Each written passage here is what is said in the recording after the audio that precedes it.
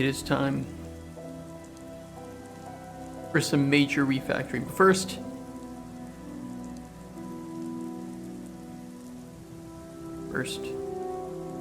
I have to react to a video that was sent to me.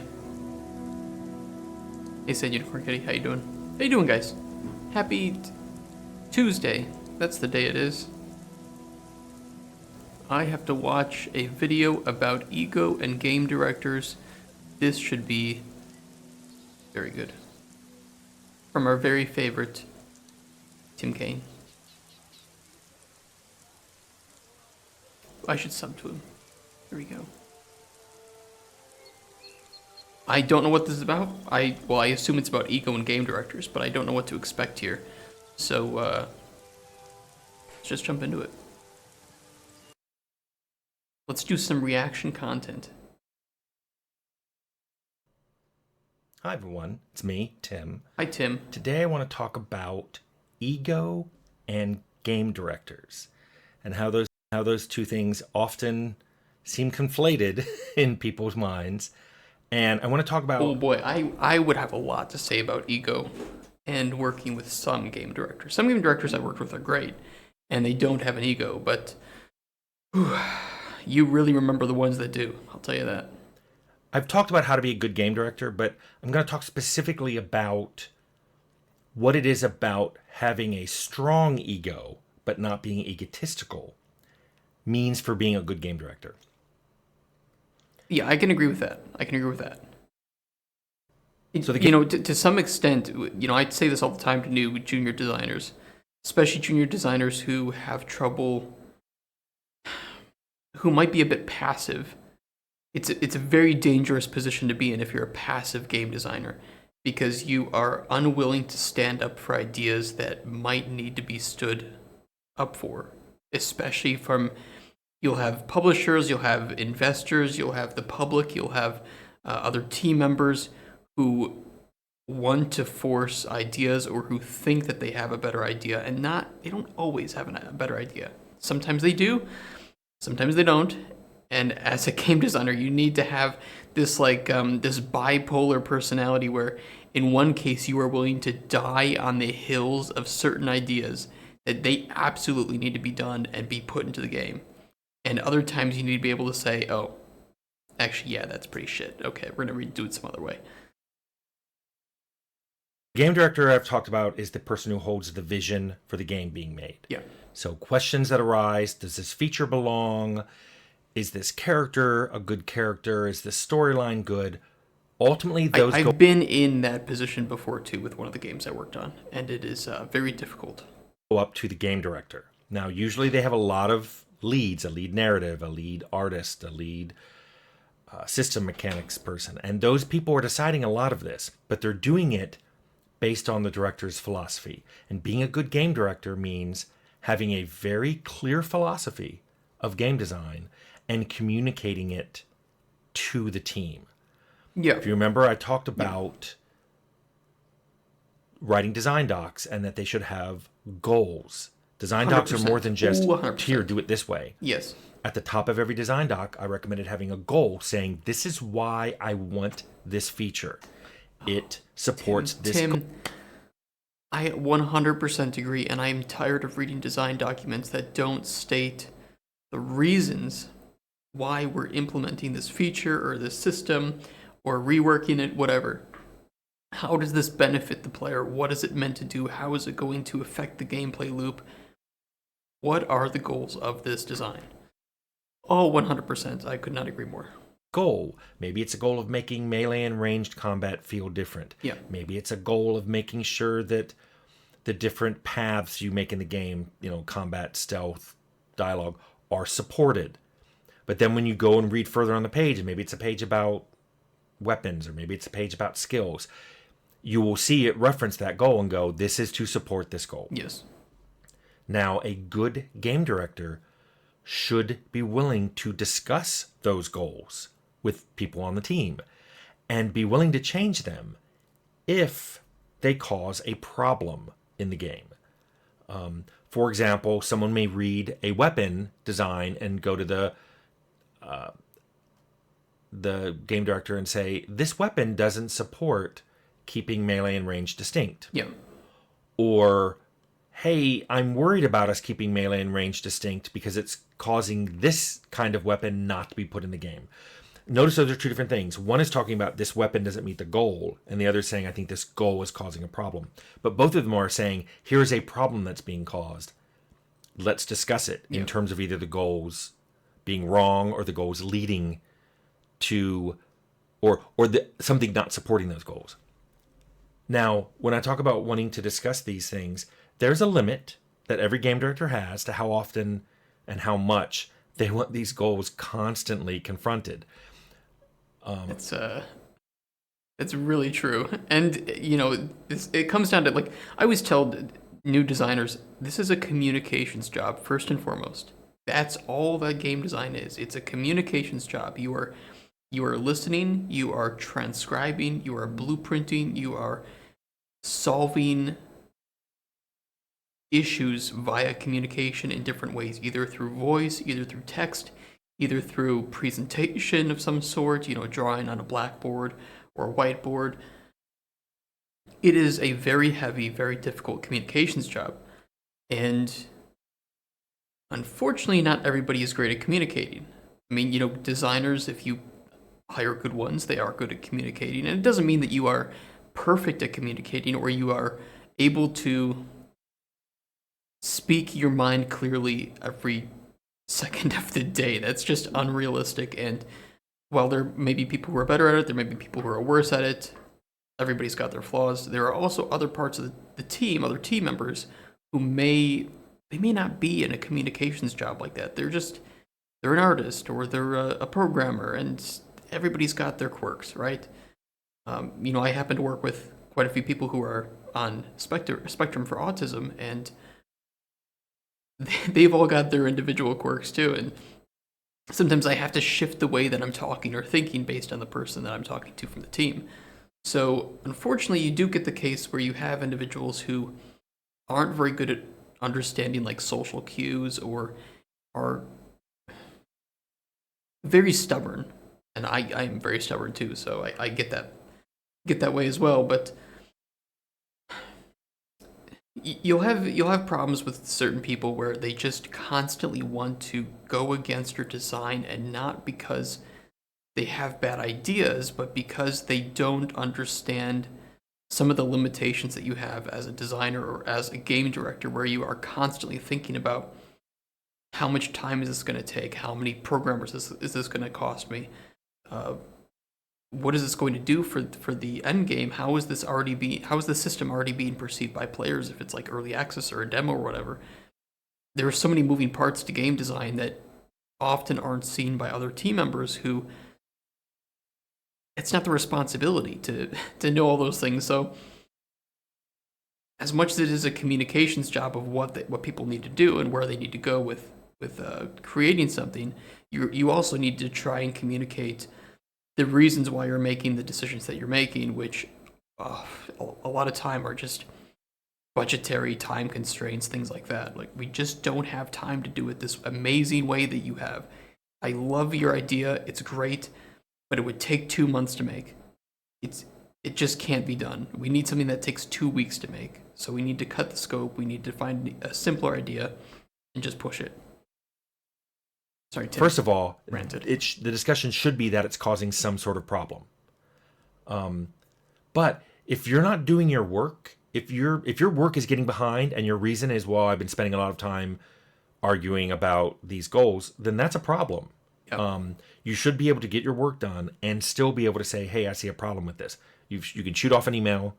You can send off a Slack message. You don't have to spend 2 hours every day arguing with your game director. If that happens, something's wrong, either with you or the game director. Also, you have to understand that some disagreements are subjective. If the problems that are arising, if either the director doesn't see it as a problem, or he sees it as a problem that's not very high priority, or it's a problem he's willing to accept because the other things that the feature introduces support much better, bigger, important goals, they can tell you all this. And yes, this all sounds subjective, but guess what? Once something becomes subjective, the director always wins. That's just how it is. That's why they're the game director. The game director wins subjective arguments. Now, if you came there and you said, look, I saw... I agree with what he's saying. I agree with what he's saying. I think he means it more as a... Because they're in this position, they're probably going to have the last say. And I would say that that's generally true. I've had to be in that position where it's like, look, I get that this isn't perfect. We need to do it. I know that these problems are probably going to happen from the player base, and we need to address that when it comes. But we have this milestone to deliver. We need to deliver it, and then deal with the fallout afterwards. It's unfortunate. I can't do anything about it. It is what it is. And yeah, the game directors do generally win subjective arguments, but I don't like thinking of it as winning, because then it you know, I get what he's saying. He might not mean it like this, but I don't like to look at arguments about gameplay features or the gameplay loop, whatever, as being a contest where somebody can win and somebody can lose. I think that a good game director, while would win an argument, so to speak, I think it'd be more of just... I think a good game director would say, I can see the issues you bring up. We'll see what happens when we give it to some playtesters or the players, and if we need to make changes, we'll make those changes afterwards with the patch or whatever. Solve this problem. You state you're trying to do this, but this particular feature works exactly against it. That's an issue. But they can still say, I see that. I'm willing to accept a little bit of exceptions in my game. Now, if you find 4 more of these, okay, yeah, there's a bring them up. At some point, the game director should recognize these are no longer subjective. These are very objective arguments, yes. and do something. Yes. By the way... And that doesn't always happen. When, either with myself or with other game directors, I'm way more impressed with developed game philosophies than adopted game philosophies. And what I mean by that is... A developed one is one that you worked out yourself over time, but and you looked at other games, you talked to people, you developed this philosophy. This is how I like games to be. An adopted one is you worked under someone and he said, always do it this way, and you didn't really even know why, but you're like, okay, things will always be done this way. I've worked with a lot of people who will come in, especially if they're new to the company I'm working at, and say, well, this is the way things are done. And I'm like, why? And they don't know. Well, this is how I was told to do it. I'm like, yeah, but we're trying to do this other thing. We do it this way to support this design goal. Sometimes they don't even know why they're like, oh, this other way doesn't support that. And I'm like, yes, that's why we're doing it this way. That's why it's good to have goals.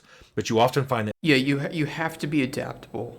I think there are good practices, but you need to be willing to throw out and it's the same with design. You need to be willing to throw out a practice or throw out a design that doesn't support the goals, the game pillars, the market expectations, or whatever. That's why it's like this balancing act, like I said, right, where you need to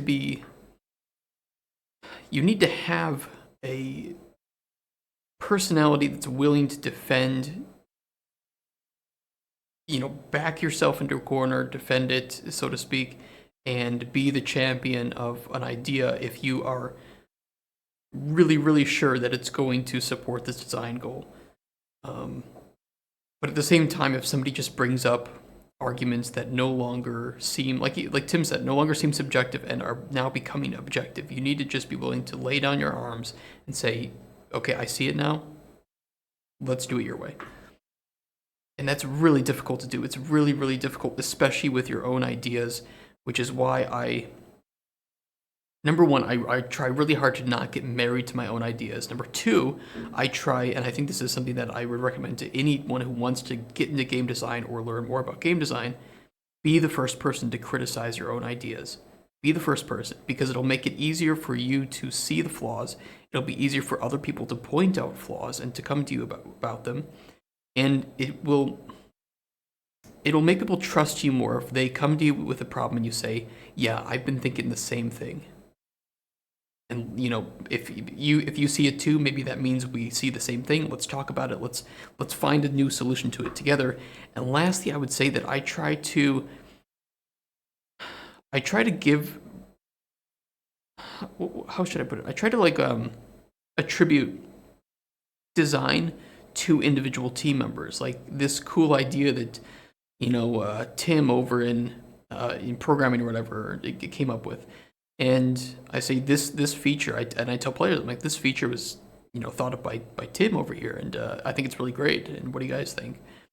And that way, other people feel like they have an actual impact on the game and the game design, and it makes them feel closer, more loyal to the game because they feel like they have an impact on it, not just the designers and the director.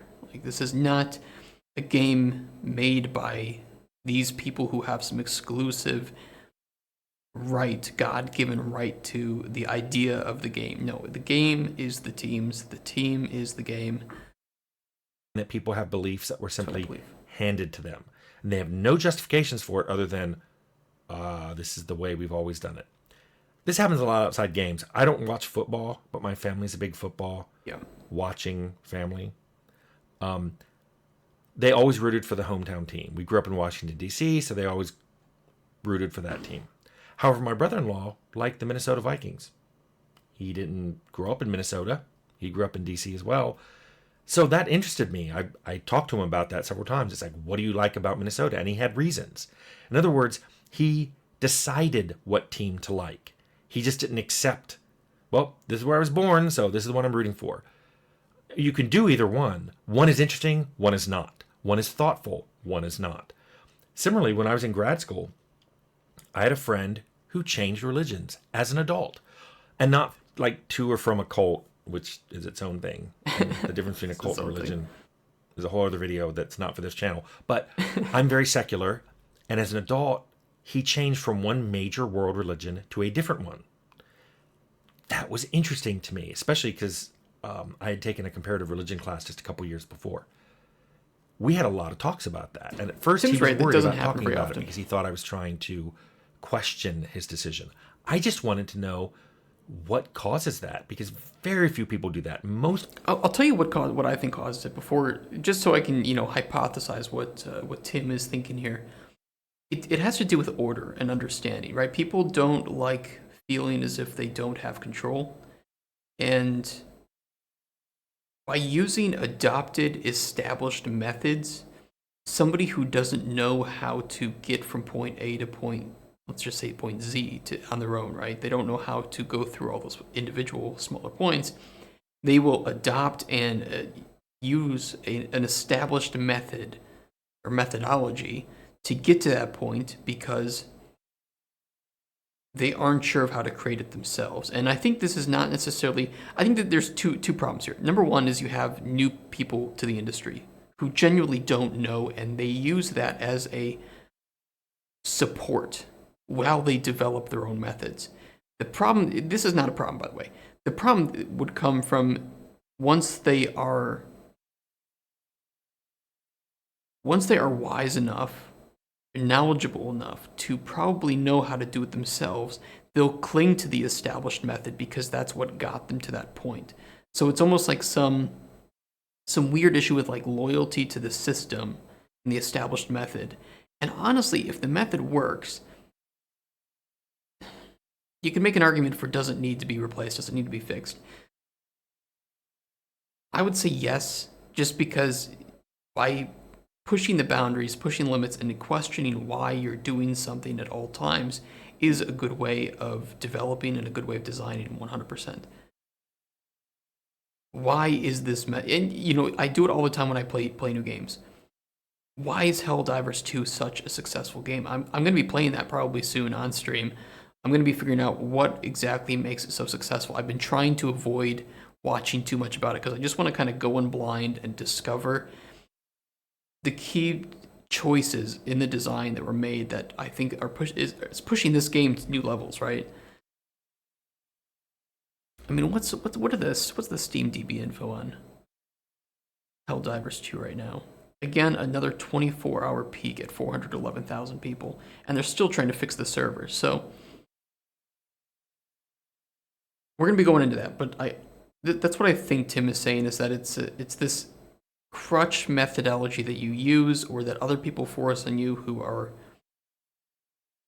too married to that loyalty. People are the religion of their parents. They don't think about it, they don't question Yes. it, and if they're questioned, they get very upset Yes. because they can't defend it. It's basically, I was raised this way, this is the way I am. So, yeah, people don't like having any belief system questioned, which is, by the way, a good way of telling if someone developed a belief system or adopted it. If you question it, the person who developed one can answer your questions. The person who adopted one will usually just get upset and be mad at you. Why are you questioning me? Ah. So that's a very good indication if you want to work for a game director. Ask questions about why certain things are done, how they are in the game. If they're willing to tell you why, great. If they just go, that's the way we do it, be concerned. I will say though that I've been.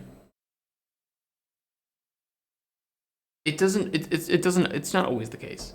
I have worked with a game director who tried to do things a different way, and they weren't working, and he was really defensive about it.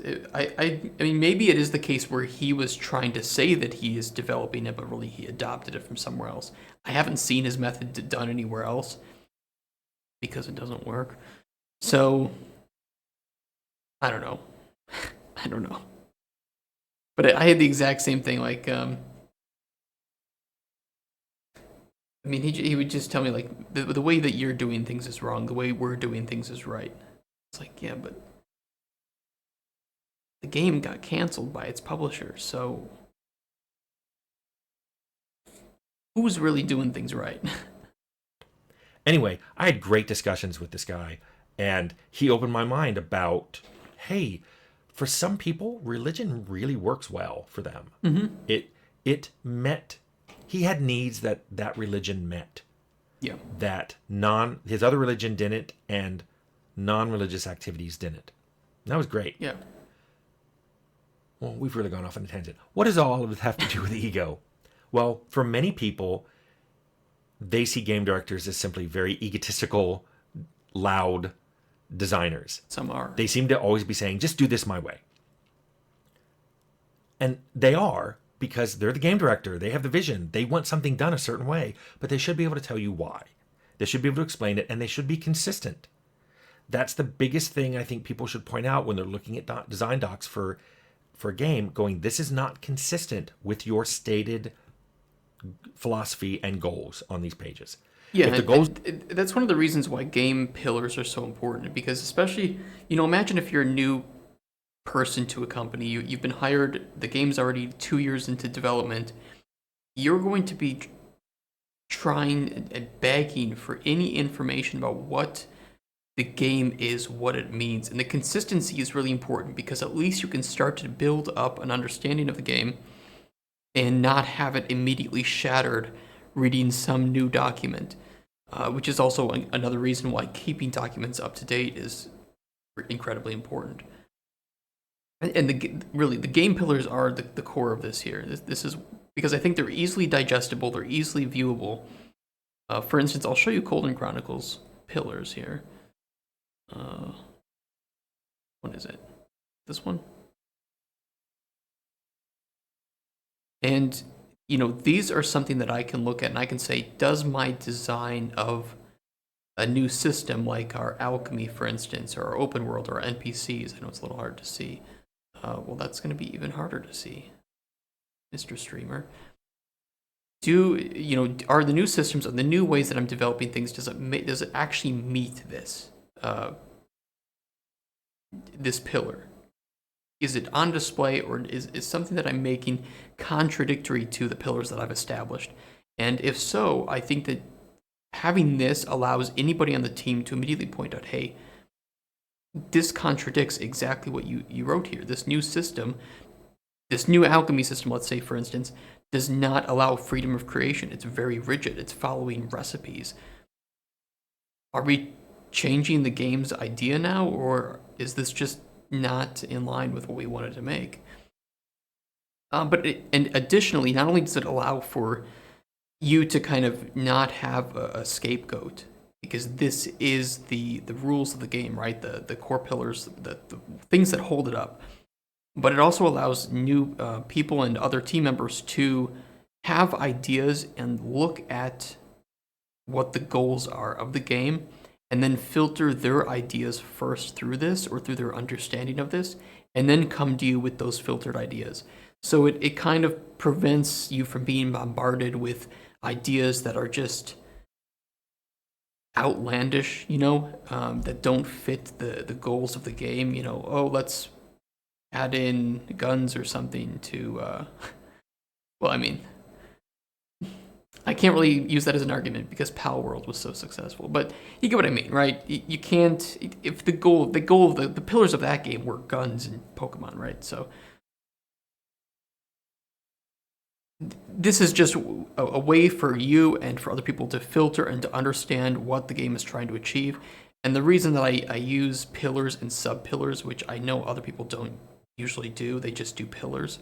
I think the sub-pillars are important because they define what that pillar does and the purpose of it, right? Like, we don't want to pigeonhole the player into a specific activity in the open world. I put information here about why it's important, what the purpose of this pillar actually is. Encourage player curiosity by placing interesting and useful things where they explore, and telling a good story that fits the game's world. These are all the goals, and they help to establish what the game is going to end up being and how it is going to evoke or create certain emotions in the player. Sorry, Tim. I'm going off on tangents too. We do the same thing. Those aren't there. Ask for them to be put there. If they're good at what they do, they should be able to. What was he saying? Consistent with your stated philosophy and goals on these pages. If the goals aren't there, ask for them to be put there. Yes. If they're good at what they do, they should be able to come up with those goals very easily. And keep in mind, you can always disagree, and at some point you can become a game director yourself. In fact, if you find yourself frequently disagreeing with the game directors at your studio, and you have a nice developed philosophy yourself, try to become a game director. Now, don't show up at the company having never made a game before and say, I want to be a game director. Doesn't work that way. I can't tell you how many people at Interplay told me how great it was that, because I was the project lead, which is equivalent to the game director, on Fallout, and like, oh, that's cool that you got to do that so quickly. And I was like, I worked at another company before this. I've been in the industry for 13 years before I even got Fallout. And it was a bit of a luck, it was like, Tom Decker, my producer, had to go switch. He had too many projects, and so I needed to just take it over. It wasn't that somebody gave it to me; it just sort of like fell in my lap. But even then, I've been in the same spot with my essentially project lead, game director role. It just happened out of necessity, and it was lucky. It was a good experience. I don't think I was prepared for it as much as I needed to be, and I wish I had additional help when I had taken the role on. But that's partly why it just kind of fell on me, is because we didn't have anyone else to really do it, and I was the one that knew the most about the game and the systems, so I just did it, and it was a good experience. I didn't do as well as I should have. I learned a lot kind of day to day and made a lot of mistakes, but I'm glad I was able to do it. And I think that we're trying to take that, here with Cauldron Chronicles 2, is I'm trying to take that experience and all those mistakes that I made and to make up for it. And we're making a lot of mistakes here. We're actually, after this video, we're going to be deleting a lot of mistakes that we've made for our game because they don't work. They're bad. In the industry for 13 years before that opportunity arose. I'm not saying it'll take that long for you, but if you just show up at a game company with very little experience and go, I'm a game director, lines up, you're not going to be a game director. Also, try to develop your philosophy. It's what I've been saying this whole video. Don't just decide on one. Develop it. How do you develop it? Talk to other game developers. See what they like. See what they don't like. Ask them why. If they can't explain why, go to another developer. Play a lot of games. See how you feel about them. Maybe a game will change your mind about a philosophy. Maybe a game will show you a way of doing. Holy shit. I mean, Tim is just spitting fire right now, because I've met so many designers who don't play games. They don't. They play like one or two a year, and I don't know what the fuck they do at home. I mean, to each their own, I guess, but he's right. It's like you will develop, you will mature your philosophies and your understanding of games just through sheer exposure. I mean, when I go home, the first thing I do is I start at my computer. I load up a game, I play it, and then on my other monitor, I will have some either YouTube video or Twitch stream of somebody else playing either the same game or a different game. It depends, right? And sometimes I need to be immersed in the game itself, and I just, I get pulled into the world, and I don't have anything up on my second screen because I just need to be in this world. So, like, I'm constantly surrounding myself with games at all times. I lay in bed, I look at games, game news, I read it all the time. Unfortunately, it makes me really bad for reactions because I watch all the videos that I'm supposed to react to on stream. But I live games. I live games because every single new game is a learning experience. It is a shift in the market. Pal World, Helldivers 2. The success of these two games alone is shifting the market in either subtle or not so subtle ways. And you need to adapt to that and know that if your game is going to be considered dated on release or just it's not going to be interesting to your market anymore, and how does it affect your philosophy? I don't talk about my design philosophies enough on stream. We might have to do that, but one of my philosophies that I really enjoy is depth through simplicity. So rather than creating complex systems to create artificial depth, create depth through simple systems that provide players with tools that they can use to develop something of their own. And this can kind of be this can kind of be likened to what's the word?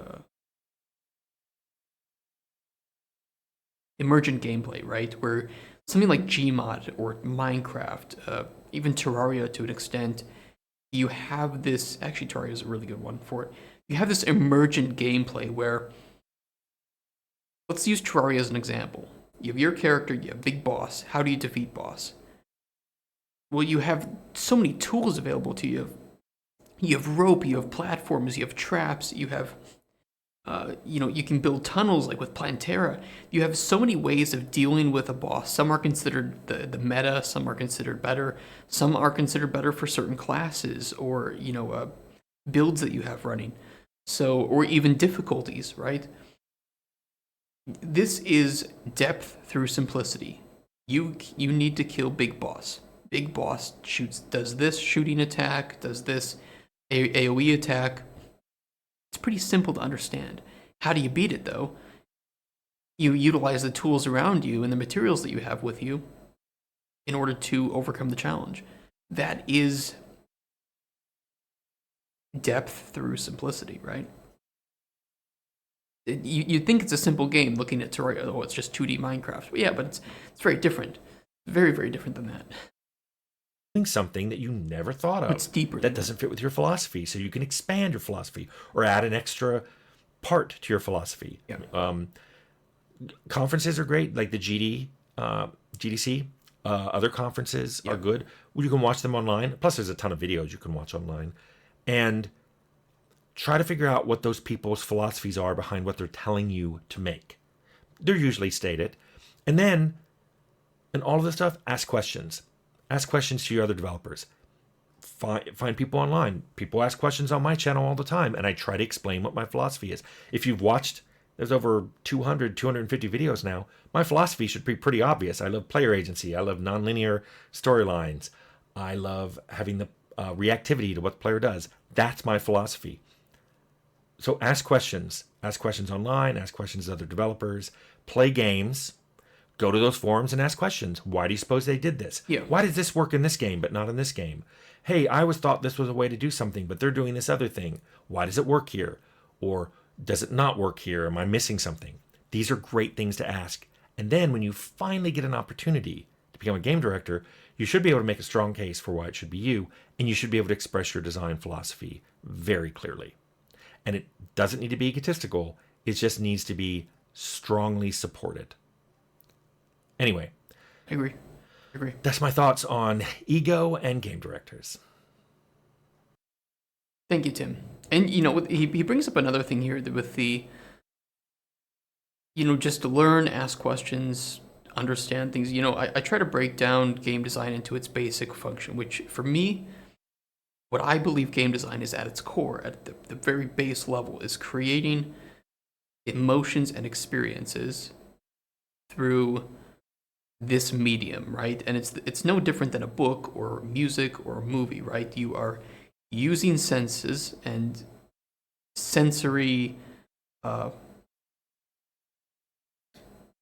you're like probing senses, so to speak, the visual, the audio, um, even in some games the touch, right? With, for instance, the PS5 controller with the adaptive triggers, right? This is now evoking another sense, right? Can you link this? I don't know what it is, but I like to watch it. Yeah, absolutely, I can. 100%.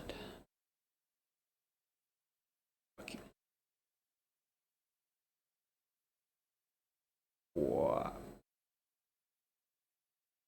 There you go. Your game has no NFTs, boo, and something. Yeah, right. What was I saying? Yeah, it's like, at the core, I believe game design is just about creating experiences and emotions through input and output of the senses, right? So for me, I don't prescribe to philosophies that are, this is the way it's always done, so this is the way it will always be done and it will always work. There are so many ways to create emotions, and we've talked about like the emotion wheel before, right? I always forget the name of it, but it's one of my favorite examples. One of my favorite things to show new game designers is this is game design. At all times, you are using experiences and mechanics and systems, sound and audio cues, voice acting, animations, art, all of this to create different feelings on this chart. And the combination, the pacing of these is how you create these experiences over a extended period of time, right? Take your favorite like story-driven game. You look almost like a professional speaker with sound off. Don't turn it on because I don't look like a professional speaker. I don't think I sound like one. Although it would be great to do a talk like this, but I don't know. It's nothing new. What was I saying? Creating this combination of experiences, right? Taking like a cutscene and you take this anger, disgust, like contempt for a character, and they start to open up and talk about their suffering, and now you feel you feel sadness for them. Maybe you feel a bit stunned, surprised, shocked, you perplexed about their motives, and now they're diving deeper into the character, and then you start to almost have this compassion for them, this care for them. It's just how do you move around this wheel, and what is going to be the player's feelings throughout this entire thing? And it doesn't just go with the cutscene, right? Like a character talking. I mean, even just existing in an open world can make you feel things, can make you feel, for instance, maybe you feel longing, you feel attracted to this fantasy world as if you want to live there. Maybe it is a bit romantic in its way that it entices the player and makes them want to exist there. So I always try to say I put this in my pitches actually. Let me see which pitch did I do this with. I'm pretty sure I did this with the Nightmare Lake. Emotions, yeah. I think this is really, really important. Let me go over it here. Again, it's hard to see. I'm going to take it out. The,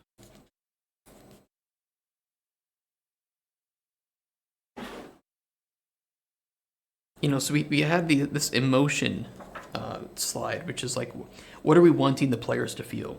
And I had 3 points: attachment, uncertainty and anticipation, manageable frustration. Yeah, will CC have a character creator? Just curious. Not sure yet. Not sure yet. That'll be up to budget and art director.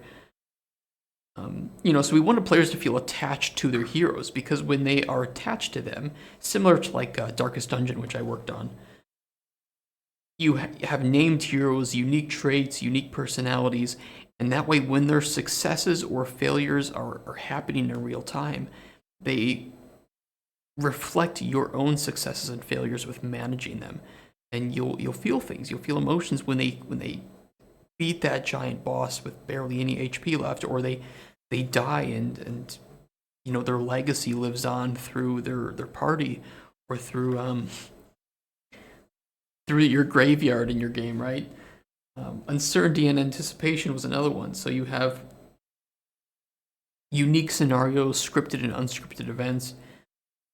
You go into each mission, or in this case, or different scenarios, I think I called them in this game, not knowing exactly what's going to happen. You have no idea, and this uncertainty and anticipation creates kind of a stress in you. It creates it creates tension, right?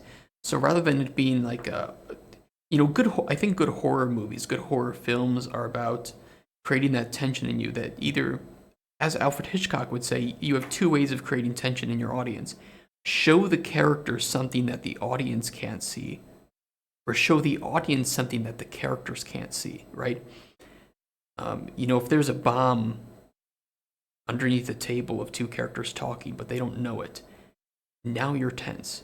If a character looks under the table and sees something and comes back up looking horrified, and you don't see what it is, you're tense. So these are the 2 main ways of creating tension in an audience in a movie, and you can also do that in games, and that has a very powerful effect of, there's this big dark hole or something. I can hear sounds from it. I don't know what the fuck it is, but it sounds terrifying, right? And the last point that we had in here for emotions was manageable frustration. So you have this indirect control over your heroes, and you're relying on them to be smart. They aren't always, but you have this combination of like foolish bravery or overwhelming cowardice, and it could be fortuitous or the turning point in battle. So because this game was this indirect control over your heroes, where you can entice them, but they have a mind of their own. They're like Sims that you don't directly control, and sometimes they can do great things, and sometimes they can just do really stupid things, and sometimes it's frustrating. But that manageable frustration is kind of what you love about them, right? Is because you don't feel like you control them. It feels like they are making decisions on their own. That autonomy. There's the tension. It's in the hole.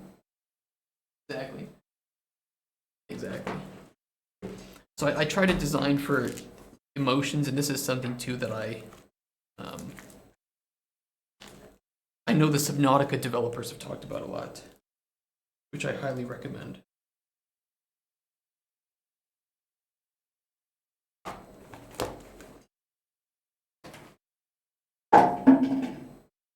Oops. Oopsies. Okay. That was a good video. Thank you, Tim. He had a couple other ones that I wanted to see recently, but off to watch them some other time. Probably the worst behavior a director can do is, here's a high-level idea for a feature, find out how it fits the game, what makes it fun.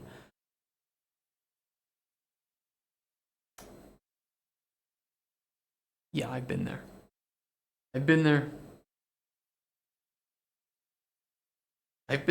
fucking hate it. Those are idea men. Those are the idea men. And you know what? How much an idea man is worth? Nothing. Nothing. Because anybody can have ideas. There are great ideas on Reddit. Not as many as there used to be these days, but Still, there are great ideas on Reddit, great ideas on Twitter, on Discord, everywhere. It is not a game director or game designer's job description to have ideas. It is to solve problems. And the problems that a game designer or game director faces are a combination of time, of budget, of team, of gameplay pillars, of market expectations, investor publisher expectations, even real events that are going on in the world, right? That's what the job is. And then you have to communicate it all to the team in an organized, understandable, concise way. And that's a challenge. Okay. Well, that almost took me an hour to get through that. But it was good. I liked it. That was a good talk. I might have to cut that up and put it on YouTube or something. We're gonna have a whole reaction series to Tim. Which wouldn't be bad. I actually do think if I ever met the guy in real life, it would be great to talk to him. I think he and I see very similarly with a lot of things.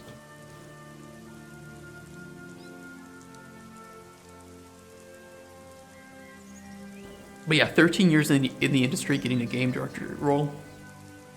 That's insanely lucky. That's insanely lucky.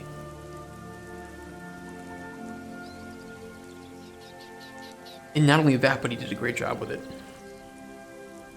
Okay, today, as the stream title says, we are refactoring.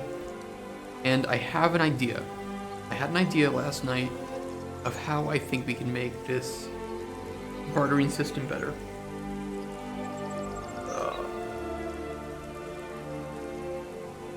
Something wrong with me. I don't know if you guys saw when I had my camera, but my right eye is like really bloodshot today.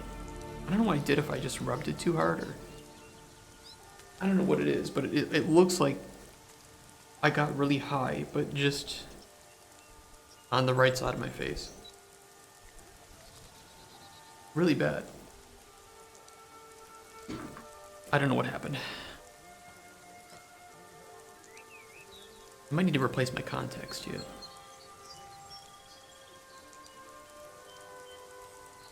Okay, let me show you what this new idea is. And it's similar to what we did yesterday. So let's make this canvas much bigger.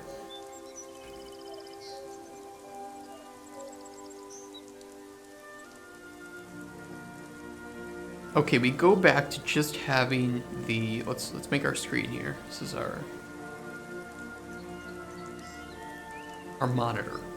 Okay, we have our potion info panel over here on the right. And we have our list of potions over here on the left. Okay, 2-panel setup. That's it. Potion inventory, title up here.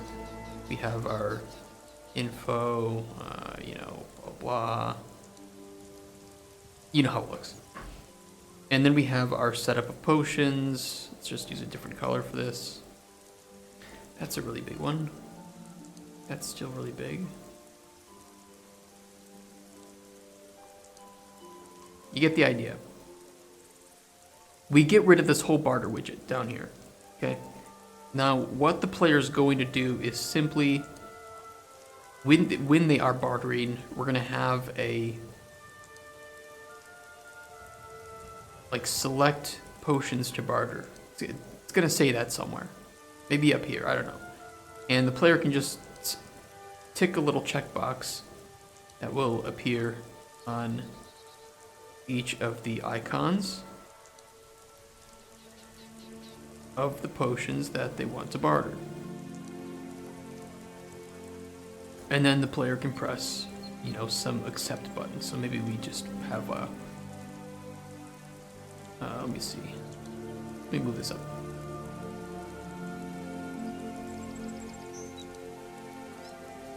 Maybe we have some text and it says, select the potions you want to barter.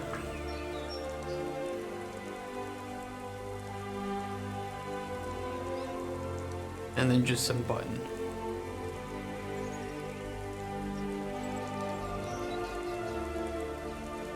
You know, that's like confirm, right?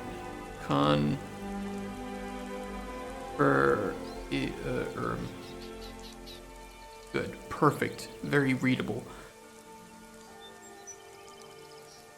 So that's step one. Okay. Nice and simple, no more weird shit in this. You just, okay, I opened up barter, I select the potions, boop boop boop, confirm. And the same kind of like hovering over to see info, that's all gonna stay the same. Then, the second step is we need to decide which of these potions is going to be a main potion. And I'm thinking of doing it here some way,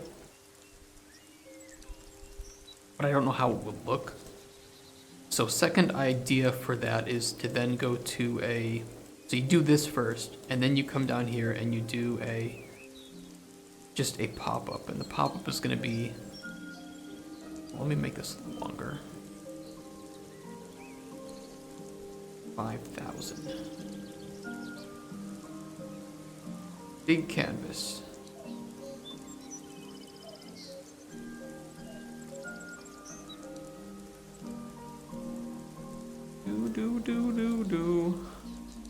You're gonna then have a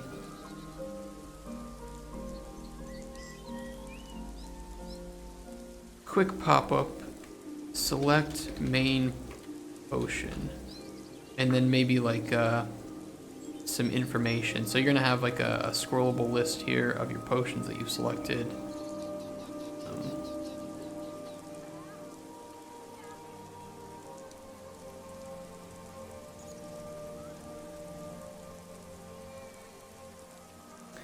And you know what?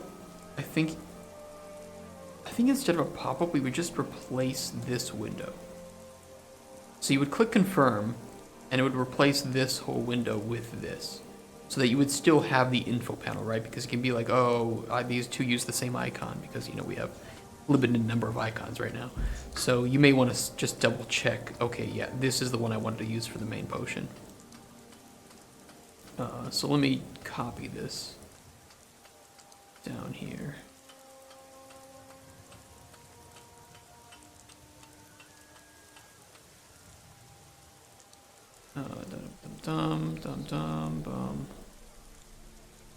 You know what, I'm just gonna copy my beautiful confirmation widget up here.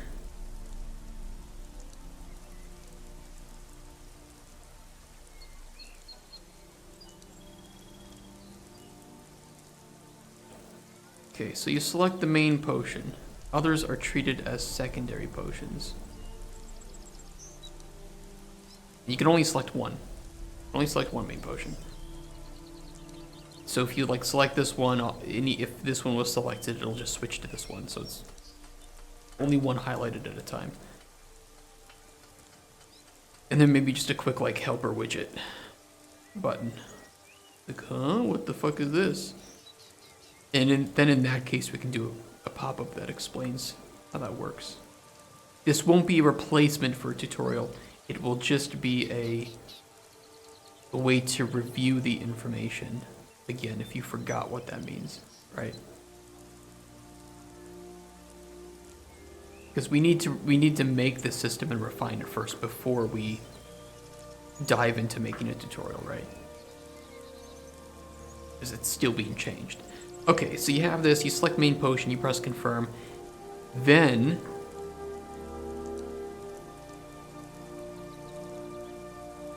we're gonna replace this widget again with a new one. That's right. You thought it was just gonna happen twice? It's happening 3 times.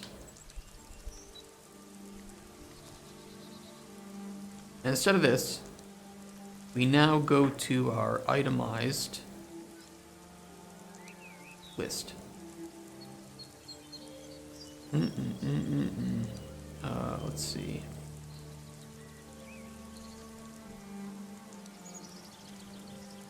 And this is going to look more like an invoice. An itemized invoice. So let me just look one up over on the side here so I don't fuck up how it looks. You're going to have your main potion and your secondary potions.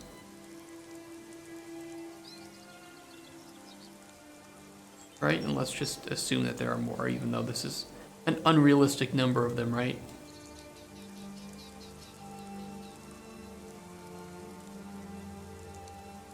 This would actually be a good time to completely rethink something. No, it's fine, it's fine, it's fine. So you're going to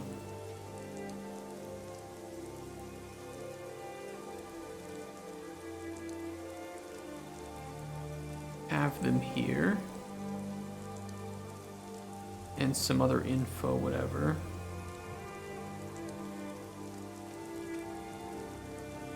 And you put in the price that you are going to be asking for these. And then you get your total down here.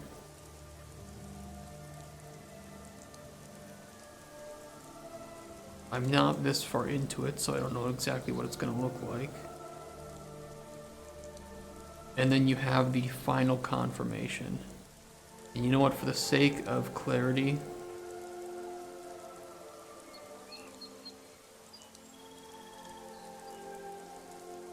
we will make a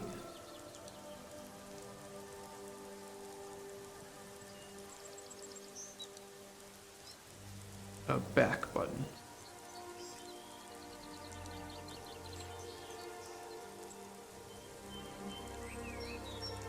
Is this going to be a lot of work? Yes. Is this going to be worth that work? Hopefully.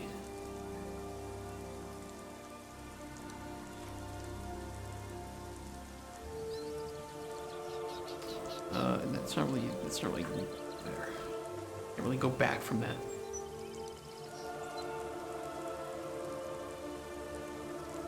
I mean, I might put it back like a close on there, but at least this is going to be the general idea. You're always going to be able to hover over and see the information presented to you with the potions, so the potion info, and then you just go through one step at a time. What are the potions I want to barter? Which one is the main one? Everything else is secondary. Here's maybe like the score or whatever. I don't know what we're going to show. Again, we're not going to show the player the score, but we can show them, I don't know, some value or whatever.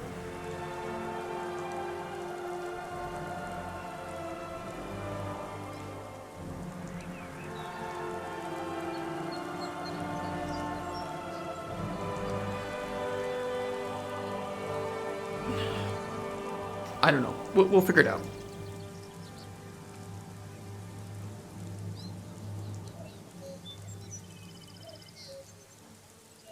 But I think that this 3-panel setup is going to do more for us.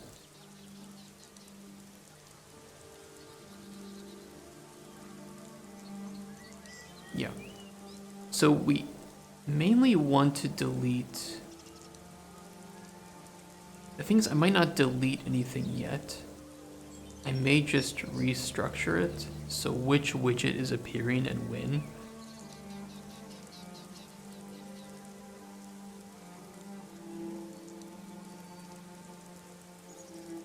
My right eye is really fucked up. I would show you guys, but I think it's kind of gross just to look at a bloodshot eye.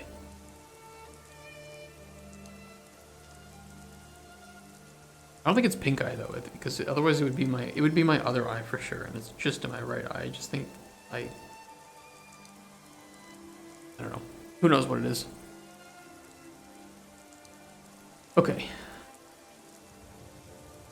Yeah, how do I want to approach this?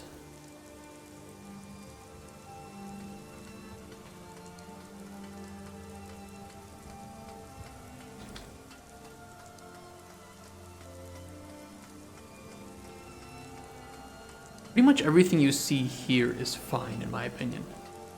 The selecting, the highlighting, this works. This doesn't need to be replaced. It is simply this bartering.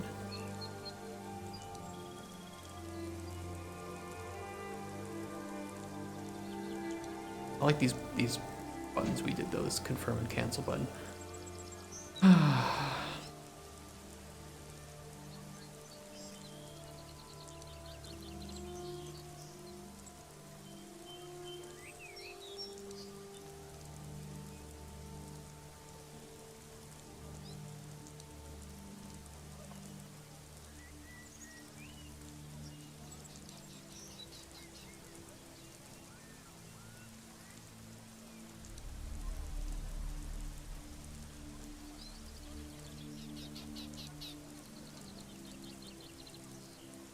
Yeah, what do we want to do with it?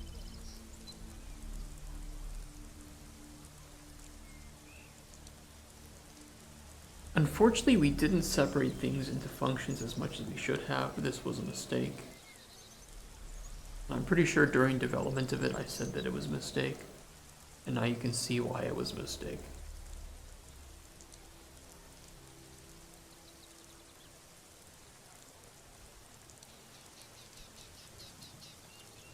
Separating some of this from the logic will be fun.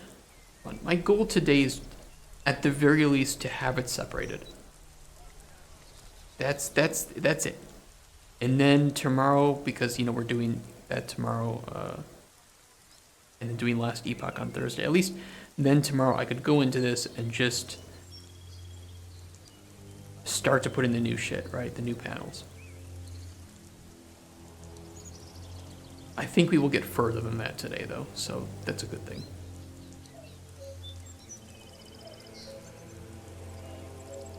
This will be replaced. Barter potion widget. It's kind of sad because we have a lot of, we do have quite a bit of functionality here. But it's fine. A lot of this is pretty smaller, just smaller stuff, right? Barter pop-up. This was pretty simple.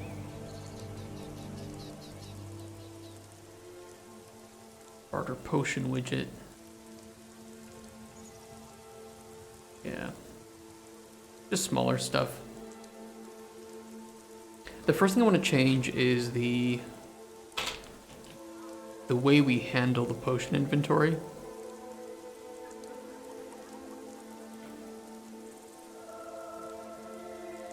And that's going to require me to update this. Potion inventory item. This is only going to require a little bit of refactoring, but the rest of it is okay. The rest of it is fine. But I am going to try to remove things from... Or I'm going to try to move things into more functions as much as possible to make this a bit... more separate.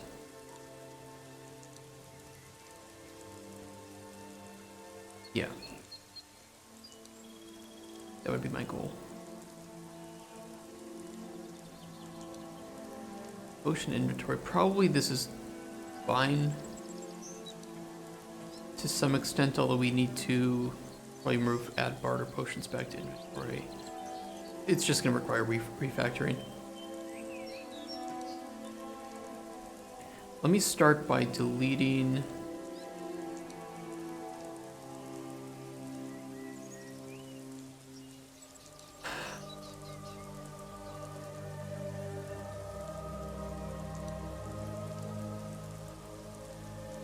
Our first goal... just make this. And before this, we just want to make the proper potion inventory, which... I think it's mostly okay. I'm just going to extend it down a bit.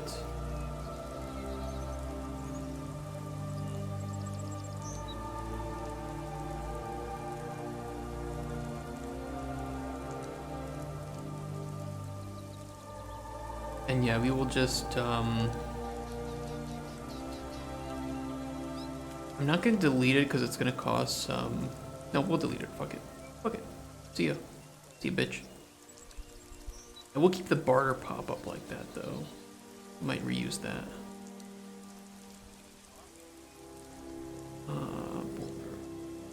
did I set the size? Oh, I set the size for this, like so.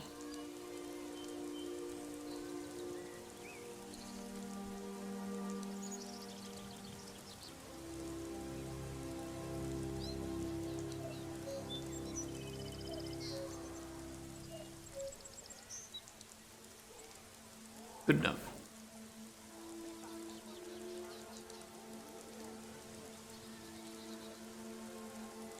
And let's see. Content. First person, blueprints, character.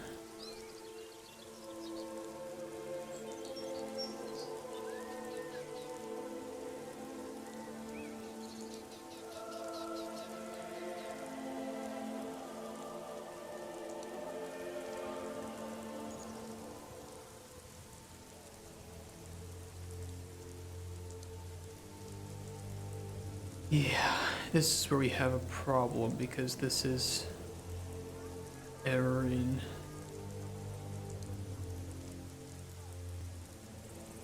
The viewport. You don't need this.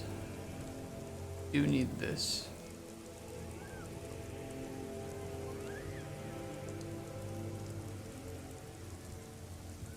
Then I'm gonna do a test.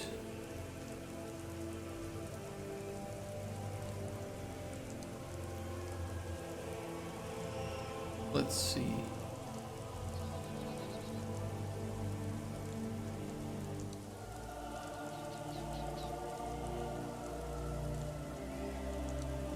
I'm just gonna have this widget loaded up at all times.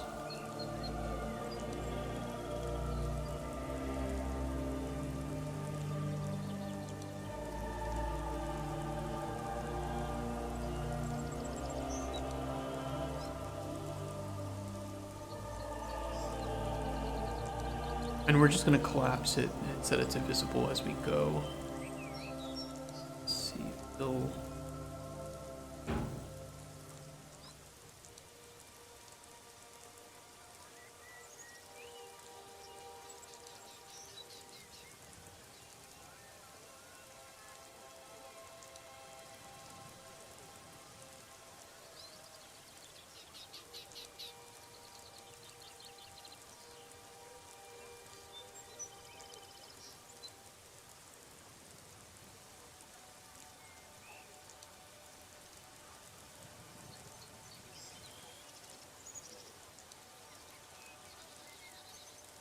Okay, let's start with that.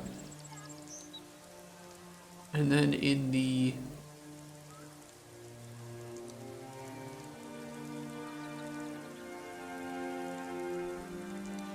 level blueprint, we will do this. But then just immediately set visibility to collapsed.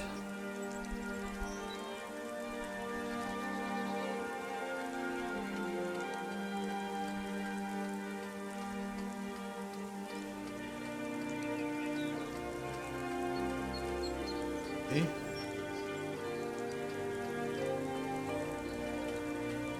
Which, you know, if we put it in, if we have like a main HUD, we'll put it in there and we'll do a small refactoring again then. But for now, we don't have like a main HUD. For now. I'm sure we will at some point, so. And then when the player clicks the close button, we're not going to remove from parent, we're just going to set visibility to collapsed. Widget.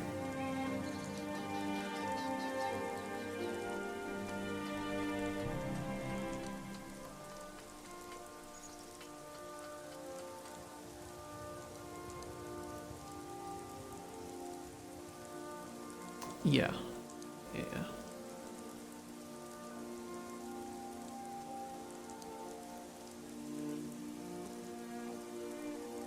So visibly, this shouldn't really change much. Might be some errors here, which is fine. But visibly, of course there are errors because, yeah. But this is a good start. It's a good start.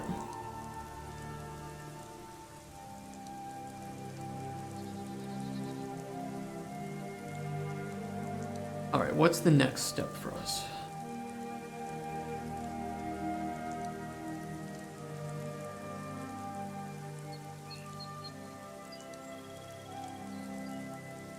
We still want some barter widget on here. The issue that I have with putting it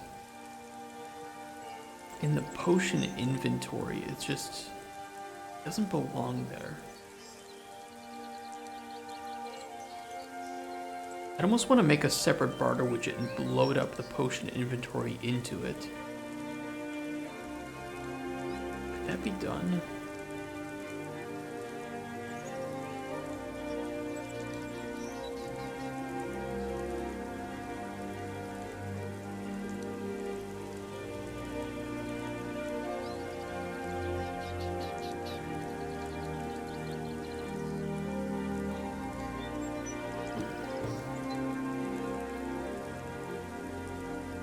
It could be that my hierarchy for loading all this in is probably a bit messed up as well.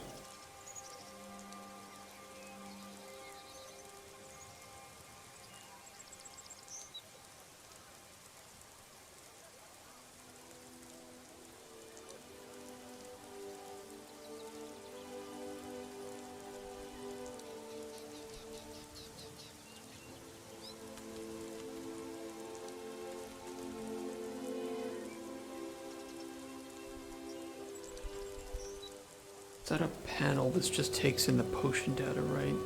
So this is pretty separated right now. This potion inventory panel, which is good. One function, feed it in the potion data, it does the rest.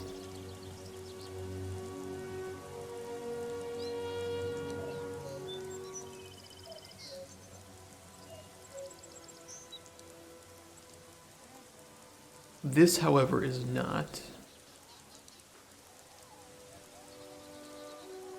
really.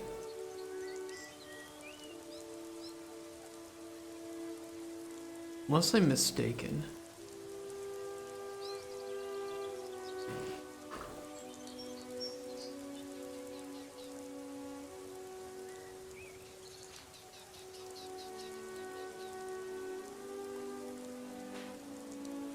No, it's not. It's too tied in with bartering at the moment.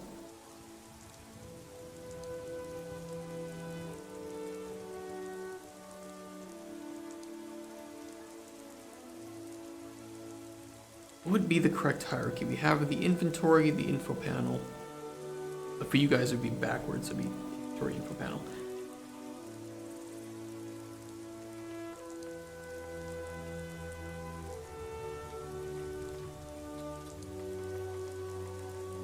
If I wanted to make like a bartering version of this inventory,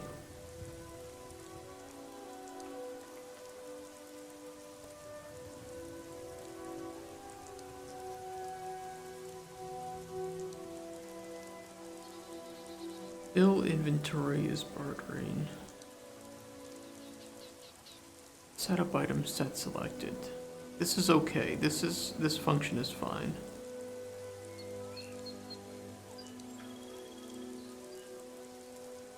Mainly the size of it.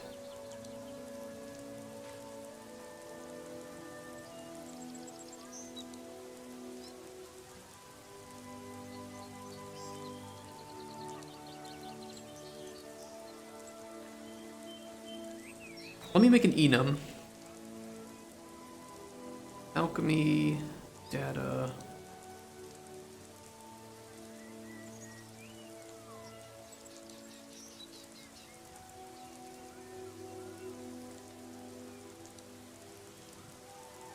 Bartering.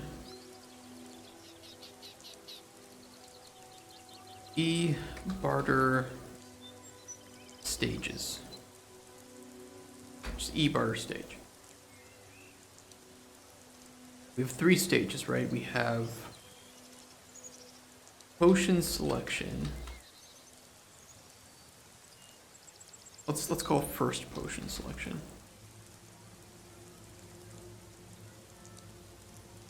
Main potion selection.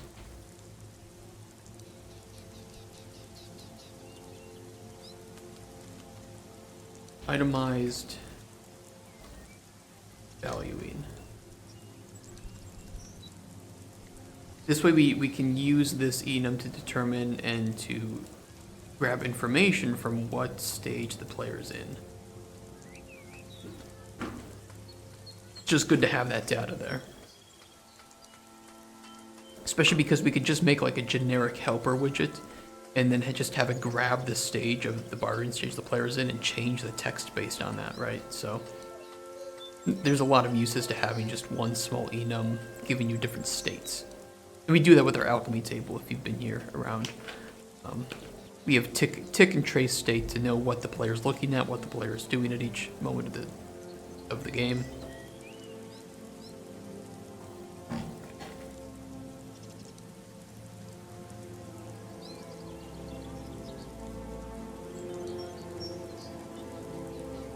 These need to be the same widget. All this yellow, these need to be the exact same widget. And the good thing is we can use our new enum to show this little checkbox based on what bartering stage the player's in, and then do different things based on on what stage that bartering taking place. Same with the confirm and back buttons. Like there's everything we can reuse this enum for so many different things.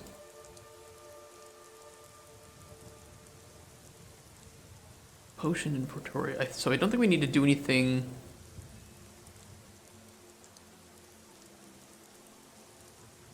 here.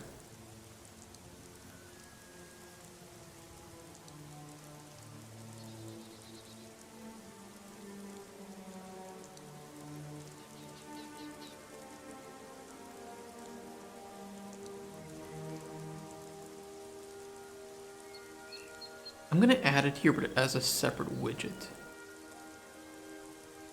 UI, barter.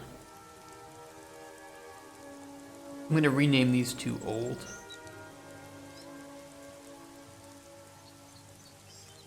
Probably gonna be redirectors. Yes.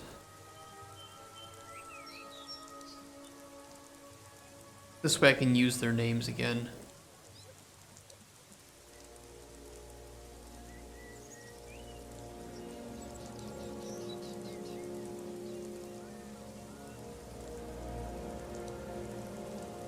Those up. Save all.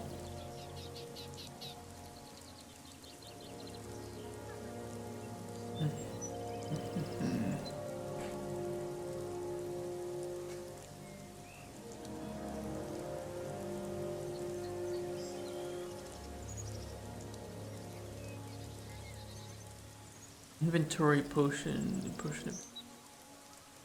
This is what needs to be fix just a little bit, and I think it's going to be this B add to barter instead of being an image.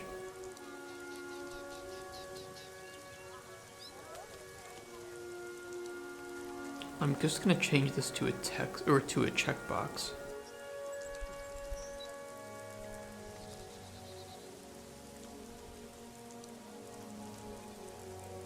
But I need to delete that.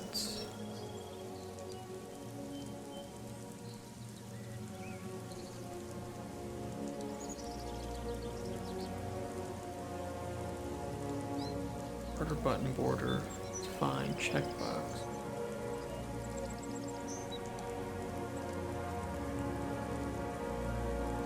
Checkbox.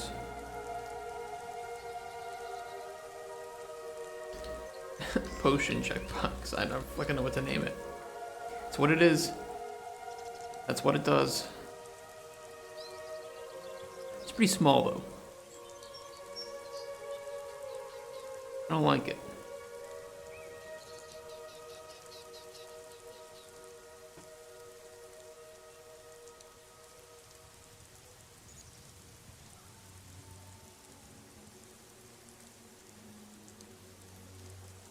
Why is there left padding on this? Weird.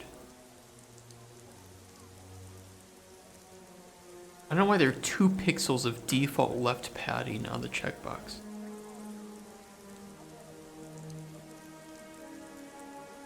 So weird.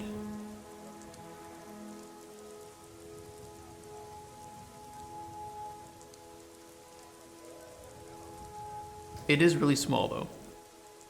It is very tiny. I need to make that bigger.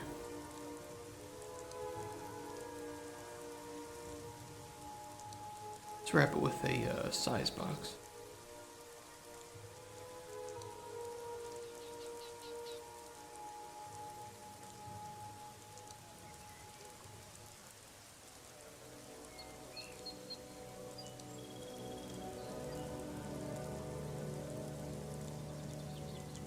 Why is that not filling?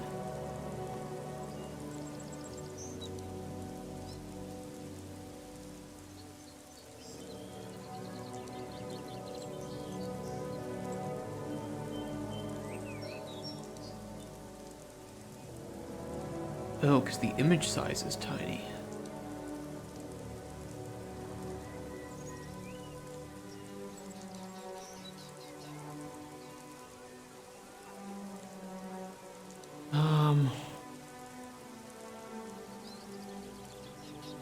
That's annoying.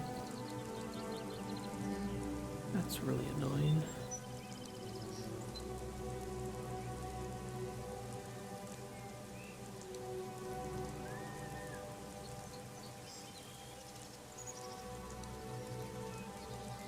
Well, it is what it is.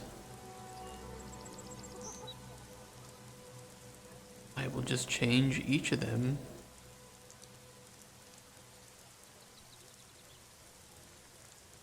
Probably don't need the size box then.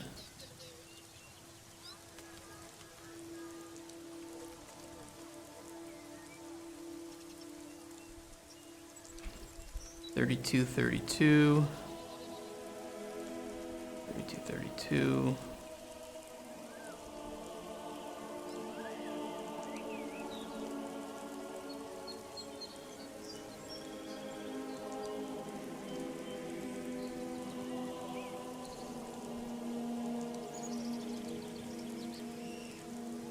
Wish they had kind of a size override.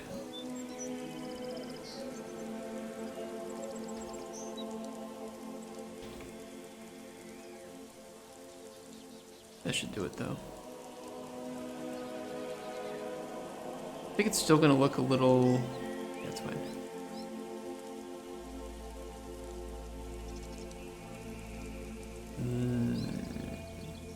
Don't crash. I know there's a blueprint compile error, but... Shit. Let me fix that up. Alchemy UI dialog. What's broken?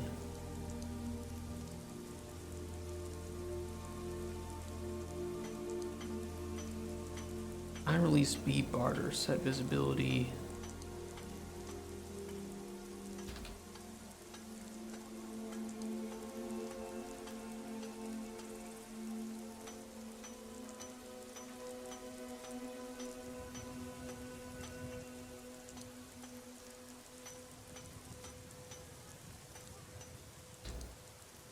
Set visibility to visible.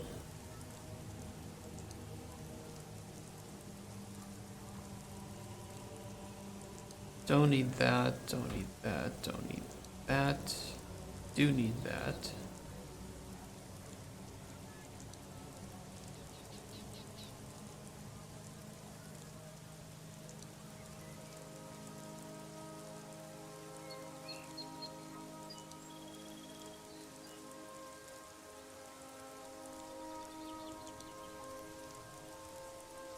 Okay.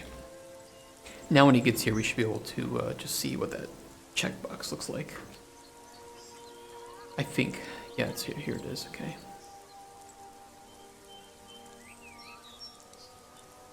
I need to adjust the coloring on it, but I think it looks fine. It's big enough in my opinion.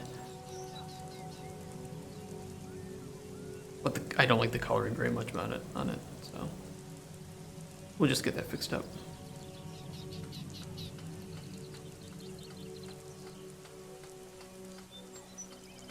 Okay, I am assuming that the potion info panel is working as intended.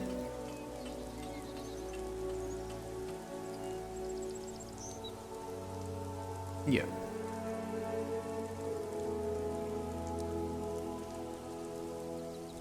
Okay. That's not modified at all. That's good. Yeah, we don't. That doesn't matter. Not important. It's going to be gone.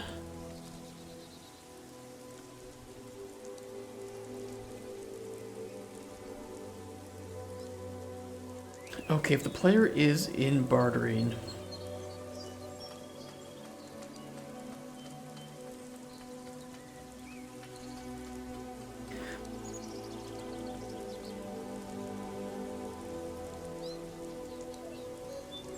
do we want to do 3 separate... Okay, we can do this in a few ways. We can do 3 separate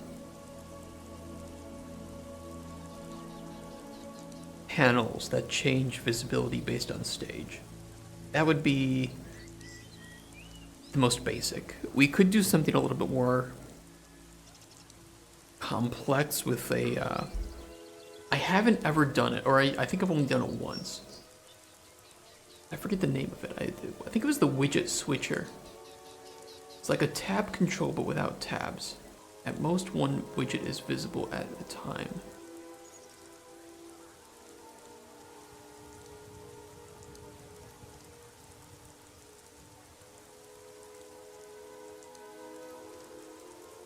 I think it was this.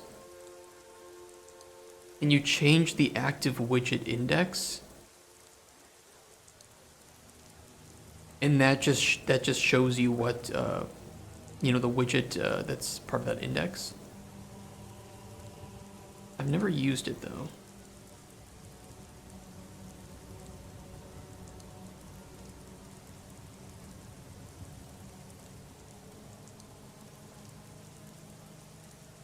Accessibility. Can children, whether or not children of this widget can appear as distinct accessible widgets. Whether or not the widget is accessible and how to describe it. If set to custom, additional customization. Okay, I don't know what that does.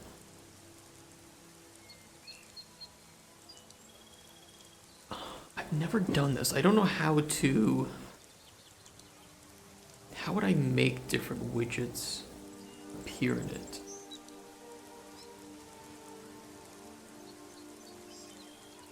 Probably can do it through code, the blueprints. But in that case, it would require that the potion inventory be a separate widget. However, this would be very... This would be very good from a code perspective, because if we have active widget index and then we have this enum of barter stages, we can get the bit mask of the enum and use that to determine the widget index that's active, because you know these are the 3 orders: the first potion selection, the main potion selection, and the itemized valuing. So we can just show those at that time, but it would require that potion inventory be a separate widget, and then I add it during construct to this widget switcher as index 0.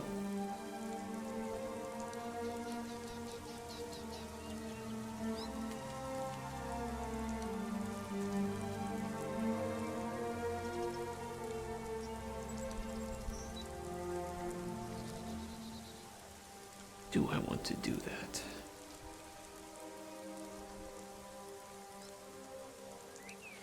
I don't think I'm going to do that right now. It doesn't really provide any benefit, and it would be better for if those changed, if we wanted a switcher that changed its contents to different things. We just don't want that right now.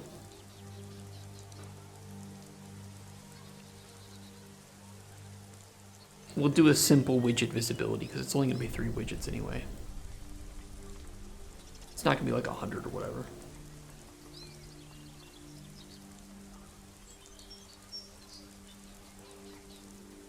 Okay, select the potions you want to barter. So I'm going to make that into a separate widget. Let's see, let's go WBP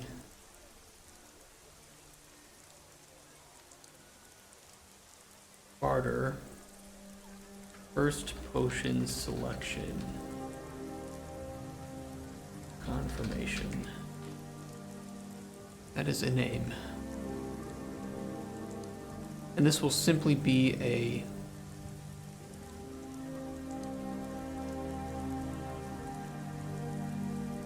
vertical box with the text and then the button. Do I want to do a generic confirmation button?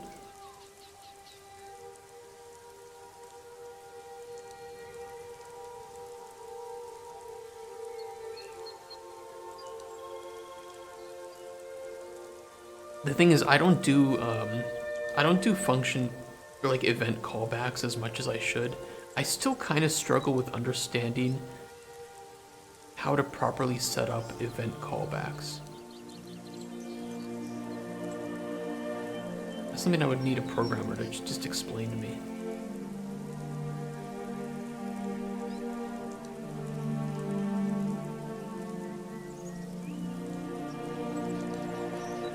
Yeah. Okay, let's add a canvas panel. Not here.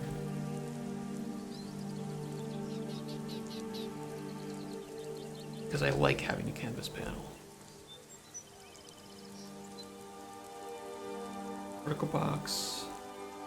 Text. I'm going to copy the...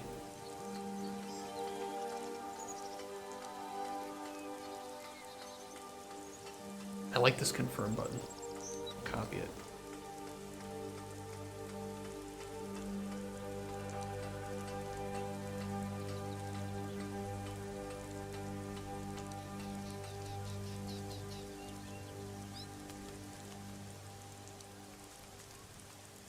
Select the potions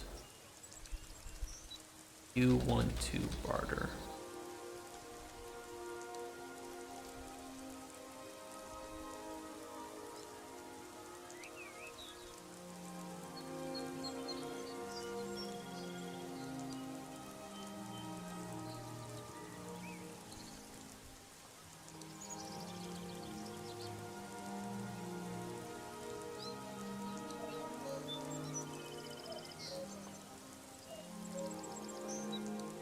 Do we want to put a background on this, a border? We don't have a border here, but maybe it would be nice.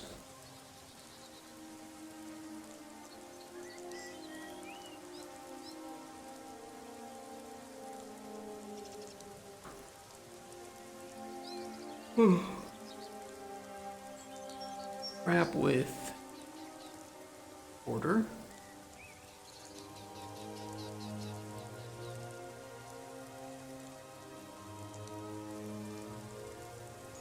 Make text black.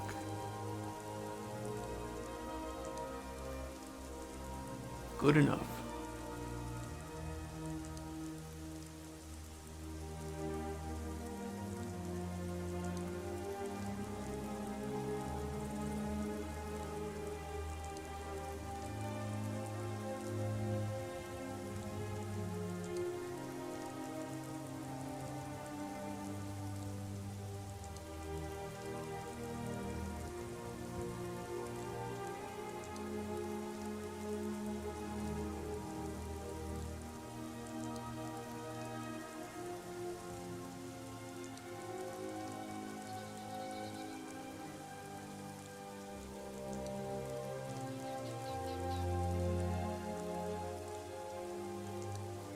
Yeah, that looks fine.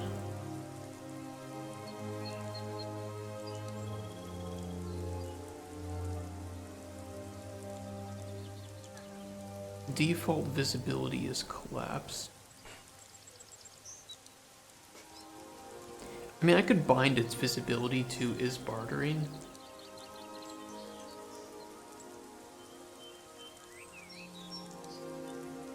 I don't know if that's smart though. I never know if how these bindings work. I think that they're run every tick. And so it's like putting logic on event tick, and there are some things that you want to update every tick like that. And there are others where it's far more performance friendly to just send the data through a function, right? I believe.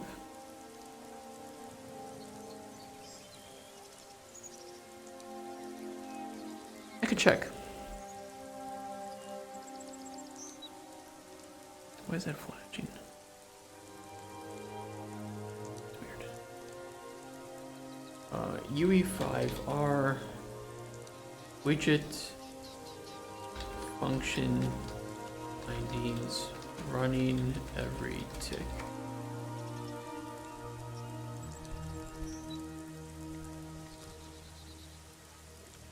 Don't use tick and value bindings in UMG. Sounds like it.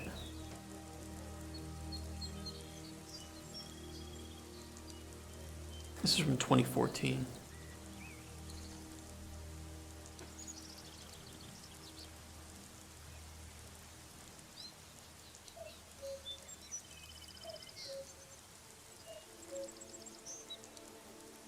Binding widgets performance hit or yeah, it's tick binding function, a tick function.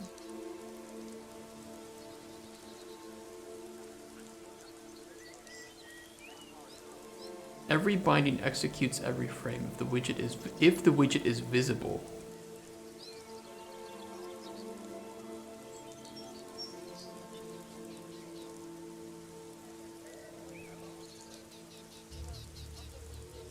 Place a print string there to its span like there's no tomorrow.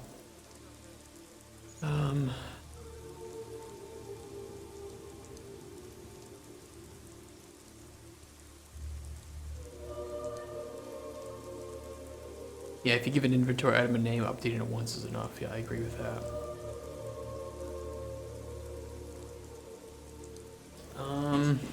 Yeah, I don't want to bind that then. Although it is good to know that it's only while it's visible. I had assumed that even if it was collapsed or hidden, it would also do that.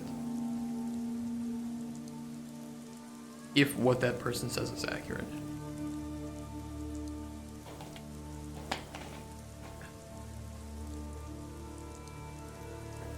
But I guess he's right. Just put a print string in the binding to test it out. Actually, I could do that. Let's test if what he's saying is accurate. Let's take this text and we'll create a binding to it, and put print string. Don't print a log. Print a screen.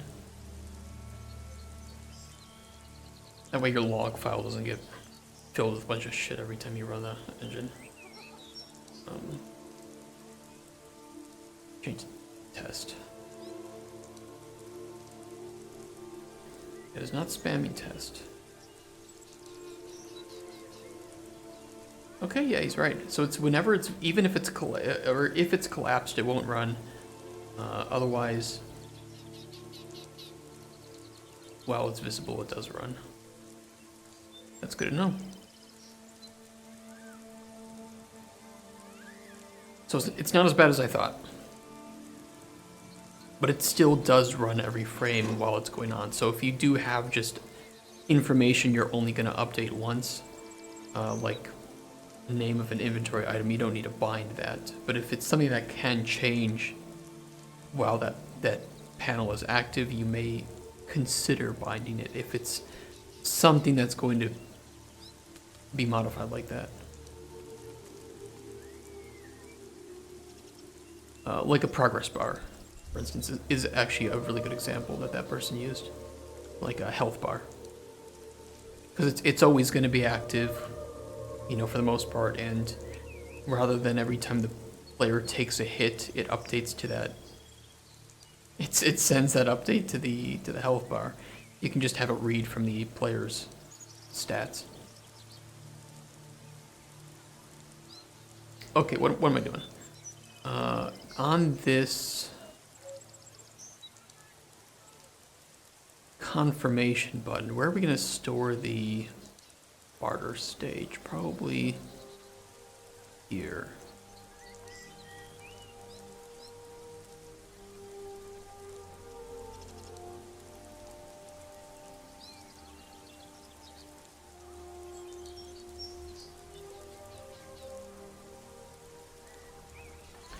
Current barter stage. I might give these, I might add a DPI to these as well. I might add like a barter BPI.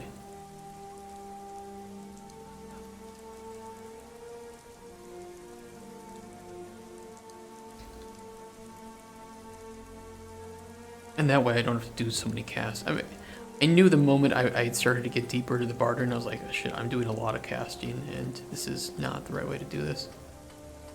The thing is, it doesn't technically hurt in that case because these widgets are active, right? So I'm not going to get that cascading, performance unfriendly issue where I load up one thing and now it's calling all these other things. Because for the most part, if I have... It's just Exactly. a prototype. You are right. But I don't like my cast nodes, okay? Casper. You missed my, like, 1 hour reaction to Tim Kaine, by the way.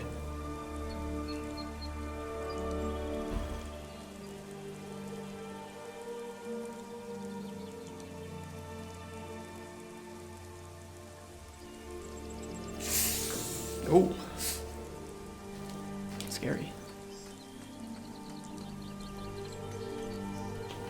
But I need some evil put on.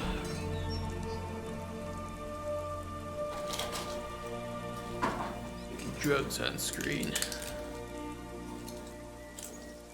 I'm completely new to game development and also would like to use Blueprint on Unreal as I learn C++ on the side. But I thank you for the follow. So, you heard anything about any bounty hunters in these parts? I couldn't say. Thanks for nothing, idiot. Thanks for nothing, idiot. Thank you, My Plot Armor, for the follow. Yeah, I'm completely new to game development. Also would like to use Blueprint on Unreal as I learn C++ on the side. Nice. My question for you is, what is the best way to genuinely learn? There's so many videos and tutorials that just fly by things and make me feel like I'm never going to learn any advice. Specifically for Blueprints or for Unreal as a whole.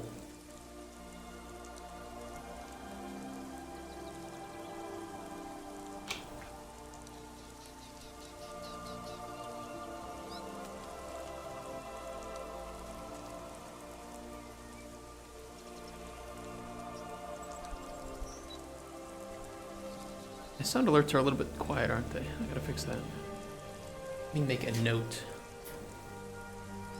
Yeah, sure, for Blueprint or just game dev in general. I don't want to be in tutorial hell. I get you. I'm not a huge fan of doing tutorials myself either because I don't know, I have a weird problem with tutorials. Why do I have a post-it note that just says kill me? I don't know, maybe I was working on some bad function. Best way to genuinely learn blueprints.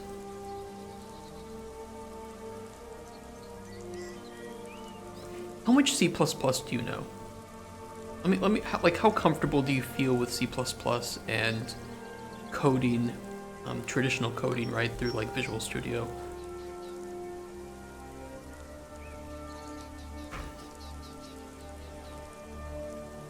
Make sound alerts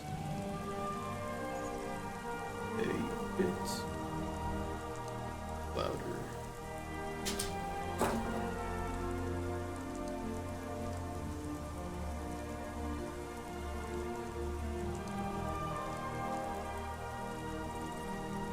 Id barter stage. Set barter stage. About 3 months into my class, so I have a decent grasp over it, but I haven't used it practically.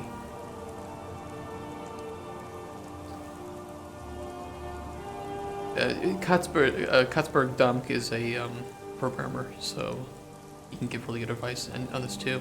I'm doing something like this. Watch some general basic tutorial to know how to start. After tutorial, I came up with non-trivial problem that I should be able to solve after tutorial, and then try to solve it using whatever I can, except tutorials that exactly tells how to solve it. Yeah, so I kind of do something similar where I just like set a basic goal of something that I think would be fun to do in the engine, right? Like it would be fun to, well, I did it this weekend. Like there was this old PS3 game, Opus Meg. That's a fucking good game, a really good game. Shout out to Zachtronics. There was this old PS3 game called Pain, and I just wanted to see if I could make a catapult system like it, and I don't know, the basic control thing. So I kind of made something similar to that this weekend, and just to test out things that I hadn't ever tried before with blueprints. And, I think it would pretty well. Good proof of concept. But I had to look up a lot of ways. I looked up tutorials of how to properly do radio force fields and impulses. And so now I've, used some pre-existing knowledge, a lot of new knowledge that I've gained from this. And then you just use that to build. What's the next thing that I think would be cool to try out making in Unreal? And then, keep building on that. So if you kind of have a basic understanding of, I don't know, how to, I just want to make a game where you pick up coins, right? I would say that's the really common one that a lot of people do for new engines is I want to make a game where you collect coins and you get score. And I think that's a great one to do in Unreal as well. So just start out by make a blueprint and make it so that when the player walks into it, the blueprint is destroyed. And then go to, okay, now when the player picks it up, they get a point. And now I want to make it so that point is shown on screen. And just build up these, because these basic things are blueprint communication, and then putting information on the UI, which is kind of the core of most games. And so starting just with something simple like that can help you gain the basic knowledge you need to do a lot of different things. That would be my recommendation. Also, Opus Magnum. Great game. I would firstly learn Unreal Engine architecture high level. Like, what is actor, what is component? Yeah, that's a good idea, too. That's a really good recommendation. Blueprint is like building block style. Yeah, they are. There is actual code behind these. I don't know how you can visualize it. I think you have to have the source code. I could be wrong about that. Katzberg can correct me if I'm wrong about that. But you can then view the code for each of these. So it is just like smaller functions, like the set visibility. You can see the little F. It is a function. And so it's input and output, and you're just kind of connecting the execution nodes, which is just kind of like, it's kind of similar to assembly, right? Like this leads into this, to this, to this, to this, and then just passing data. So for instance, if we wanted to have that, let me do this, new level, basic. So I can make like a blueprint actor, which is an actor that's meant to be put into the scene, and we can just call this coin. I can then start to build out this actor blueprint with different components, so like a cylinder. You can see if I put this into if I compile it and put it into the game, you can see my cylinder here, right? Like my blueprint instance is in the game. I can adjust it, and I'm going to do this like this so you can see it. We are adjusting it like this.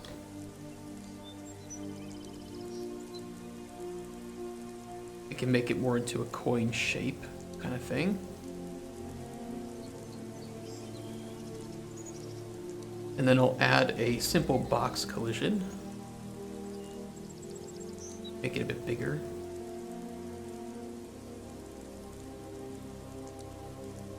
And what I want is for when the player walks into that, it destroys, right? And that would be pretty simple. I get the box collider, and there are a bunch of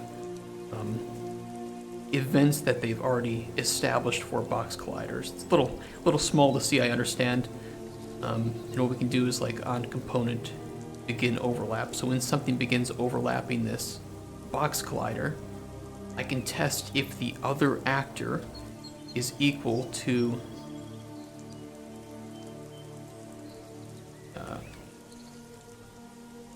get player pawn. So if the other actor that's overlapping this box is the player's pawn, we can take that Boolean output and on true, destroy actor self. You can see the target is self, not destroy. So now when I play, I can walk into it and destroy it. Oh man, I got a lot of work to do. One step at a time, right? This works like this. Blueprints are generated classes from C++ that can be accessed from UE5 editor. They save their state and behave kind of ass C++ class. So if you want to have animal class with skeletal mesh and camera, you can either make it in C++ or purely in BP. In both cases, you will create child class of actor, yeah. And Blueprint nodes is visual scripting language. Binding between C++ and Blueprint nodes usually comes from generated code. Yeah.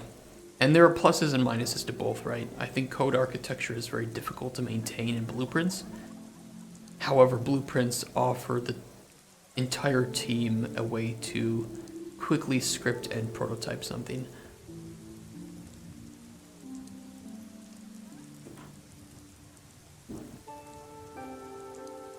And usually you would want to include both in your game, right? You would want to have quick, blueprinted prototyping or smaller systems, and the bigger ones can then get nativized and converted into C++ by programmers for more, to be more performance friendly and fit within the code architecture of the code base.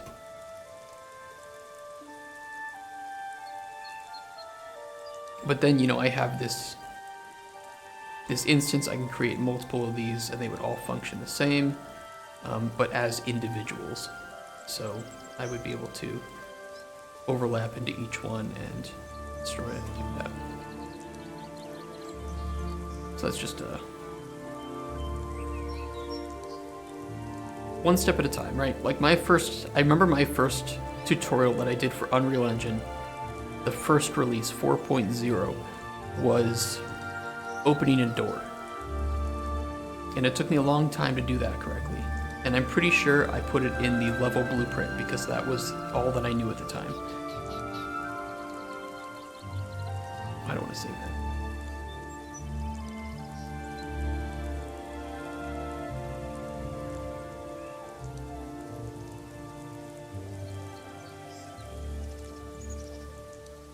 Thank you, I needed that. I just get overwhelmed, but I have a crazy idea for a game later on in life. That's what generally got me into it.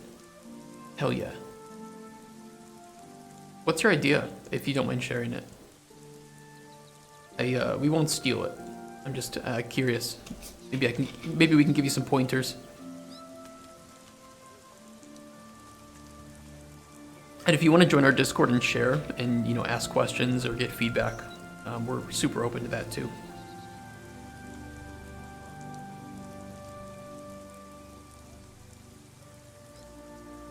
Set barter stage input. Barter stage. New stage.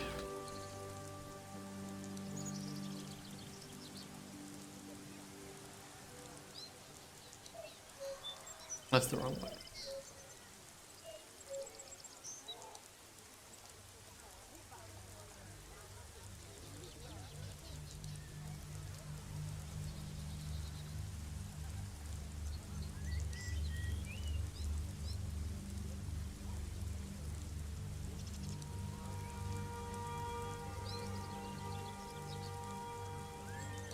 Kasper, now that you're here, I was wondering if you could help me understand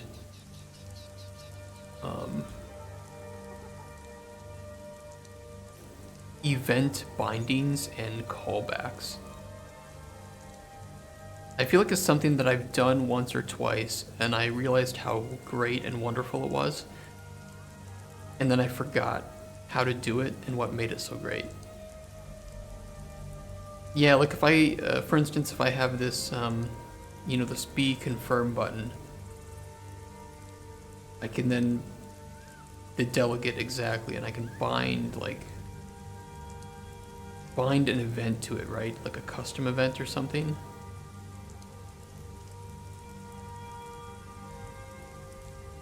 I swear, at one point I knew how to do it, and I completely forgot how to do it. Bind event.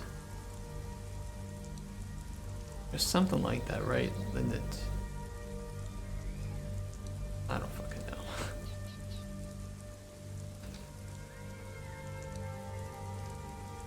Let me see what's available on it. Input. Let's input for input action. Oh, that's pretty cool.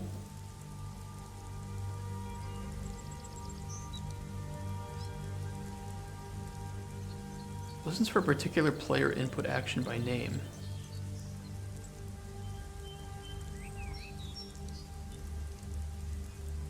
Interesting.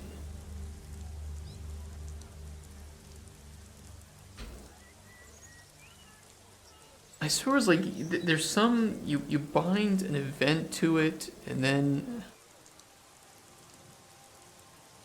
I think it's like a bind.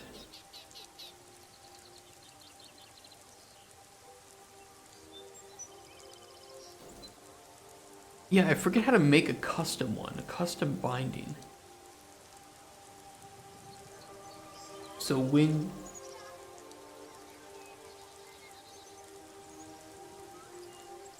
I did this, I know on Forever Skies I did this. And I was very proud of myself for finally understanding it. And then I completely forgot how to do it. Custom binding. I think it would be here though, wouldn't it? Binding, it's a sequence.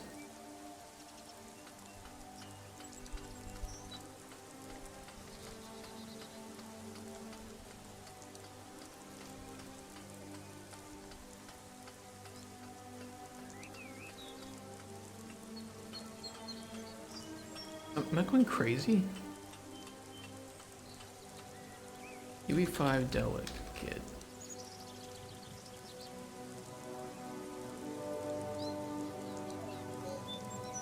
Huge addiction to Zack games. I mean, hell yeah.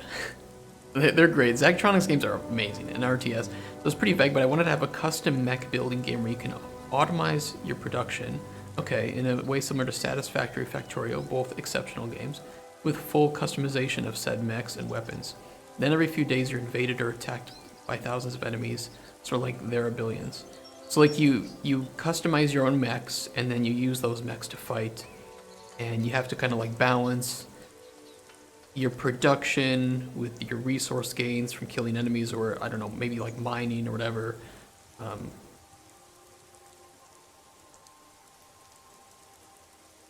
That sounds pretty cool. I like that. I'd probably play that game. You need delegate variable. You need delegate variable. No, is this telling me how to do it as a proper coder? They don't know. It says beginner too. They don't know I'm not a proper coder. It's been pretty hard, I'm sure.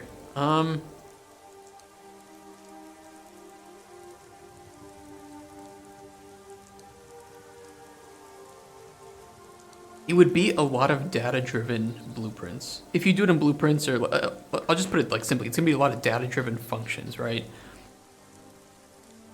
I think there's going to be quite a bit of UI elements too.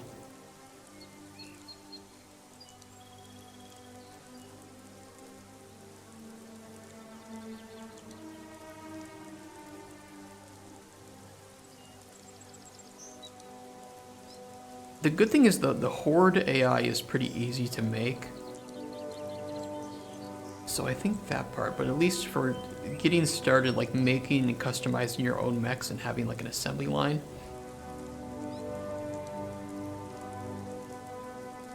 It's gonna be a lot of data, a lot of data processing. which is my favorite kind of functions to make.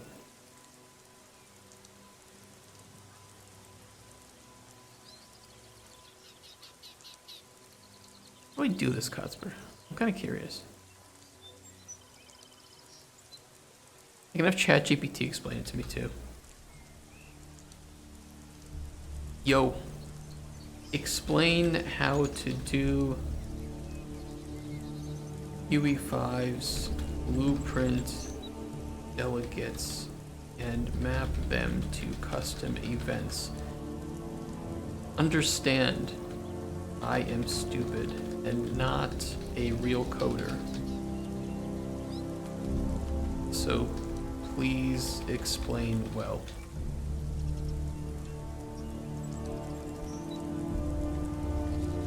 Okay, think of a delegate as a messenger. But isn't that like what a blueprint interface is too? It's an entity that can carry information from one part of your blueprint to another.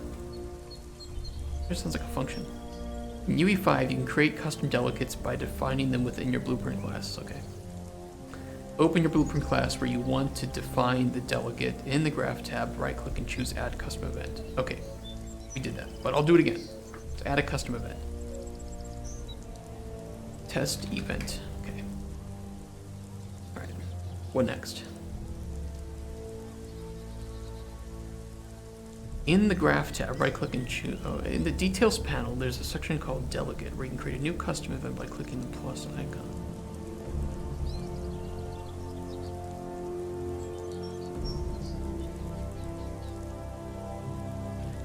Is there? I don't see that. Oh, would it be an event dispatcher? Is it this? Oh, yeah, okay, yeah. That's what it is. That's why I could never recreate it, because I forgot that you need one of these things. Oh, fuck. Yeah, and then you do like this. Find event. And then you can like call the new...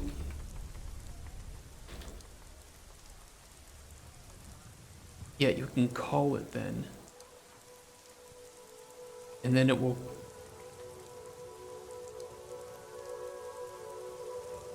When confirm is pressed, you can then run this test event. Yeah, look at, for example, to start 10 different mech types, each with frames, legs, wheels, weapons, chest pieces, helmets, arms, pilot types, and so on, but have every single one of those be able to be mixed together for full customization. That's looking far ahead. Yeah.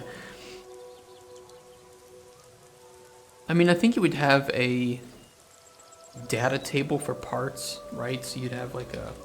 We use Excel as an example. You'd have like, part type, and then, you know, I don't know, weight, armor, whatever the fuck, you know, and so on and so on, and then you would just have like an enum of, you know, frame, leg type, another leg, whatever. And so it really just would be a very data-driven... You'd have to create like tons of different functions, but if it's automated, right, so if it just kind of goes from one station to another and you set up each station, I don't think it's mostly just complex from a function standpoint and going bit to bit, but then just adding in all this data and calculating, you know, your final mech, I don't think it's too bad. I mean, if I had to compare it, by the way, I have to learn again why that is so useful on those event dispatchers. But, you know, we do that pretty similarly with our potion system. So if I grab some more ingredients here, I can show it off.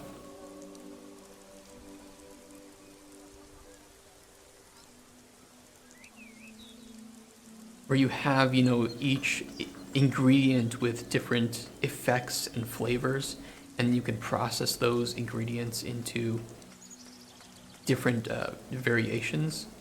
So like if we grind up this flour that originally has invisibility 1, damage stamina 2, you can see it loses a tier of the damage stamina but gains fortify health. one, and the flavor changes a little bit. And then you can mix and match these into your resulting potion.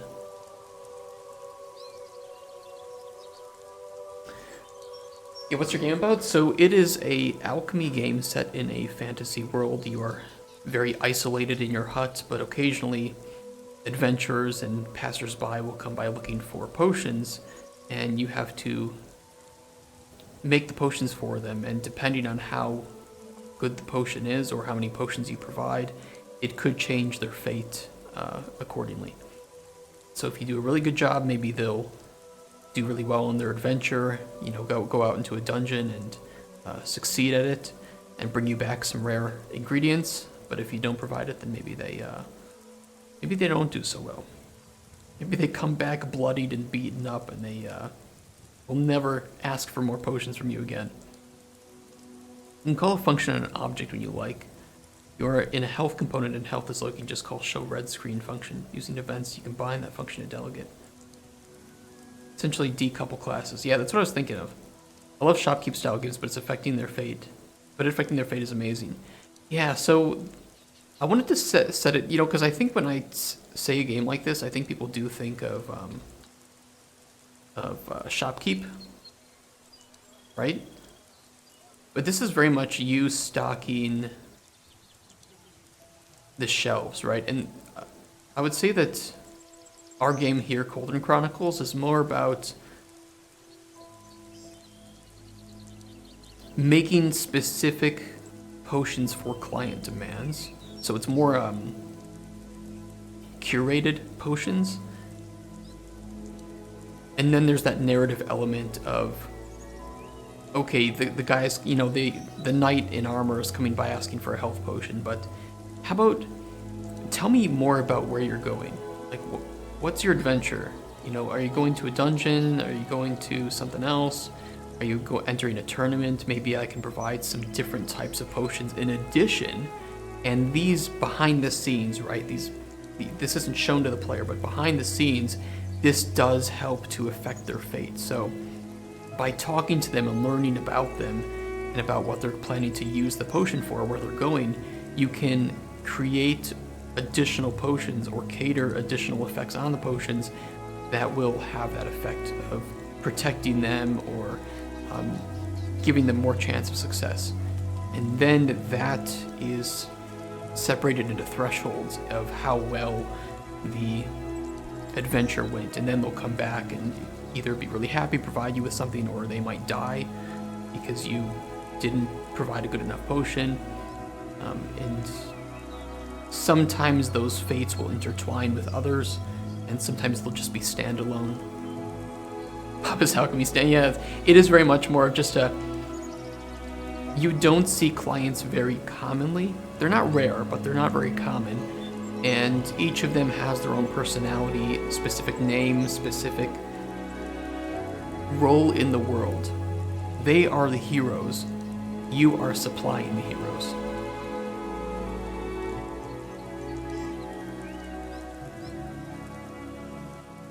You are not the drug user, you are the drug dealer.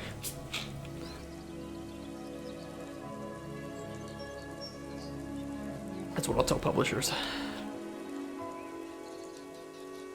We have a karma-like system that attracts certain people. For example, if you provide poison to a maid who seeks to kill a king and it succeeds, would that attract maybe people to come investigate? Yes. But it would be, again, it would be subtle. So it wouldn't be shown in like a window. But I want to decouple the game systems from the morality, right? So you very much can choose to be somebody who tries not to engage with these people and just turns them away. In which case, technically under the hood, right, their plans, their adventures would fail, right? If you turn away somebody who seeks to poison a king, she would fail, and that might have good things happen, that might create bad things happen. You know, I very much liken it to like Game of Thrones, when everybody who wants Joffrey dead, right? Like anyone would be better than Joffrey, and then you realize, oh shit, Tommen is king now. this might be worse because now he can be manipulated by people who are just as bloodthirsty as Joffrey, right? Much maybe what you did was good, maybe what you did is bad, you don't know. I'm not here to push my morality on you, but just allow you to experience the story and make the mistakes that you make.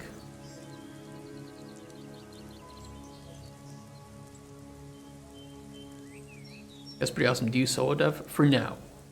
For now, yes, because we aren't a funded studio, but once we get funding, and that's going to be our goal this year, I will be pitching this to some indie publishers and hopefully getting some money to afford our vertical slice, which will probably need half a dozen people.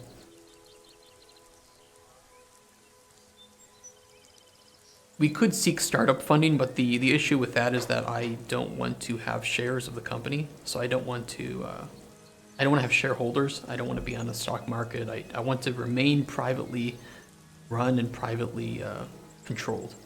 And that way we don't have to sacrifice the quality or manipulate players just to get an extra $10 for shareholders. And I don't want there to be like a board of members that control the fate of the studio, right? I will remain CEO so that we can be a value-driven company first and foremost. Okay, unconfirmed first potion.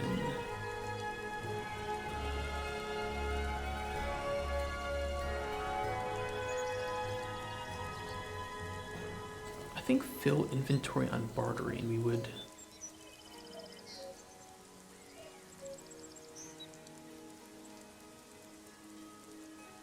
Set stage, first potion selection.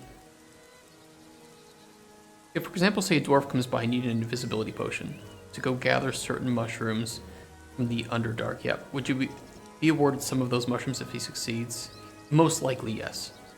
Yeah, and I want there to be specific ingredients that the player can't obtain themselves, and by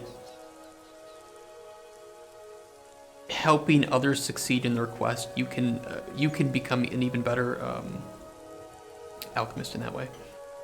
Is there a percentage chance he may still fail, or are all your ingredients immediately available? I think I answered that last question, but correct me if I didn't. Is there a percentage chance he may still fail? The way that I have it designed now, and this is just a prototype, is that if you are over a certain threshold, let me do it down here. If you're over certain thresholds, that success is guaranteed. So we score things right now between 0 and 100. I can show the functions that we use to do that. And you have, let's say, a bad threshold. So this is like terrible. Anything in here is considered the biggest failure for the, and failure again is subjective, right? Failure might be a good thing for you morally. Like for the person who wants to kill a king, maybe you don't want to commit regicide, so the failure in this case is good for you. This is considered like bad. This is considered acceptable. Those are just like your standard success, and then I'm just going to use, I don't have many colors left, so. Purple is considered, a good outcome, and then blue is considered like an exceptional outcome. So if it's somebody who wants to kill a king and you provide a really good poison, you might be considered in this. You provide a healing potion instead of a poison. Yeah, probably not great for that outcome.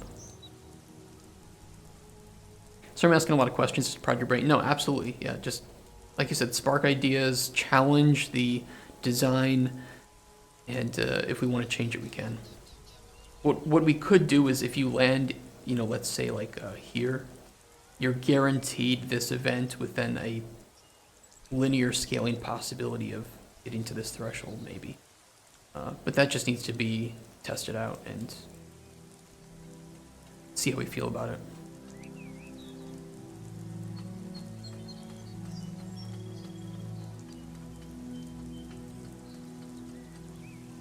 But we don't show the player any of the scoring, so you really need to talk, you need to deduce, and for the most part, if you do a really good job and you try your best, you're probably going to end up somewhere in this range, right? So if you just kind of like, okay, you need this and this and this, you're enough here, right? Will there be interactions where maybe being in the negative is an advantage? Yes. So the way that we judge this scale is based from the perspective of the client. And so if a client is unhappy, that may not morally be a bad thing. Like with the killing a king, instance, or somebody who wants some potion because they're gonna poach animals, or whatever, right? From the client's perspective, it is a failure, but from the writing perspective, that we may just attribute the next time you hear or see from them is going to be good for you morally because you want to be a good alchemist. But of course, you can play like that evil character, that morally evil character, and you can provide the poisons, in which case it will be a full success. So from a data perspective, it's working in this way to be consistent. But from the player's perspective, a client failure is potentially a good thing. You need a client that arrives at dusk, and if you take too long to get to him and send him away, he turns into a werewolf. Oh shit. I need you to mix this, and this together. Don't ask questions. It said hydrate, not orange Pepsi. It's pineapple Pepsi. It says good hydrating. I'm excited to see this develop. I'm going to use you as a learning tool as well. Well, thank you so much. And, I don't know everything. I'm not like a traditional programmer, so there are a lot of things I still don't understand either. So we can learn from each other. This man lives off of caffeine. I do live off of caffeine. Caffeine and the alky. The ABV. Those are my three favorite letters.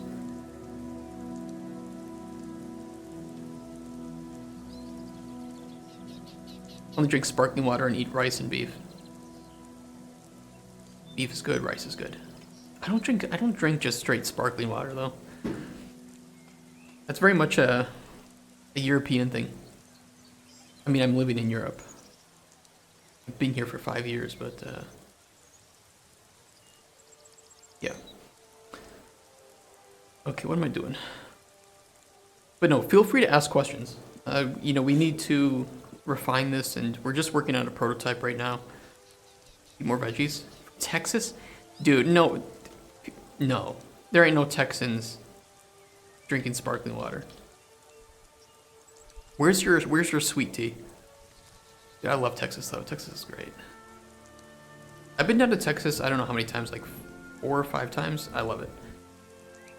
It's one of my favorite states. But I've been to Dallas, Austin, and all the way down to Brownsville, down at the tip. It's the part of Texas that I like to call Mexis. It's essentially half Mexican, half American at that point. But I love it. I'm on a carnivore diet and I've been for 6 months. It's depressing and each meal is just fuel, but I'm getting shredded and I'm more focused. El Paso is Mexis, that's true. You're on the carnivore diet and you're getting shredded because of it, shit. Do you take any supplements to help with that? I could eat chicken all fucking day, every day. Chicken and turkey and pork, beef, just any meat. Meat's great. Meat's the best thing.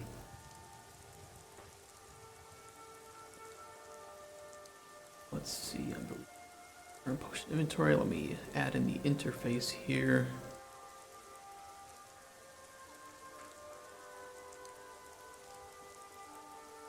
It's namespaces.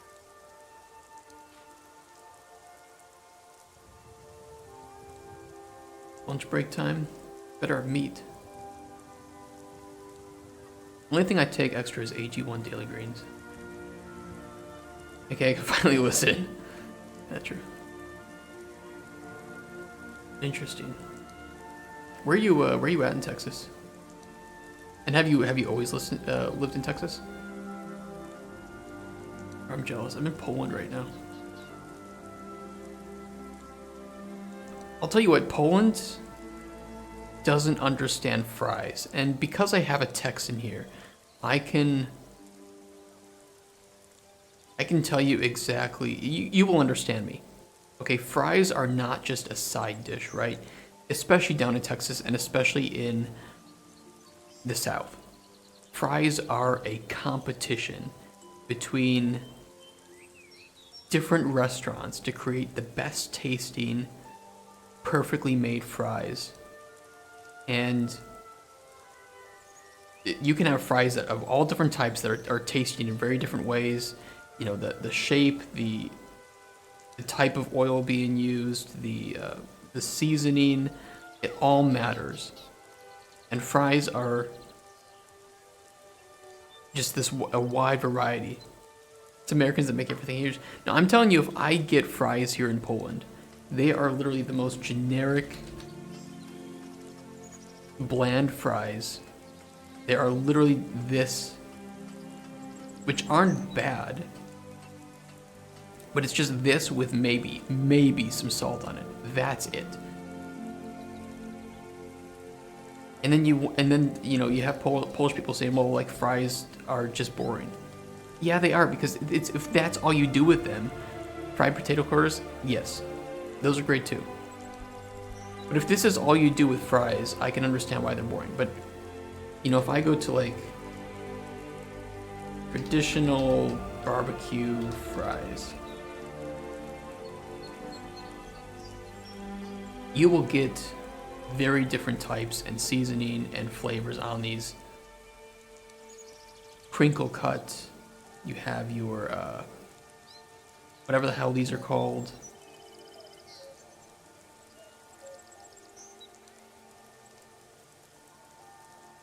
What do you mean? We don't eat like we have free healthcare, even though we do. Well, it's because free healthcare in Poland is not the greatest. I'm a military brat and veteran. Was born on a boat in the Caribbean, close enough to Puerto Rico, so I got my citizenship. Nice. Was stopped by soldiers and lived in Washington and Alaska most of my life. Dude, lucky. Came down to Texas when I joined the military and got out last year. Damn, you've been all around. Whataburger fries? I don't know if I've had Whataburger fries. Oh, those are pretty thin, aren't they? Whataburger fries are pretty good. Same with Five Guys fries. Five Guys fries are classic. Ooh, these are classic fries. I'm not saying they're boring. You're just going polls as monsters. I've had more than one person in Poland tell me that fries are boring. And it's because you don't do anything with fries. You have to... They're a specialty. Booyah's fries.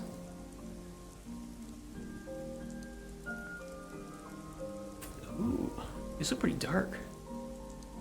Oh yeah, those look pretty good. Those look nice. Those look nice. Okay, I will say this. I will say this. You are now okay. Nalesa does have good fries. They have homemade fries.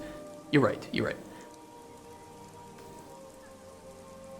Most people here in Europe think that American food is simply burgers and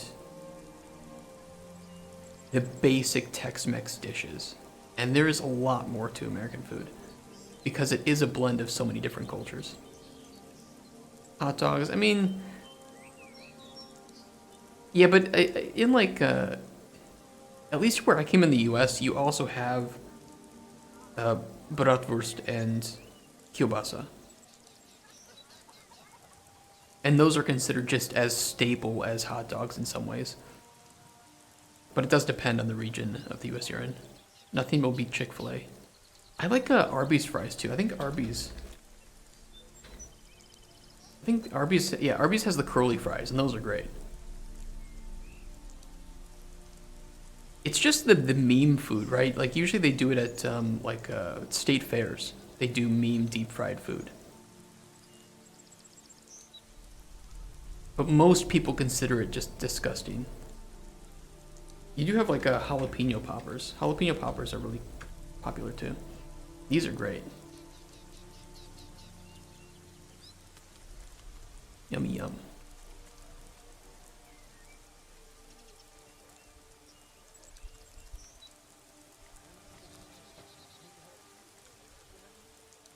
Well, yes, these are. But you can do like bacon wrapped. You can do baked ones too.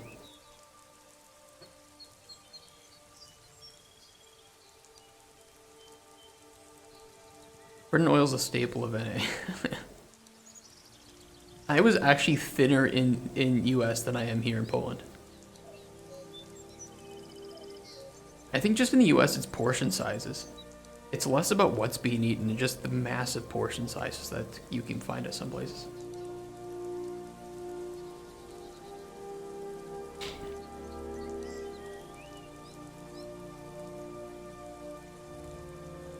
Also, I think the US and Asia appreciate vegetables a lot more. I think it depends. I think it depends on what types of vegetables too. Because like here in Poland, they love their cabbage and everything. But I will say, I think like peppers are used a lot more in the US, probably because we get better access through South America and Central America.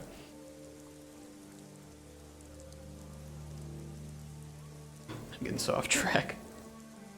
Hold on, dump a lot of text in chat while I figure out what I'm wanting to do here.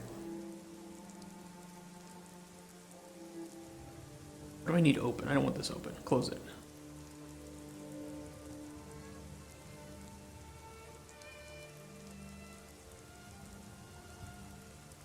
I said I didn't want it to appear.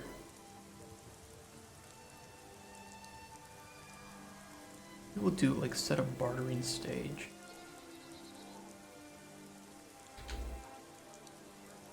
Change bartering stage.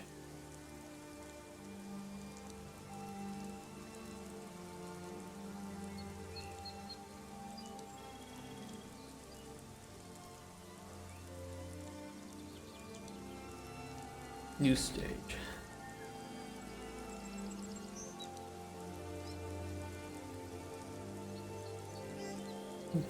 Garlic isn't a spice. Garlic is kind of a spice. He's ignoring chat post, and don't do that. Don't you dare post any spoilers. White salt and white garlic. I guess it's more just like an aromatic vegetable, wouldn't it be? Or is it considered a vegetable? A vegetable has to have the...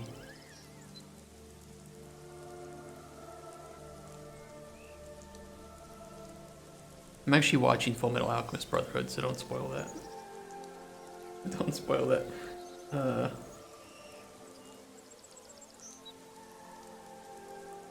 I know, I'm late to that one. That one is blamed on me. I'm late to watching that, okay? That one's on me. I mean, I assume that he would, right? But just so you know, the one thing that you think, oh, everybody's seen it, so I can't spoil it. It's a lie anyways, okay. Yeah, keep me in suspense. Delicious Dungeon had some really great character development recently. Yeah, it did. No, really? Is that true? Shit, what was I looking up? What am I doing? What am I doing? Change bartering. Things I want to select that we're in bartering, so I think like maybe in fill inventory.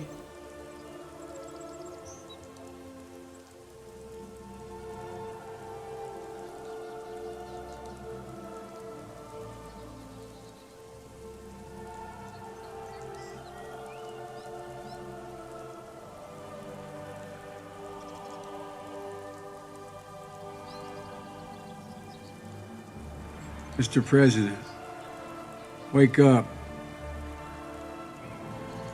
Thank you, Joe. What was I doing? I've totally gotten off track. I mean, I love the conversations. I'm just so bad with my memory.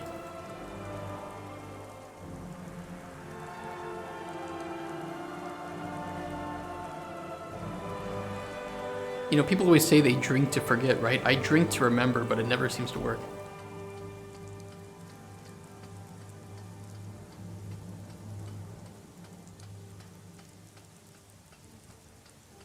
This bartering potion. That's working. Box.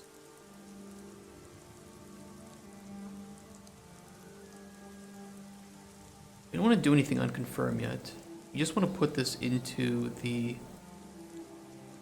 potion inventory. We want this to only appear specifically on the bartering stage.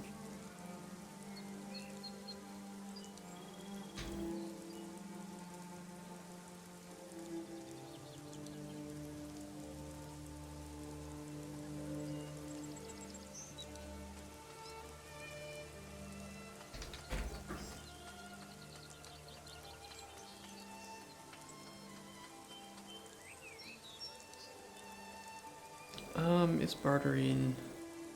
You know, I think what I'll do is just do a select on the visibility of the first potion.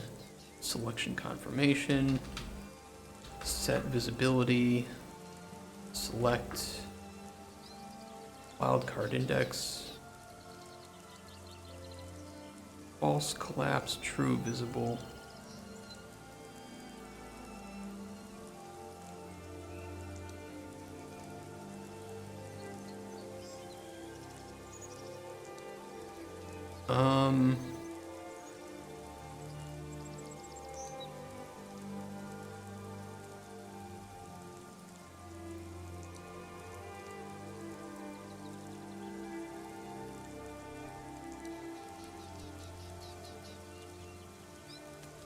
Do an and here.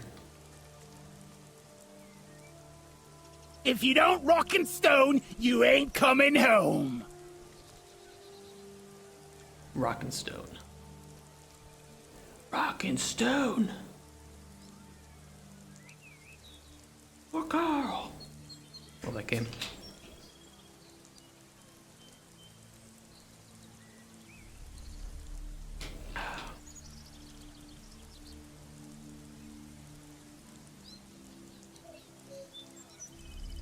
Good. I don't know if I would like Attack on Titan. I haven't watched it. The thing is, I'm not... I don't know. 30-second plank. No.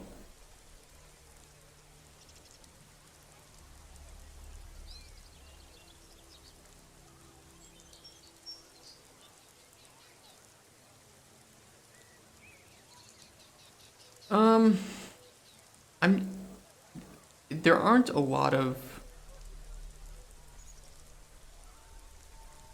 I don't know, I'll explain it after I plank. Let me plank first.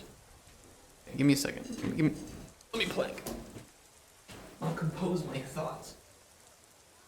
1, 2, 3, 4, 6, 7, 9, 11, 12, 13, 14, 15, 16, 17, 18, 20, 2,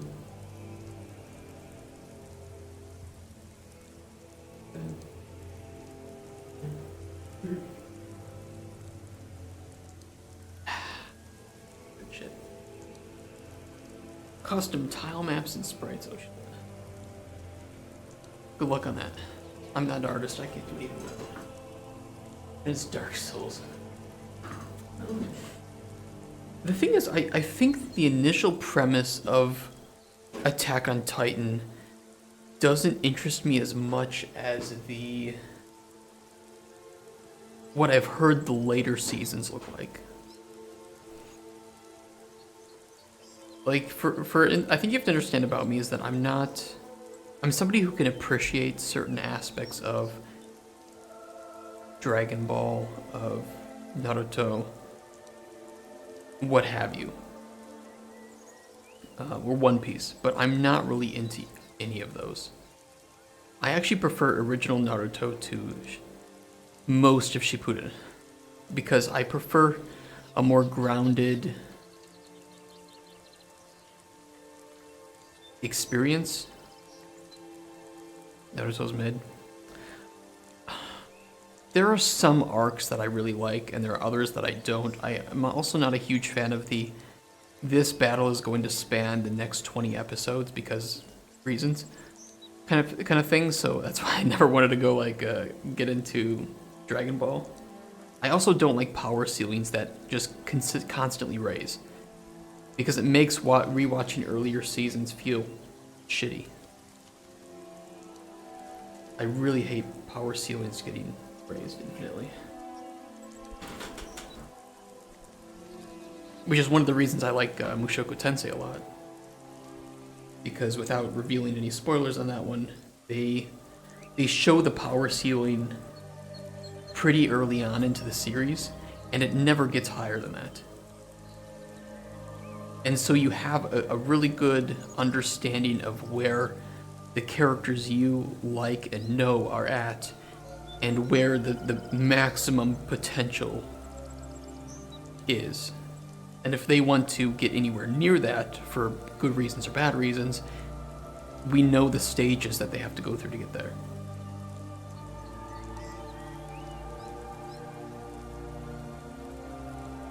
And it never delegitimizes or, I guess, destroys the intention of the original episodes, like you get with Naruto, right? Where they build up this system of jutsus early on, and then by the time you get to end of Shippuden, going back and watching that doesn't make any sense, because characters who are now crazy powerful are stupid and don't really make sense in the early episodes. I don't like that.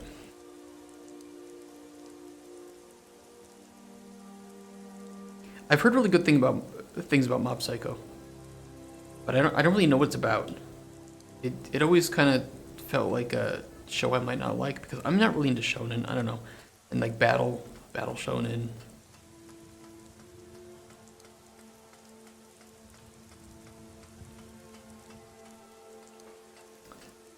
First potion selection, set visibility. I mean, that pretty much would be what we would want to do, but only if bartering is true.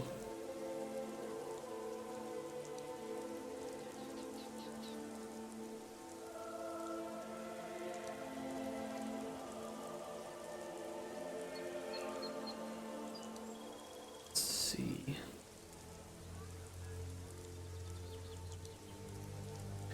Okay, I've heard good things about One Punch Man. I'd probably be into One Punch Man just because of its almost parody comedic nature.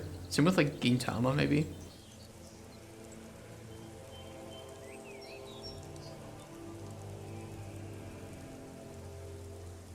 No, I haven't.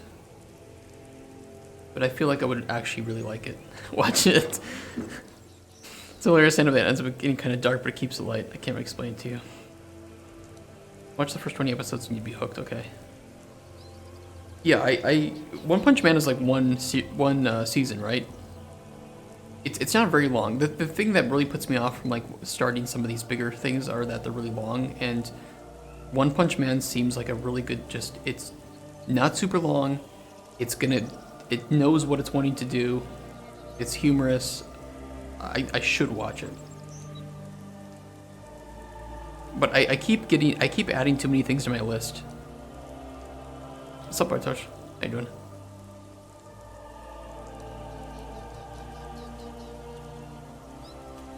Okay, for now, let me just plug in all these to return, because we don't have anything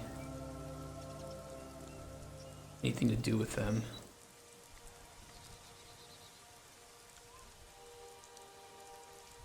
Punch took a lot of its comedic style from Mob. I think they're both great.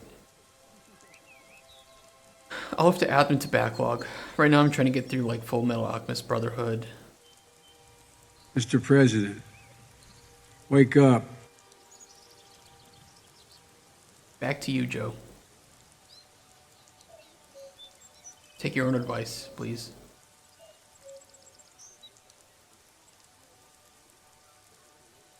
Making that my alarm.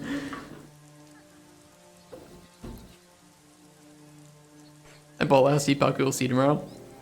Yeah, do you want to play that, the moment it launches together? I should be around. Alright. I don't know if I do stream it from home, would you mind being the voice call while being streamed? I'll snap you if friends jealous.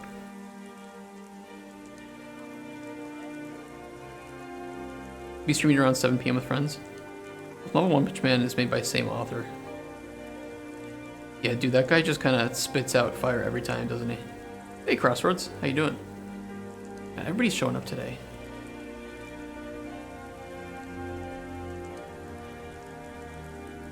How is everybody? Potion inventory. Where do we set this? Where do we call this? I think we call this on the first person character, but I might put this.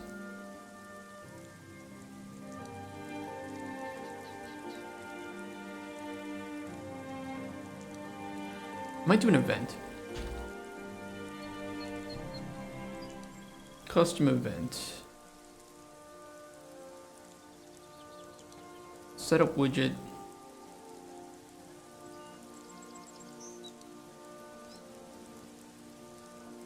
B is bartering.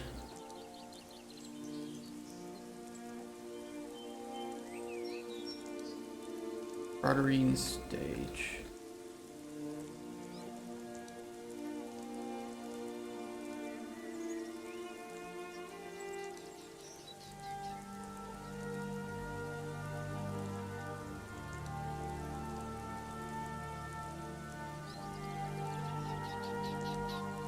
Not good. Oh, I'm sorry to hear that.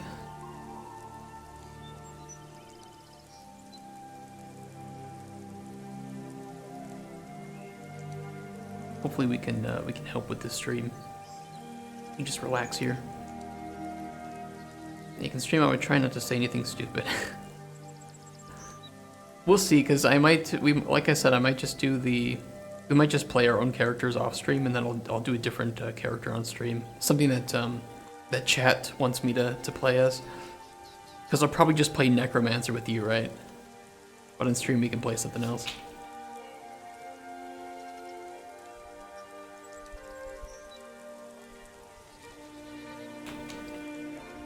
Yeah, I know, that just has ChatGPT. No, it'll be fun if I can like do a spinning wheel. Necro Addict. We can do like a poll or something, or just spin randomly and make a character. We'll figure it out.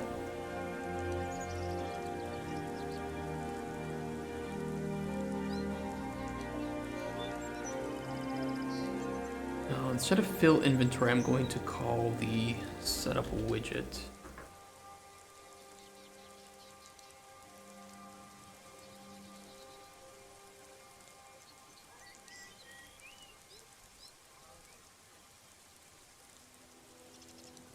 And then where else do we call this? Find references.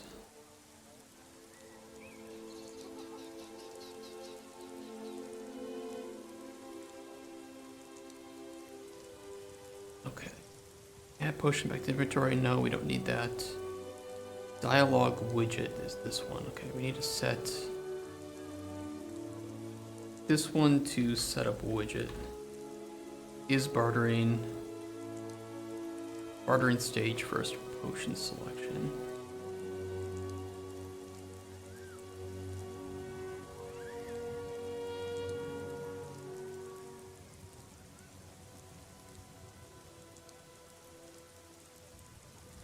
Should work. Should work. If I press I, it's closed, and if we talk to Blue Dick Boy here and barter with him, it should show up. Yeah. Okay.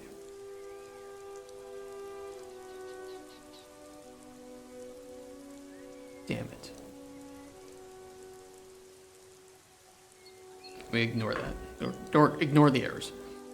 Probably because I want to run...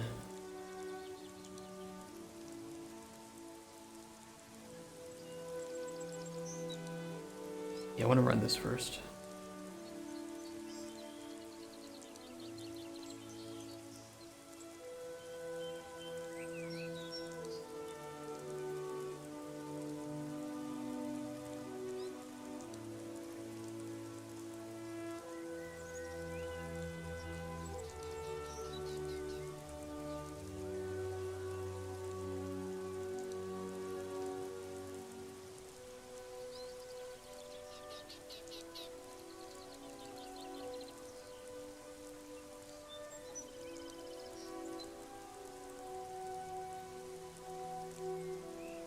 Okay.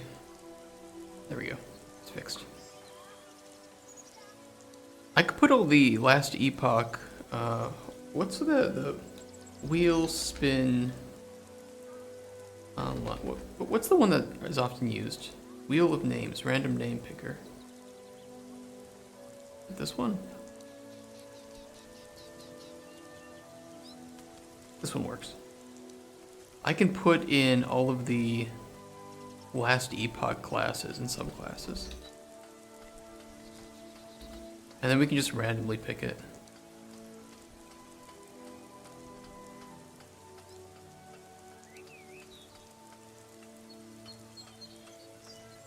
Okay, we have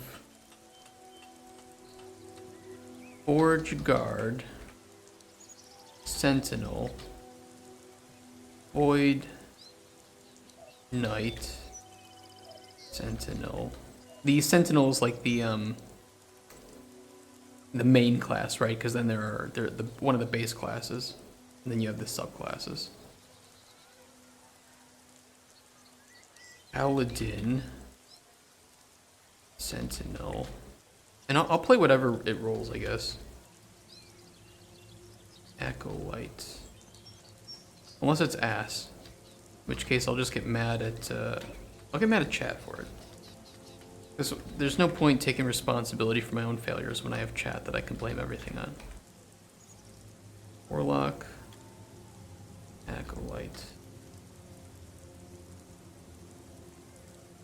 Shaman. And if you're watching this on YouTube, I am 100% not stalling my refactoring.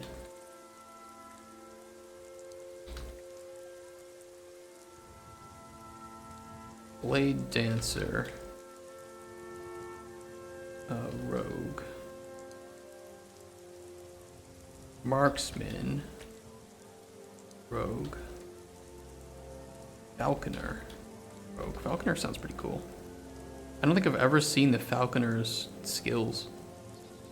Rune Master, Mage, Spellblade, Mage, Sorcerer, Mage. Perfect. Okay, whatever this spins is what we will play. It'll be on Thursday because well, we'll see. We'll see. It comes out tomorrow at 7 p.m. for us, I think, or like 6 or whatever the fuck. And I'm going to be pretty tired to stream, so I may not stream, but I won't play a character. I'm going to play a different character from home, because I've already played the game, I already know what's happening. And then on stream, we'll start a new character, just for Microraptor. So let's see what we roll here. We will play. That should be Necromancer. We're going Paladin. We're going Paladin. I'm up for that. Let's fucking do it. If it's Necraze 56 to play Kamehameha, I'm gonna leave the stream. Oh my god. You have 56,000 channel points? Jesus.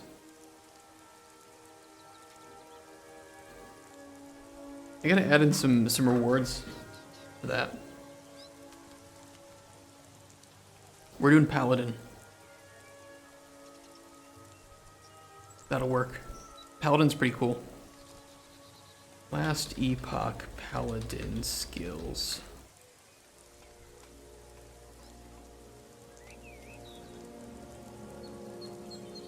What is this shitty wiki?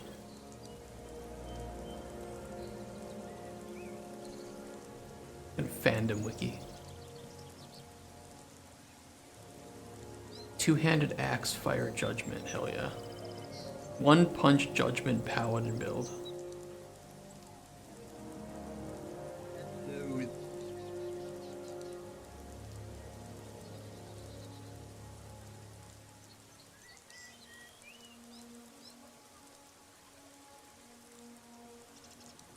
Jesus Christ.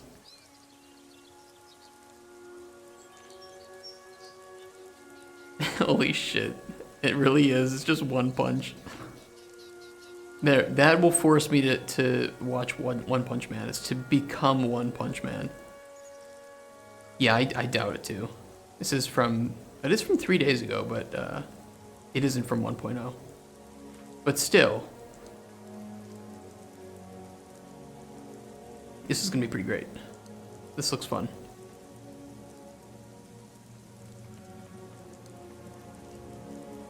I'm down for it.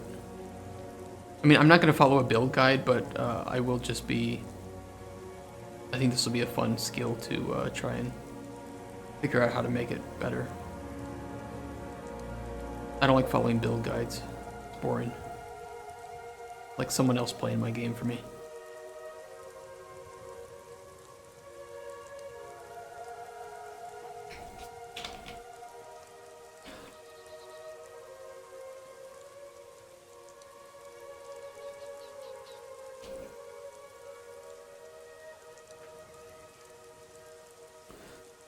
Datu, thank you for the raid, man.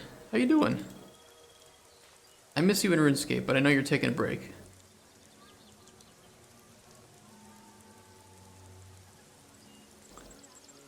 What were you playing today? And welcome, new people. New peeps. New raptors. It's like main potion. Okay, so we need to have the second panel pop up. Helldivers 2? Shit, dude, I want to play that. Maybe I'll just buy it and play it tonight. After Phasmophobia, nice. I have to play Helldivers 2. Give a shout out to Datu.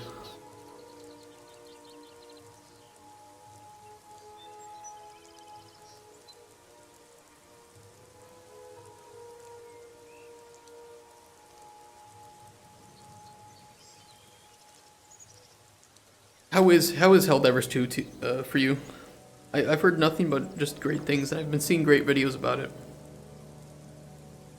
Good luck with playing it. Servers are often overloaded besides late night in US.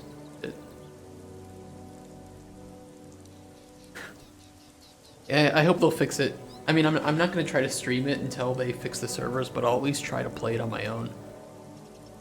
I've been playing a Skyrim mod pack at home lately because, of course... You know, just as I thought it was out, they pulled me back in, right? Main potion selection widget. Let me set that up.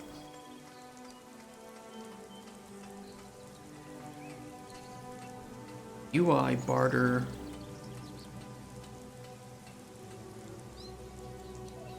WBP. Main potion selection. Wait. Hold on. Barter underscore main potion selection.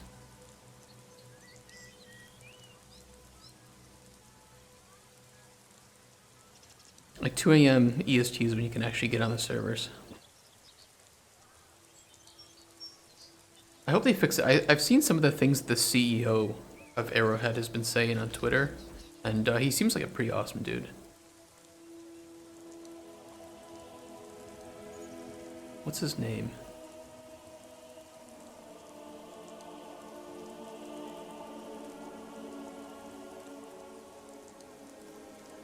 I think this is him.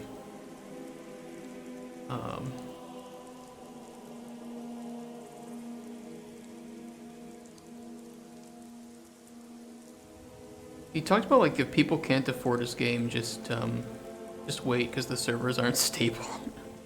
He's like, he seems like a really awesome dude. He seems to be against pay to win, for obtaining powerful mechanics.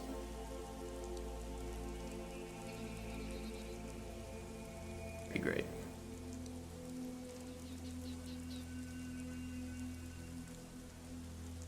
We'll never add a PvP mode. They don't want to reduce toxic elements from the community. They want an environment that's supportive. I fucking love that.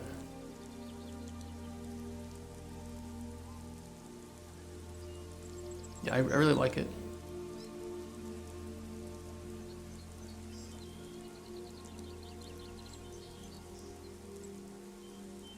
So I'll give that a try and see if I can get into a few games.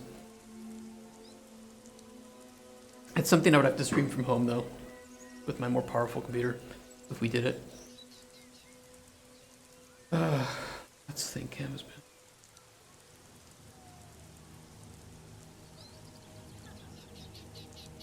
Extremely fun with friends other than the bugs. I've heard that. I've heard that it's a game that you need to play with other people. We have a vertical panel, scroll box. So vertical panel with text, scroll box, horizontal panel, and then 2 buttons. Vertical box. Oh, and we should probably do a size box and border on that too. We wrap that with a size box and then wrap that with, or no, wrap this with border. Okay.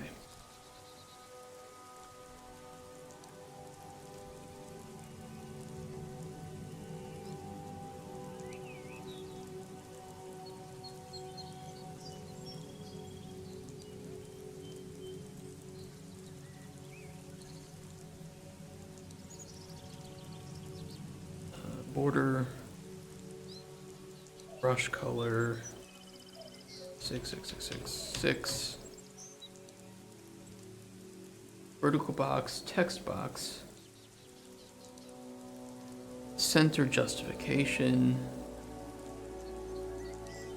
scroll box, which I may wrap with another size box. Well,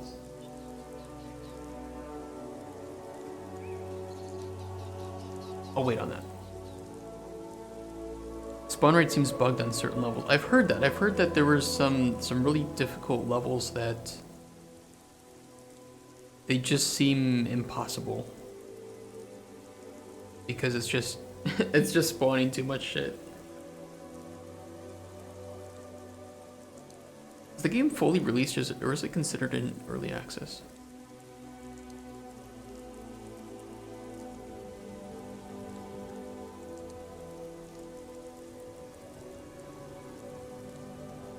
For release. It's kind of a shame it's got these mixed reviews, but it's just because of server problems, I bet. Or mostly because of server problems.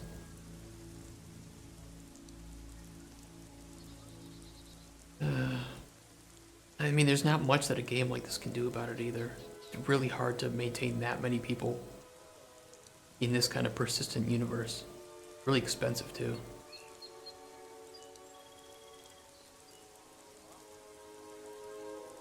Basically, escort levels on hard or higher. Oh, okay. I don't like the progression system they have on Helldivers 2.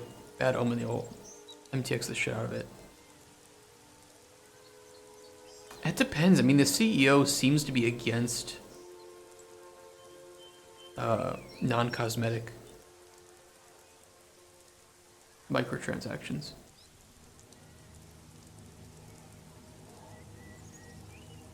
But that's, you know, speculation, right? But the only way to progress is battle pass. Is it a paid battle pass?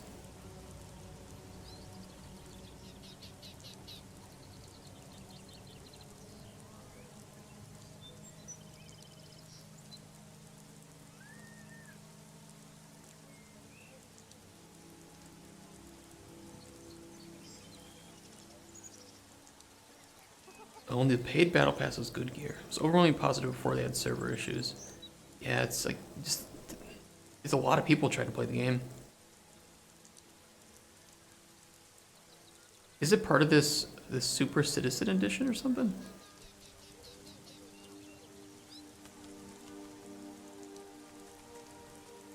You upgrade to that.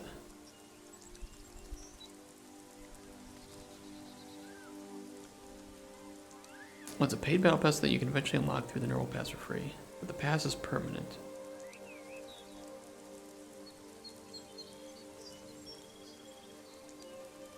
How does that work?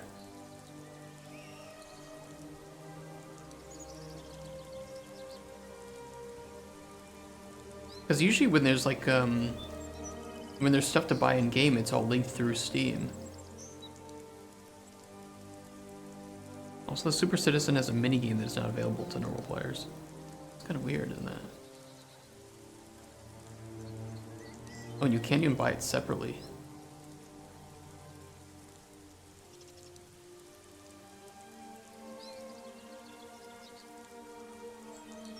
Weird.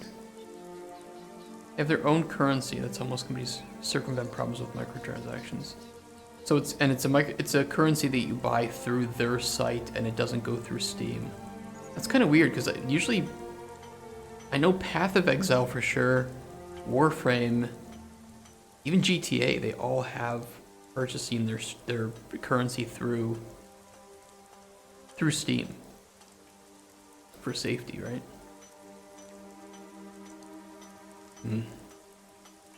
Just a battle pass that never will change. So it is a permanent battle pass. It is, I hope. I hope it stays. I mean, I like how Deep Rock Galactic does it too, right? Where it's just a completely free battle pass. It's more like a season. They're just like seasonal challenges, right? And I think you can unlock stuff from older challenges too in DRG. So they do it right. They said they will add vehicles and that it will be a permanent pass. I hope so.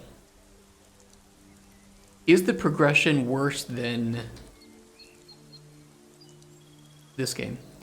This game's progression system was so terrible. And I'm not gonna lie, I torrented the game to try this out. And it was bad.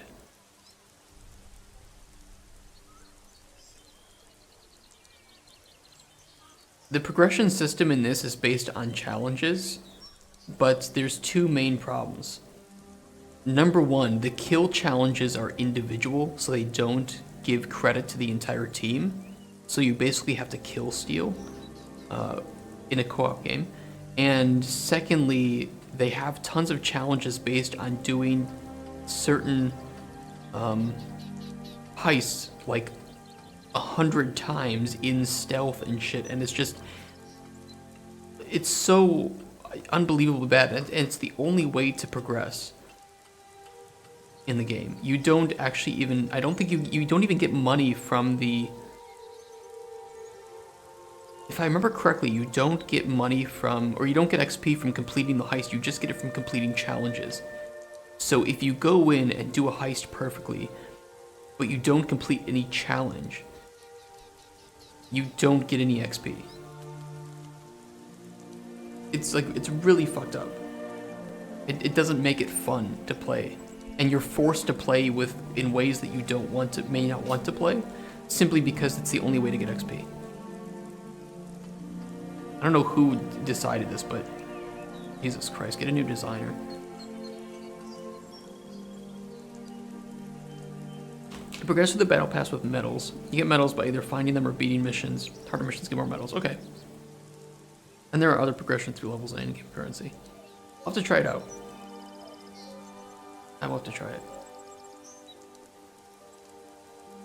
And also this. This is good. Good game. Good progression. Very good feeling of obtaining power in this game too.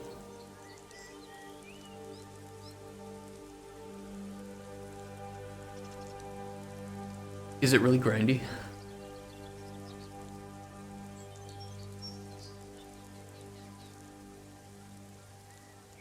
I didn't really engage too much in the story when I played. Because I'm just there mainly to progress, but it's pretty cool. I don't think it's anything that's gonna blow you away, but I like the idea of like moving through time and stuff. I don't think that's a spoiler to say that you move through different, you move through time.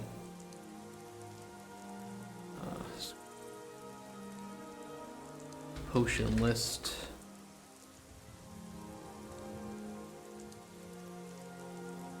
So I have a I think I have that in the bartering widget. I can just copy over this one horizontal box.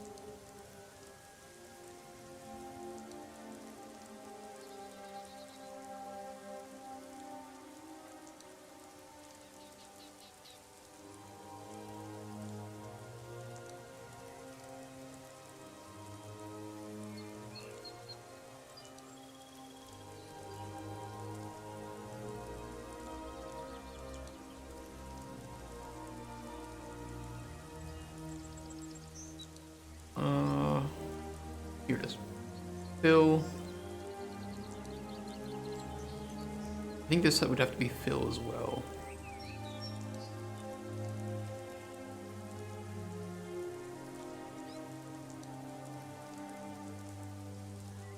Let me think about that.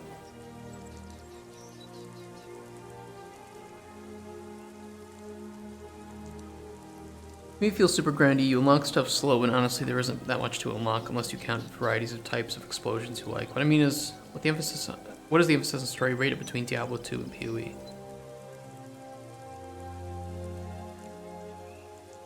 What do you mean the emphasis on story?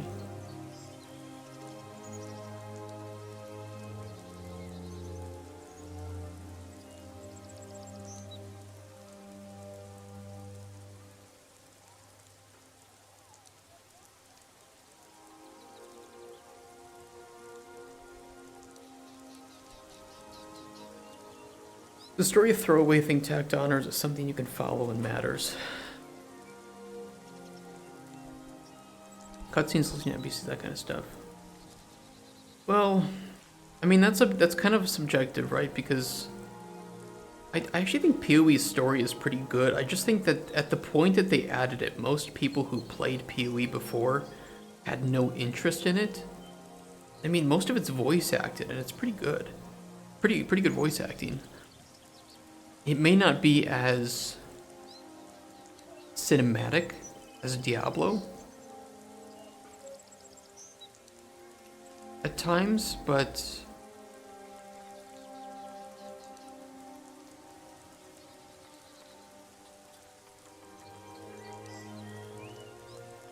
I mean, it certainly defines the locations that you're, you know, I don't think it's tacked on. And I do think that it does help to define the world and the endgame system. I don't know about its story that it's specifically telling because I didn't really play it for that. I'll put it that way. But I can say that the endgame systems are tied pretty heavily to that, to the core concept.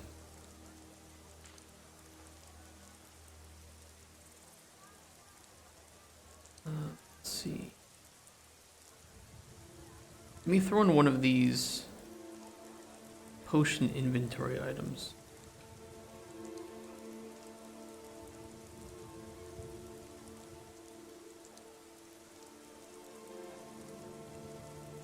That's big.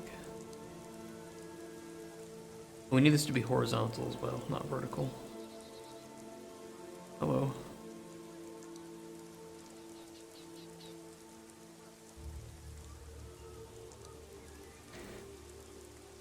It's hard to say. I think if I had paid more attention to the actual story of Last Epoch, I could give a better idea on it.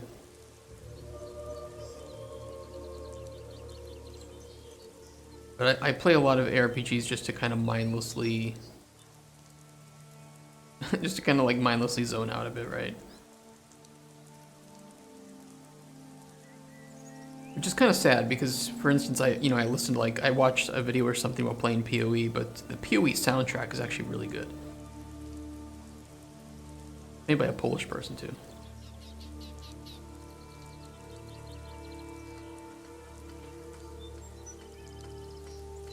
Is it 128? I want to give it a little bit of padding.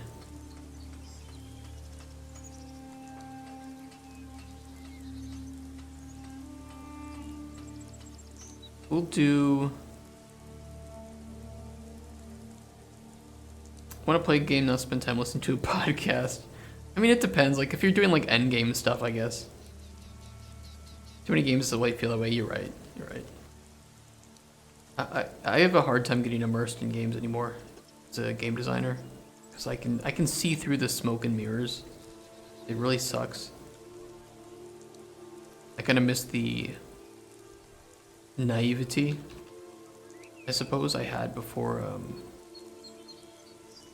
getting into game dev.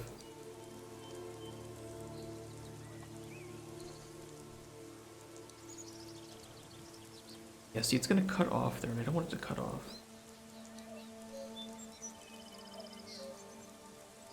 Never says atmosphere in spades. Somebody was Robot Vietnam is not a joke. Somebody was talking about the intro to Helldivers and, like, you know, immersive loading screens. And one of the games that I felt really does not get enough credit for the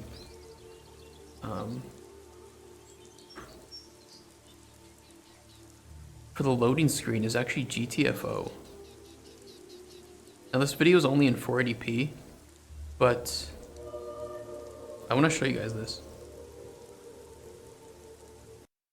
I apologize that it's only in 480p, but it is what it is. Let me turn immersion mode on. I can't find any other video. I mean, maybe there's a video out there of, like, no commentary. Actually, let me look it up. GTFO gameplay, no commentary. What's this one? Oh my god, okay, we'll watch that. Oh no, they're using, I'm gonna get really in trouble for playing Fortunate Son. I'll have to mute that. We need to find someone to play GTFO with. Yeah, you have to play it with somebody. Let me find, okay, I think this one has it. I'll show you the intro as long as they don't skip it. Which I hope they don't.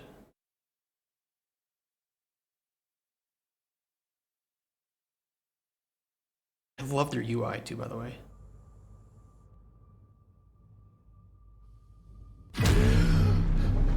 Okay, so this is what they do before every mission.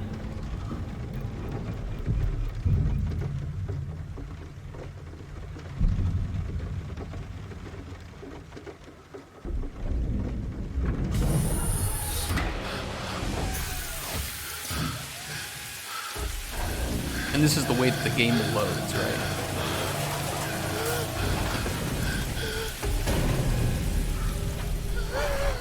You're just like, you're dropped down into this facility.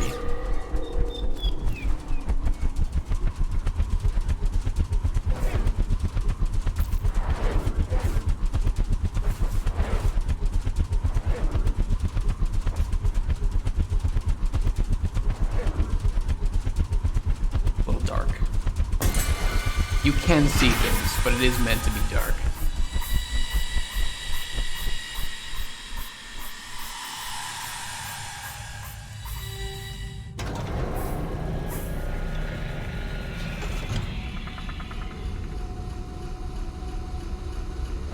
Yeah, I do like games that do this because I think they help build the atmosphere, especially for this, like, action horror game. The game's good. The game is good. And it's pretty difficult. I like it. Good stuff. I gotta play that again.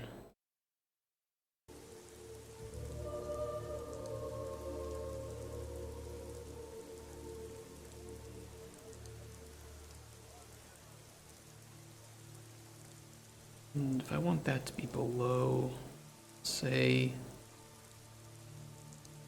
feel like 150.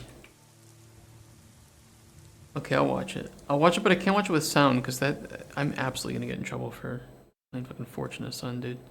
They love to. They love to strike that. I'll tell you that.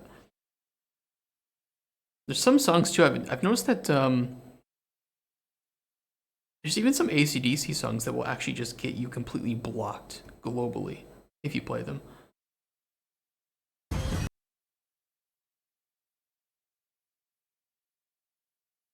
This game looks beautiful though.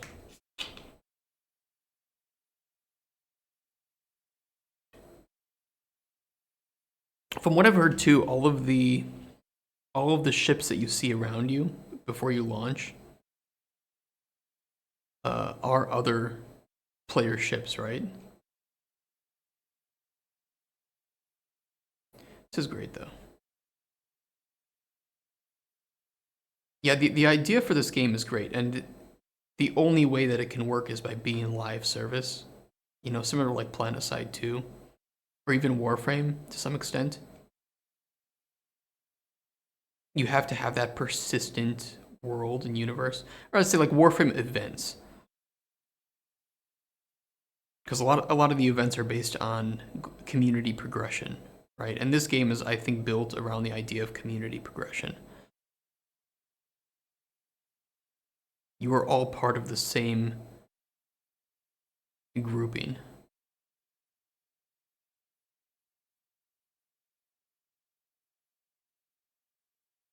Damn, dude, this game is just explosions.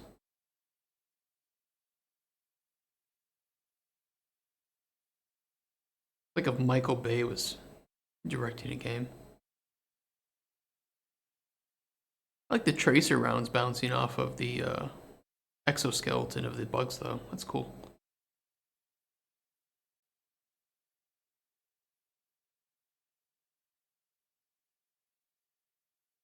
Yeah, man, this game's good. Good shit.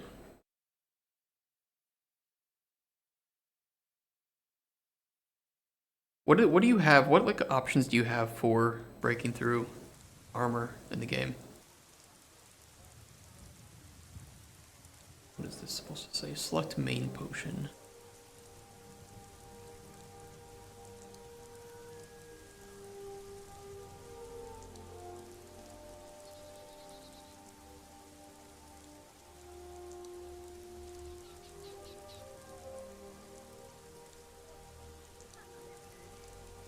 Inventory potion, info panel, potion inventory item.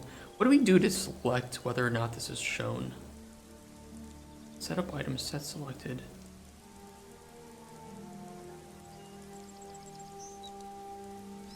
Is potion being bartered?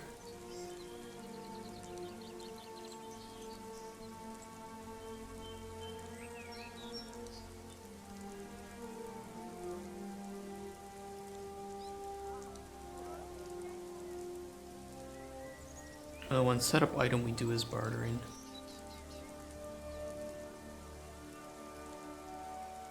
Yeah, what I mean is like how many like weapons you have available for it. Okay, but only like 1 or 2 available for heavy armor. Okay, balance with a lot of options. A lot of people will rock the same gear. Okay, so you don't do you have an ability to like set up gear like GTFO? Right, there's a lot of pre-mission communication and setup that goes into it, right? And it's a game that's built around playing with other people and communicating with other people, which I like. Hey, you have to do that kind of? Okay. Cool. I do like that aspect of co-op games. I mean, it's nice in like Deep Rock Galactic, you just kind of jump in and you have your class, and you don't really have to... You don't have to strategize too much of who has what. At least until you unlock everything, then just pick top gear for armor penetration. Okay. So it isn't like GTFO or something where you just have weapons and gear, and they're always the same. You don't progress them. You are just going to be determining who carries what and how much of something you want to bring.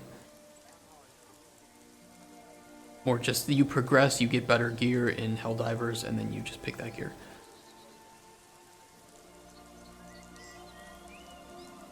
I get it. I get it. Set up panel. Set up widget.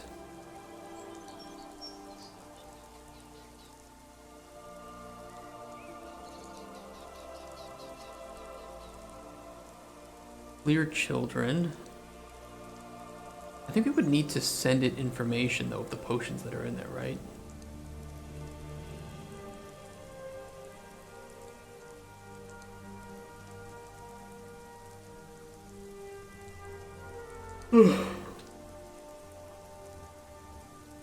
Speak potion, let's do an array. Most of the time you have options, but those aren't viable on higher level play. Like a minigun turret will only marginally be viable on higher difficulties because all projectiles are just bounce. My favorite autocannon is becoming obsolete, okay. So they need to do some balancing work on some of these things. Because it would be nice if they didn't make gear obsolete, but rather took an approach of balancing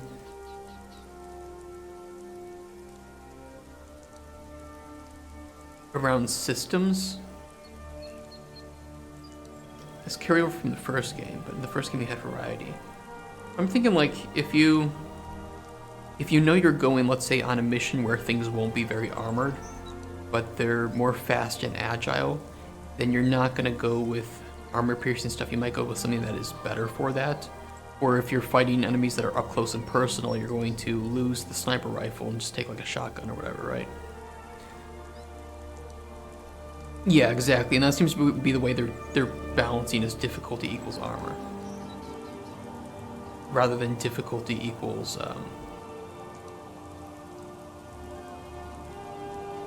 what's a word for it, like, mechanical variety or something. No other criterion, okay. Yeah, I'm not a fan of that. Maybe I should apply there, just so I can fix their balance. Options. Need to feature.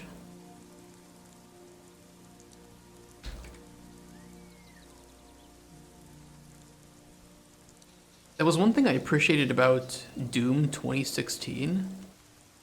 I'm pretty sure, if I remember correctly, Doom 2016, you had difficulty balance in the sense that there wasn't much change in enemy HP and your weapon's viability when you increased difficulty. It just made enemies smarter and more agile. So it was actually difficulty built around skill of the player rather than bullet sponging enemies.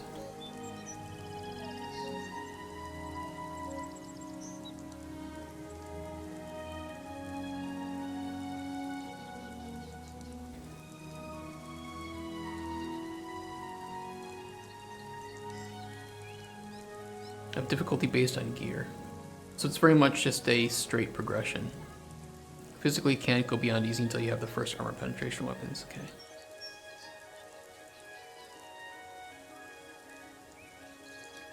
Well, I would certainly say they have enough money at this point to do things differently if they wanted.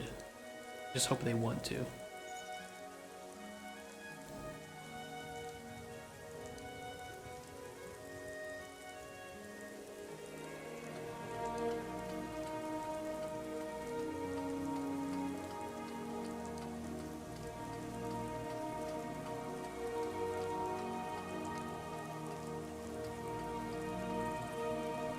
Why redesign the wheel? I mean, I agree. I can agree with that from a business perspective, but at the same time, I think the game's longevity and the ability to create new content that will cater to different playstyle, or let's say different, to cater to both veterans and new players will be very difficult with the progression system they have. Because if they add new beginner game content, it's essentially dead in the water content for veterans, and vice versa, right? It is simpler to create content for an era progression system, but I do believe it's not difficult to do it a different way.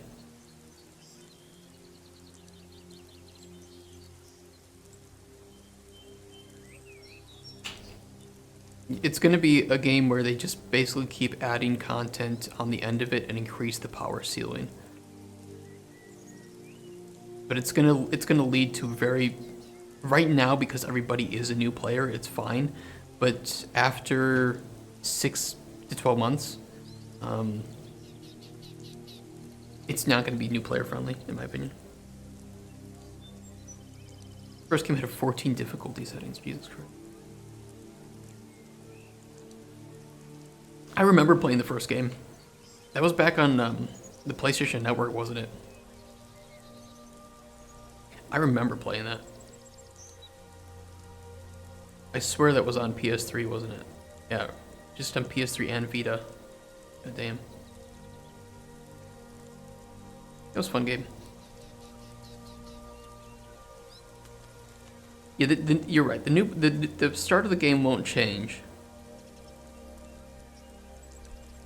But if they're just adding in more endgame content, because that's really the only place they can add it without having a dead in the water update for veterans with the current progression system, it's just going to keep the amount of time that a new player would have to play to catch up to endgame is just going to keep getting increasingly longer. Rather than you have like GTFO, for instance, or even Deep Rock Galactic, where it doesn't take long to get a decently viable build for the rest of the... You just have to get your overclocks in Deep Rock, right? And in GTFO, there is no gear progression, so you can attempt the harder things, but it's all based on skill and knowledge. So you could succeed, but you're unlikely to succeed. But there's nothing stopping you in terms of progression from succeeding. Yeah, exactly. Rough for friend groups, yeah, you're right. And it's not like Elder Scrolls Online, right, where it's all scaled to the player. Which is why I think that an alternative form of balancing the game and creating enemies would also make, not only it would make the game, it would give the game more variety, but it would give you a different way of thinking about each system that you're going to and each mission that you're going into. You have lower levels of variety of weapons.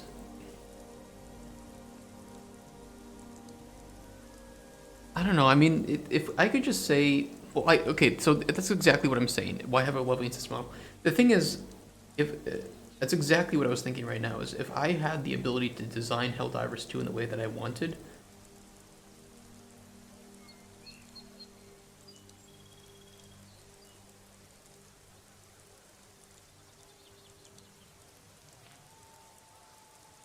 I would more have...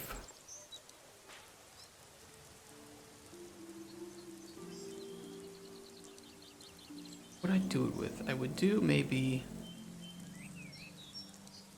I would consider first potentially progression system. I haven't that at all. A marginal argument you can make is that most skills incur heavy friendly fire, and you wouldn't want a new player to drop a 500 kilogram bomb on your ass. You're right. I'm thinking, how would I fit in a progression system that would work well with the army type of feel, right? Where you have different different positions, or what's the word I'm thinking of? Ranks, right? You have you know, the general, you have your main chaff, your colonels.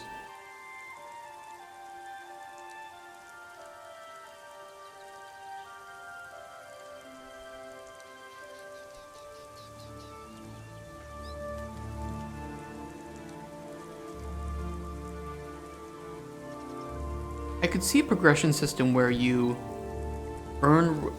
We either have like achievement based, or you have you start with starting weapons, but all the starting weapons are viable. And it could be more like Warframe does it, right? Where the more time you want to spend on a weapon, the better you want to make it. The better you can make it endgame. You can make anything endgame viable by putting enough effort into it. But then you can, I don't know, you would have different like ammo types that you could use and just switch out based on necessity. And those wouldn't be progression based. Those would just be which ammo types do you want to bring? Do you have to buy it or whatever? I don't fucking know.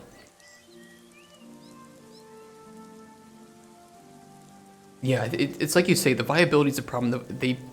They fucked it up because of the way that they just add armor to make things more difficult.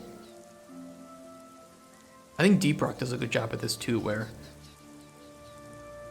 you have enemies with armor, and a lot of weapons have the ability to destroy armor, or at least most classes have a way to destroy armor, and classes are good at taking out different things. So you might have in Helldivers 2, I think it is a classless system, right? So you can just choose your own loadout and do whatever the fuck you want with it.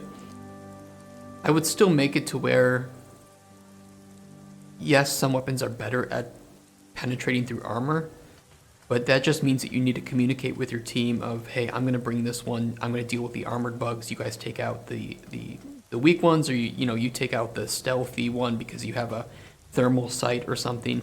Who knows? But, base it off of enemy mechanics and let players communicate and decide their loadouts based on what the mission is calling for. That's, if I don't know if that makes sense.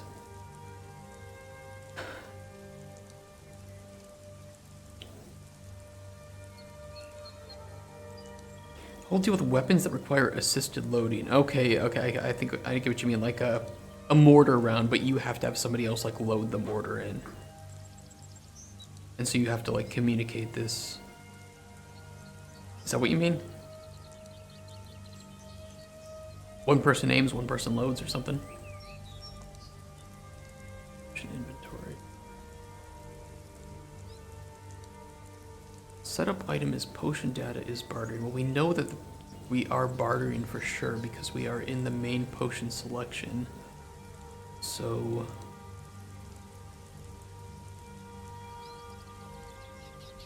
setup item, potion data is bartering.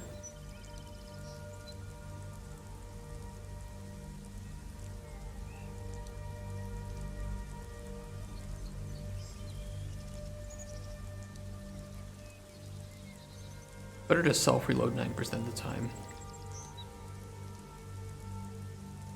Is there a way, I mean, I could see it working in a situation where you are preparing like a first assault, or it would be useful to have like two people up on a ridge launching a bunch of strikes down while, two other people are picking off ones that are getting too close.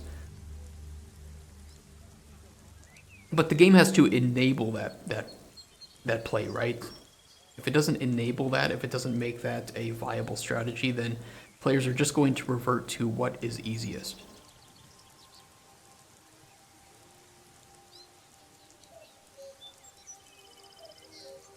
But that is difficult to balance, I will say that. That is not easy to do. The progression system is much easier to manage, but having players play the way you want is not an easy thing to naturally encourage. The weapons were proportionally powerful, sure, yeah. The weapons that require assisted reload are mostly pinpoint accuracy with very little AoE. Oh. They're kind of teaming up to bring down 1 to 2 enemies in a group. And they usually throw more than 1 to 2 enemies at you, right? To where at a certain point, even the 1 or 2 enemies that you would want to take down with it would be easier to, or just less work to handle, or less stress or less communication to handle just as a group. 1 to 2 heavies, fuck ton of light. So it's better to sling the heavy weapon, shoot, reload after confrontation, yeah. That could be worked on. That could definitely be worked on.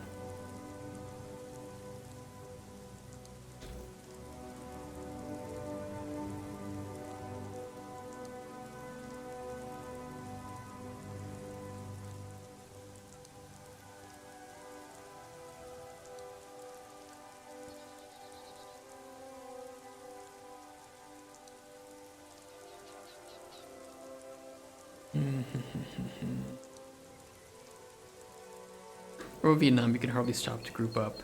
Can't defeat a wall of enemies with this mechanic. Yeah, exactly. So there aren't really situations where... Would be a good explanation for it.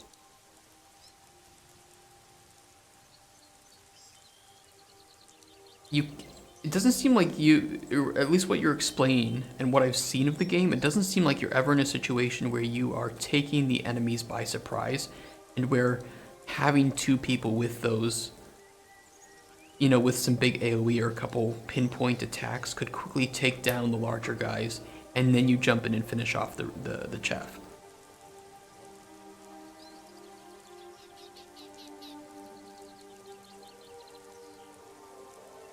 You know, and make the fight easier.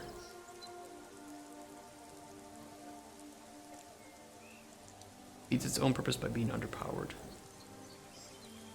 Because if there were like a bunch of bugs roaming around an area and you needed to clear them, you can jump in right away, or you could get better tools like orbital strikes or artillery. Yeah, I know that you have those, and they seem pretty fucking powerful. So maybe it's just that the game doesn't really encourage that type of play as often as it could. And then even if you're in that situation, you have better tools for it that are just easier to manage than, hey, get over here and load this gun for me. Yeah. Huh.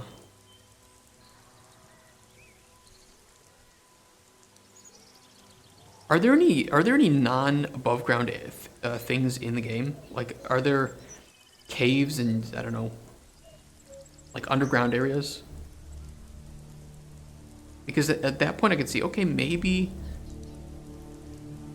then you know you don't have your strikes, so maybe there's a good niche use for this. And I'm okay with something having a niche use as long as it's interesting, right? And so maybe, yeah, orbital strikes are great because, you know, boom, but if you don't have access to orbital strikes, then maybe this is where something would be great. But if they don't have that, then it is what it is.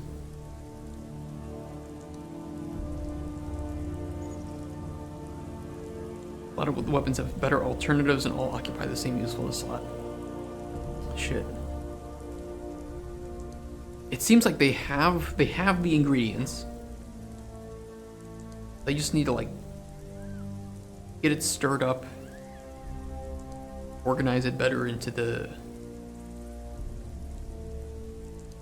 dish, if you know what I mean.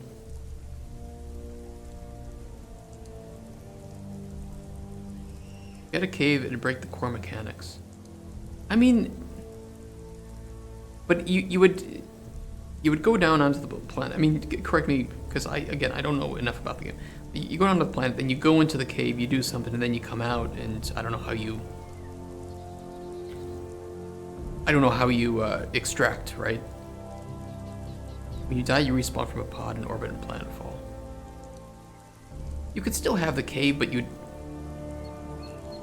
have to design them well enough to where it's not too tough for the player to get back down, because you don't want to run back, right? Run back's pretty shit. But or some way to, you know, have I don't know.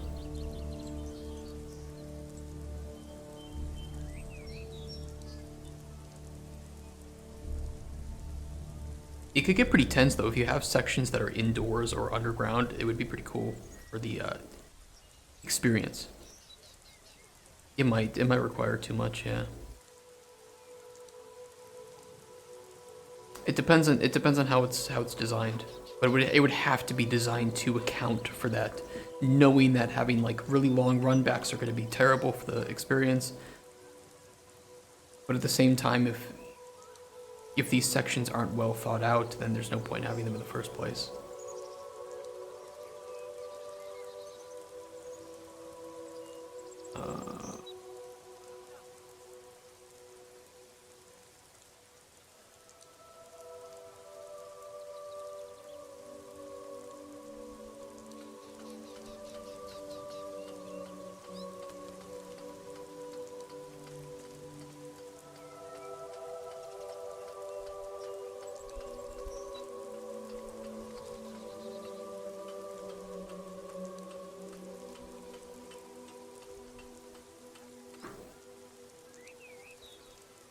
Things you throw a beacon and everything, such as players' weapon strikes homes in on the beacon, so you're having sky visibility for beacon would render it useless.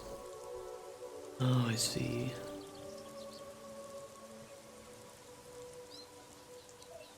Yeah. It's kind of like, actually, like Metal Gear Solid 5 kind of did that well, where if you knew you were going underground, you would... And I don't know the pacing of Helldivers 2, right? So I don't know if it's like you have a mission and you go from section to section to section of combat, right? And you have some brief or extended periods of non-combat where you resupply. So you could have sections that are underground. You would just have to make sure, hey, we need to resupply now. And we need to be careful down there because it takes time to... It depends on the mission. So I guess it could work, but the game could use help in other areas first before something like this is added. Because this is just to solve one problem with a couple of weapons, but the whole progression system seems to be... It's a warning sign for me. So really, that much of your armory is based on like strikes and shit? It seemed like it's mostly just shooting with regular guns. I don't know about the game. Maybe the strikes do play a much more prominent part than I'm thinking of.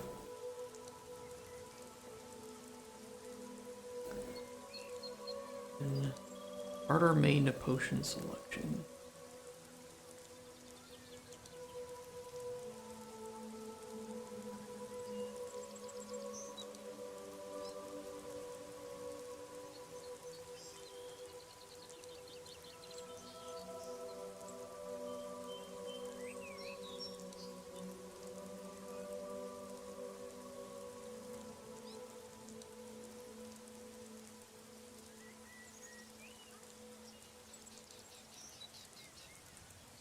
Carry 3 weapons and 4 stratagems. A stratagem is like calling in a gun, calling in a strike, or whatever else.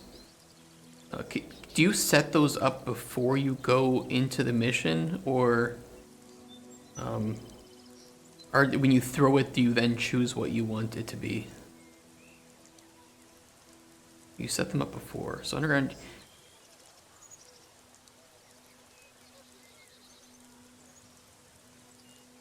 It certainly would be a lot more intensive of a design challenge than just, here we added it, now enjoy it kind of thing. But I think that the limitations it would place on the players could probably be a net positive if they ensured that it was handled correctly. Yeah, exactly. I mean, I like the idea of rendering some of those stratagems or just not as useful depending on the situation. Like if you have, let's say, a mission with 3 combat sections, right? And like, first one is above ground, second one is underground, third one is above ground. So it would provide some difference in playstyle throughout it. Yeah, you're right. You're absolutely right. It would render that person's loadout moot. True. And you do specialize in that way because, like, I don't know how if you unlock something, do you then... Let me put it this way. You can specialize in a loadout, but does that mean that you'll have less resources to spend to specialize in a different loadout? Do you have to like pay to purchase something to add to your loadout or whatever? Or would you just have to make a new loadout?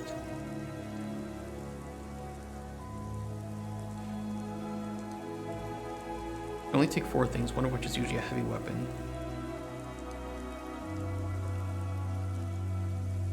Yeah, interesting. Yeah, good luck with your workshop. Thank you for telling me more about the game, though. That will inform me better about things.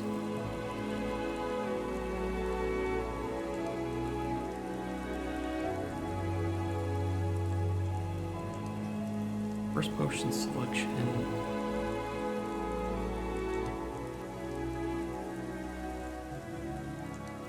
I could do a switch, or I could just do a...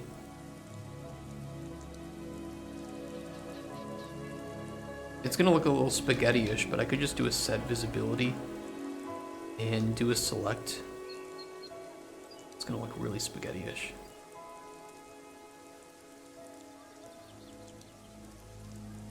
But this way I don't have to have like a bunch of nodes.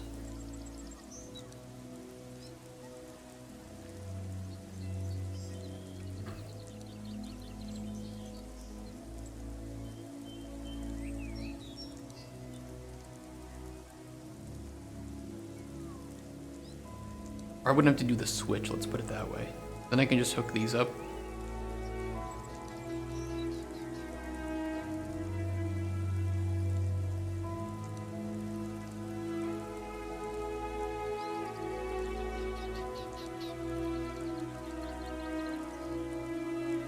And we'll need a third one at the end, but we'll just do it this way for now.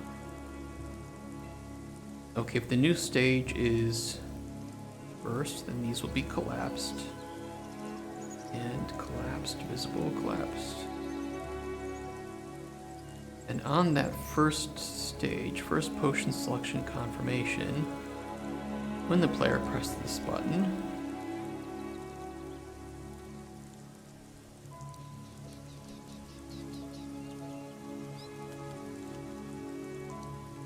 where's my BPI? You have set barter stage.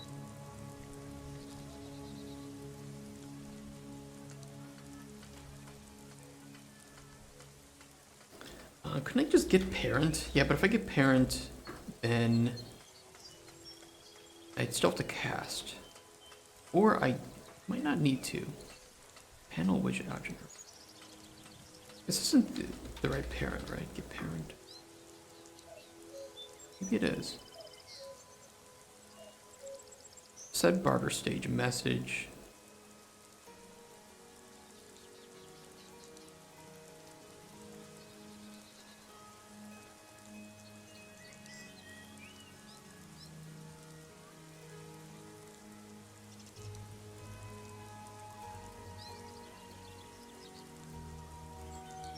Oh, well, the things we may not want to do just the select. The switch might be better because we do have to run some other information on the select. I'm sorry, on the switch. We may want to do a switch, not select.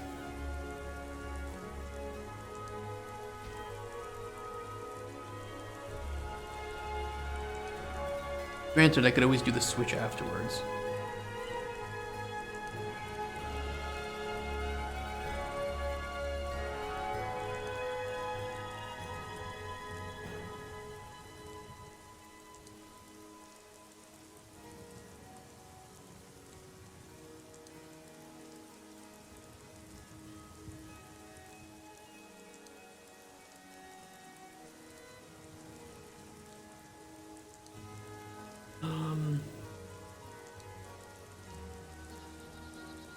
PvP first potion selection confirmation.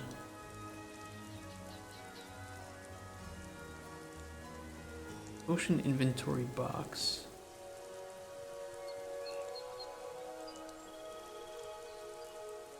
We need to grab all the potions in there that are selected. We need 4 each through each of them.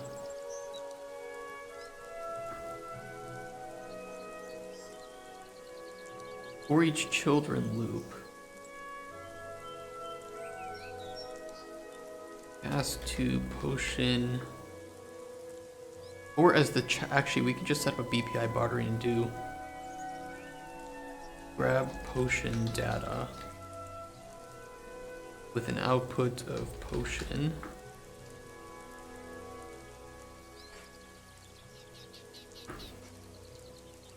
And then in potion inventory item, we use this BPI.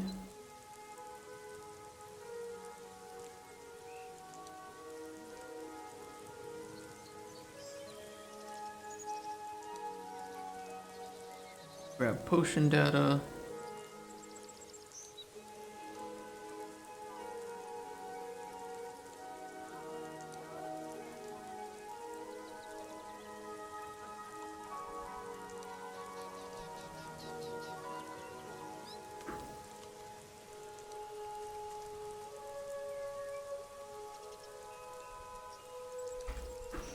We can do is selected too, because we're gonna be using these selected in 2 cases, right? So we can grab this each time using the same BPI. Grab is selected.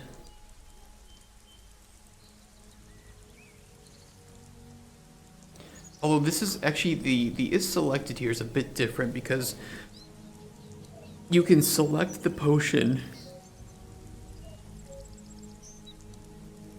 to show up permanently in the potion info panel, but that's a bit different from the selection for bartering. We'll change this to be is highlighted.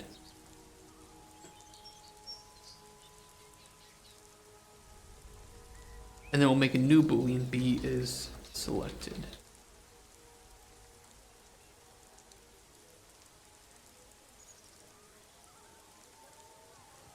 And that's the one we'll return.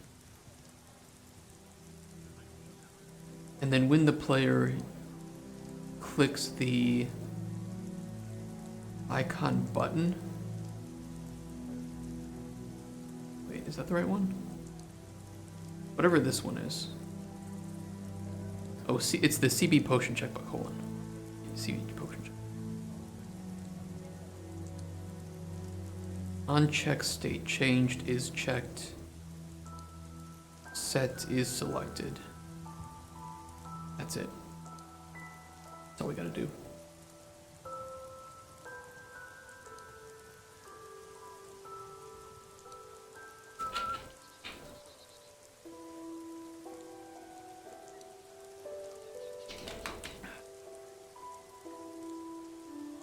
Yeah, speaking of Skyrim, I've been playing this this big mod pack called Vundunik or whatever. And I like it, but I kind of hate it too. It seems like it's just gone overboard with changing the controls of the game. Like it's got like true directional movement and these immersive first-person animations for everything. And at a certain point, it just actually becomes... it's like bloated with realistic things that it feels difficult to play. It's hard to explain.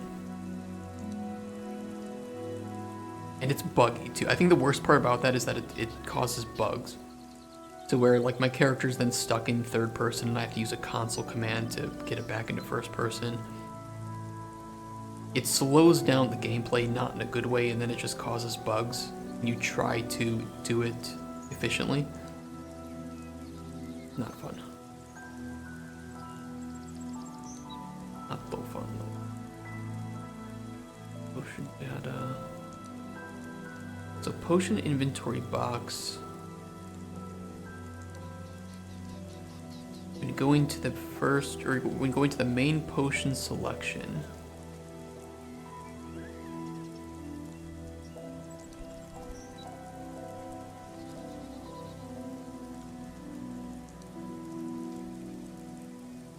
Well, this is curious, so...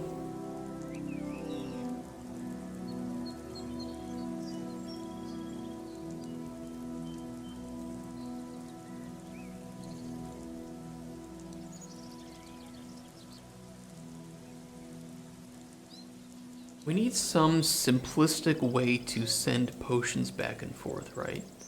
So if the player presses confirm, we can grab all that are selected, grab their data, and send that array over to this.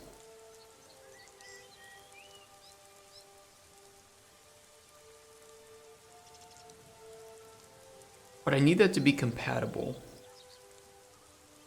with sending information back as well. Because I'd like to use the same switching method to deal with that, or we set up like a different function.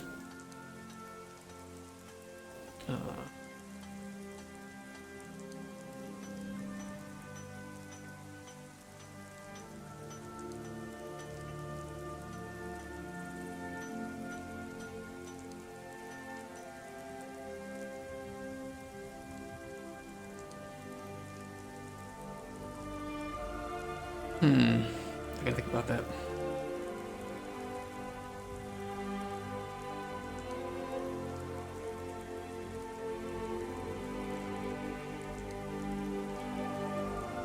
Okay, potion inventory box. I'll think about that.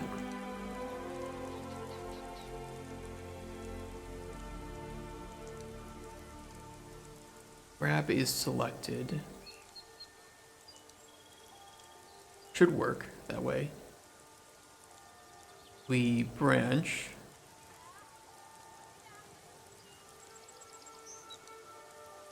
We could move the widget. We could just grab the entire widget and move it. Instead of creating a new widget, we just move it to the new.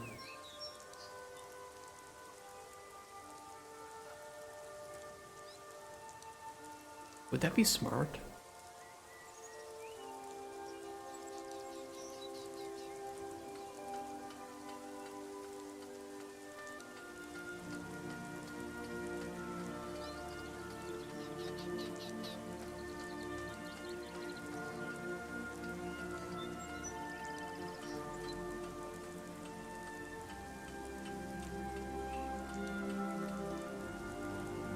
Because like we're using the same widget between both of these.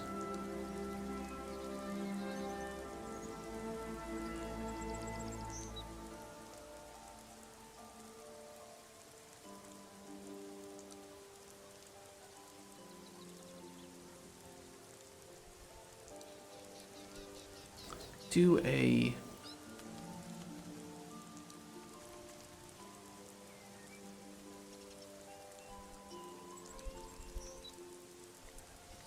reset inventory item.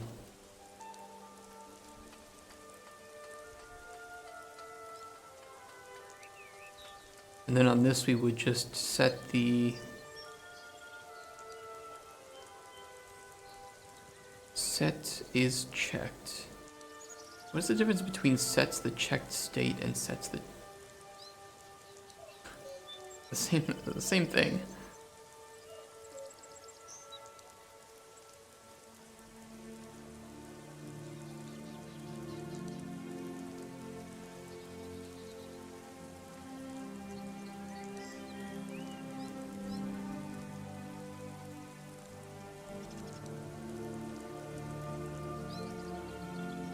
So we would do that.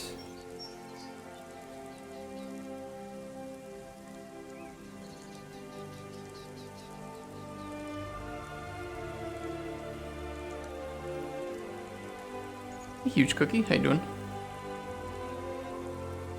It's selected. Because we'd have to reset the border. No, we wouldn't. No, we wouldn't. We would have to. Selected.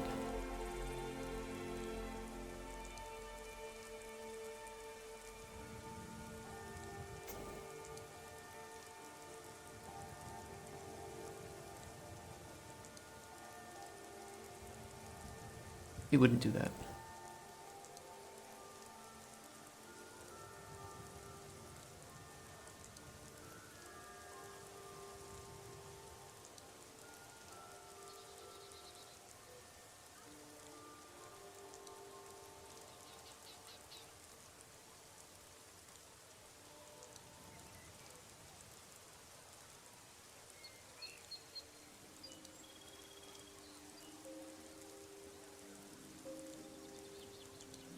would I move one widget to another without creating a new widget?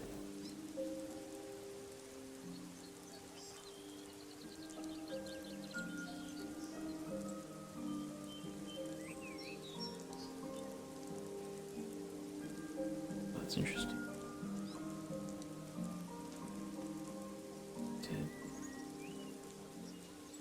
I can make a local variable of the widgets.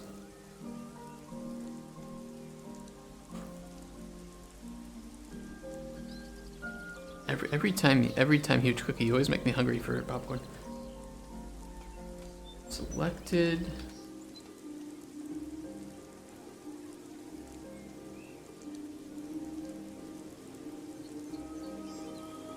Inventory. So we'll call it selected inventory items array. Yes. Fine. Git add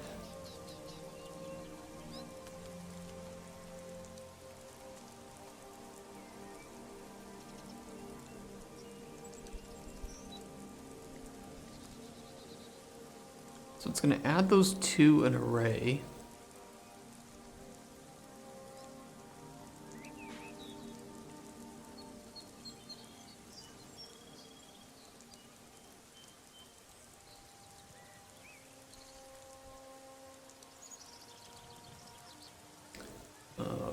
What's it called? What's the list? SB potion list. So then we're gonna for each.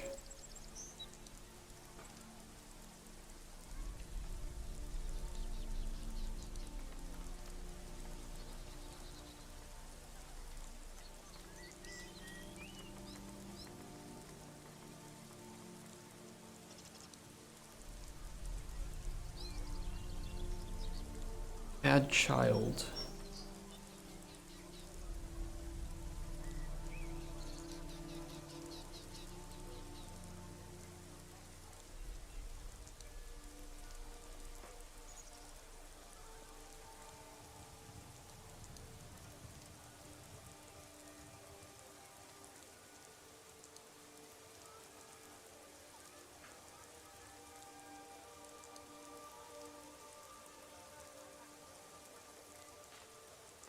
Then as child, I want to reset inventory item message. And then we're going to get the first child in this list. Get child at index 0 and set select. Yeah, we have to cast to potion item.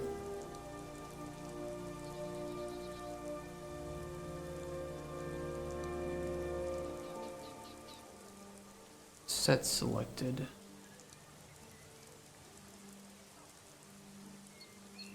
I think that will work.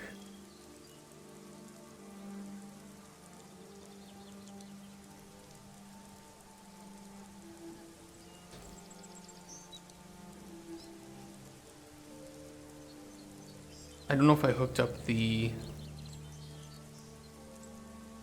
widget switching correctly. It doesn't seem so.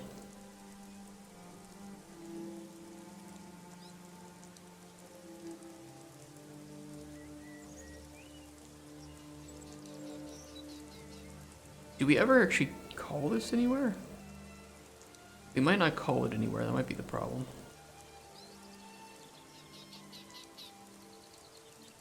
No, we don't. We need to do it when the...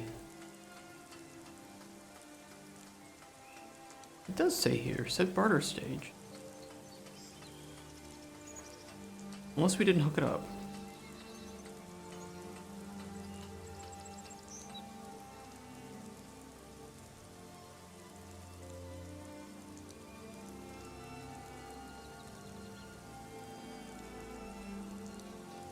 No, we didn't hook it up.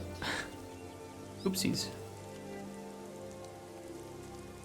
New stage. Change bartering stage. Okay. Now we try it. That was walking. I'll make this potion real quick.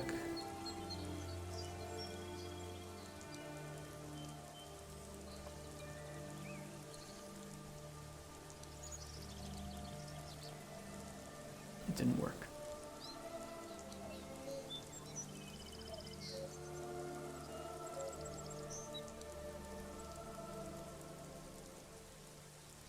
Yeah, these are old. We don't care about that. It's possible that this isn't firing the Git parent. Although it should.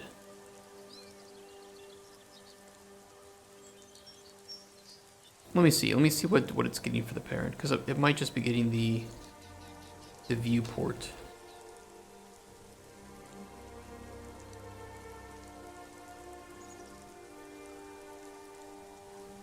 Shouldn't though.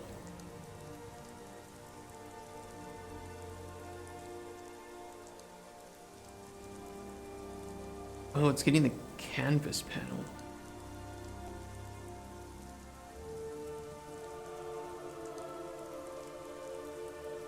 Okay, that's not what we want to do. That's not correct. Okay, I'll just get the direct. It's fine. Trying to be a little bit more clean about it, but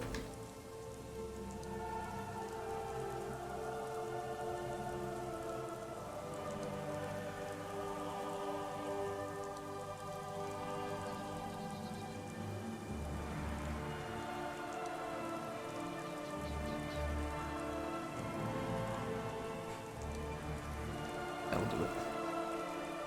That'll work. Hurry. Go, go, go, go, go, go, go, go, go. Just moving closer to it. Okay, I didn't set that correctly. Shite.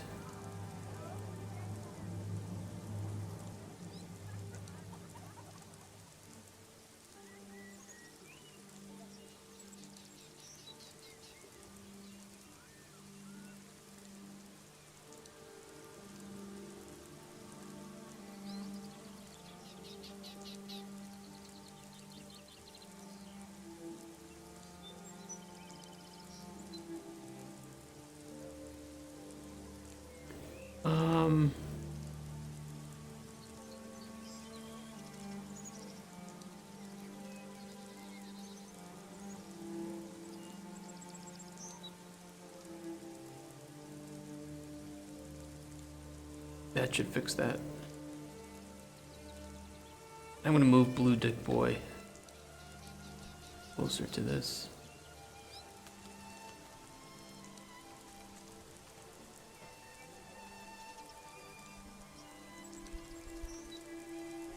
Why did it?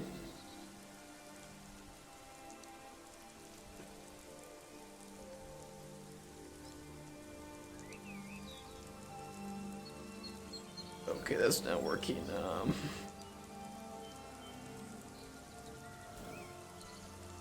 The fuck?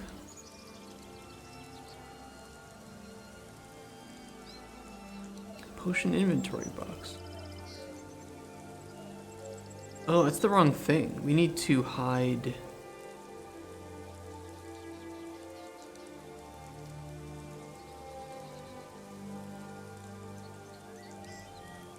I want to hide the whole potion inventory, but it's not going to work well that way right now.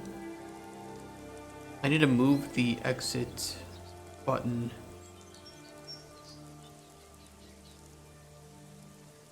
to the screen.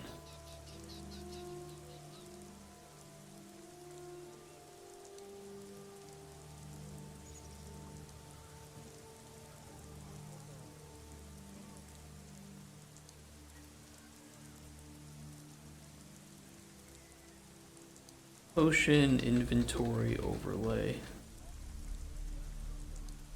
It doesn't need to be an overlay anymore, but whatever. We want to hide this. We want to collapse this.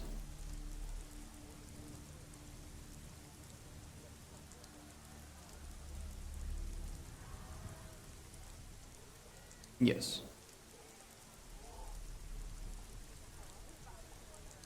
However, it is not sending the data through properly. I don't know why.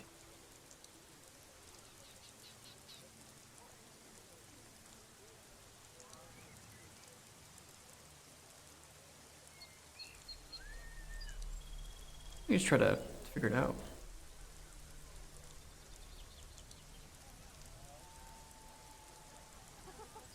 Okay, that's fine. But I want to see why this is not functioning properly. New stage is main potion selection. And bartering should be true. We know it's setting visibility correctly.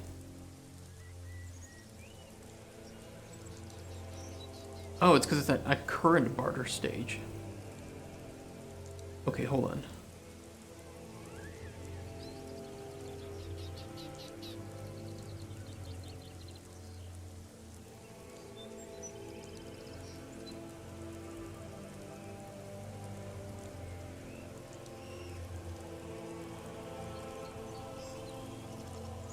Okay, let's test it now.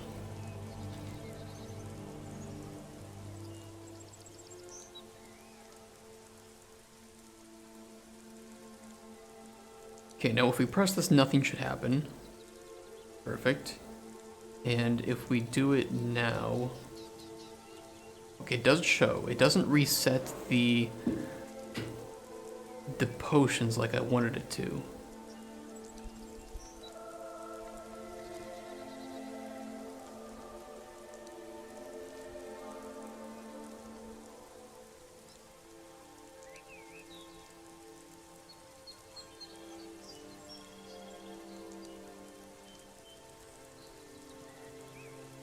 Are we not clearing? Oh, we might not be clearing that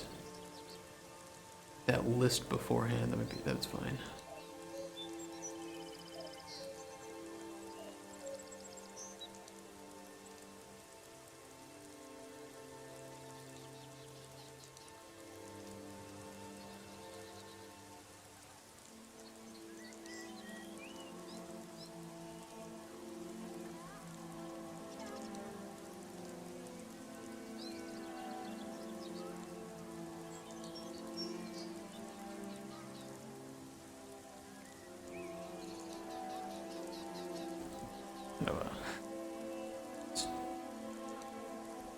Not a huge fan of the way we're doing this, but it's fine.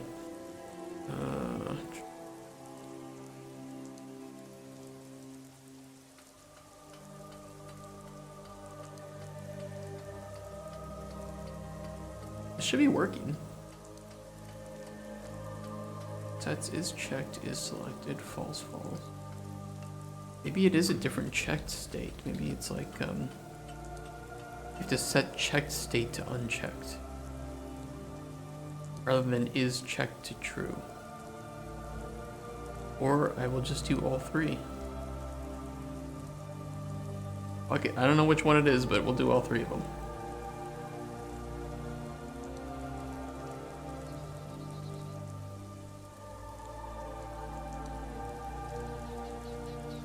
Boosh. Perfect. And the info panel should still be working as it normally is. You can test that here.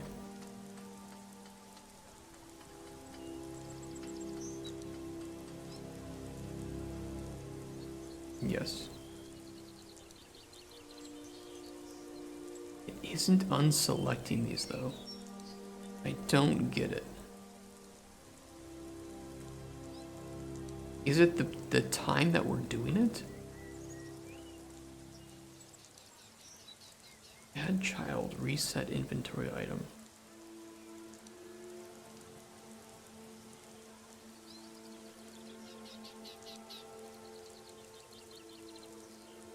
Maybe it's not getting the class.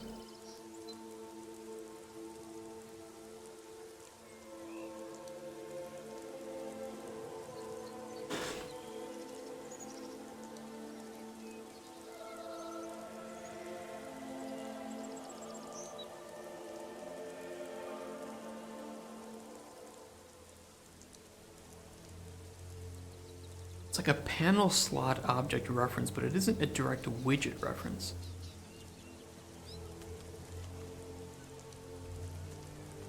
It's not, this is not, it would work if the child return value is proper. We don't actually want to do the panel slot object, we want to hook it up to this.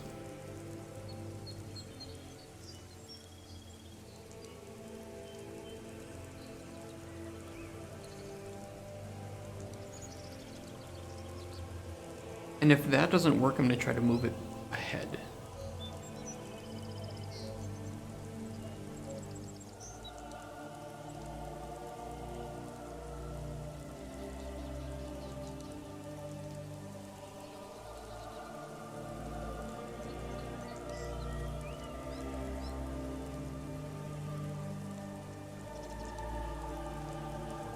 There we go.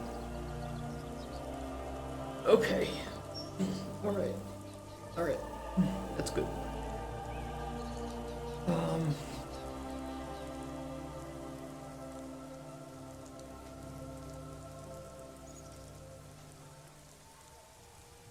The thing is, these haven't been removed from the player's inventory yet, so if we press cancel,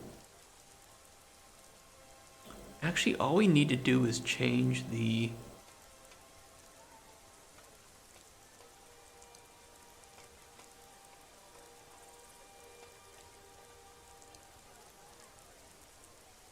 we should just be able to switch the bartering state and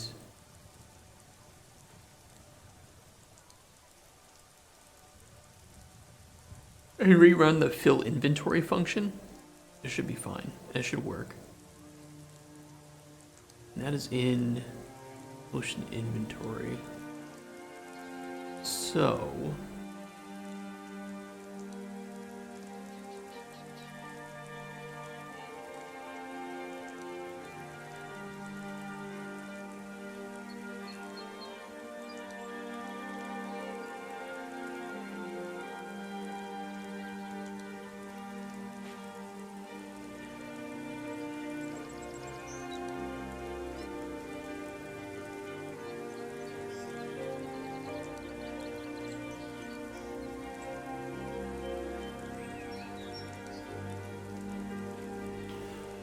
it would be in the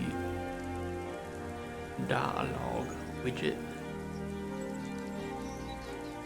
When the player presses barter potions, setup widget.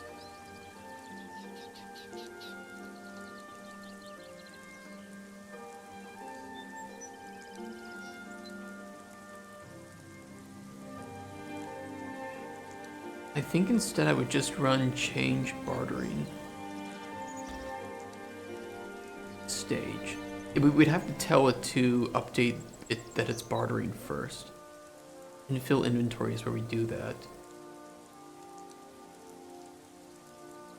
Even though I don't like that.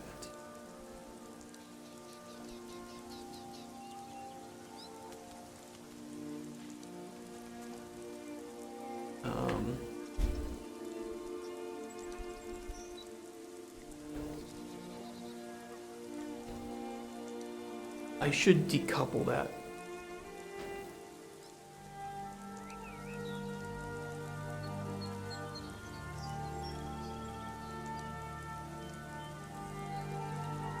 Stop telling me to move.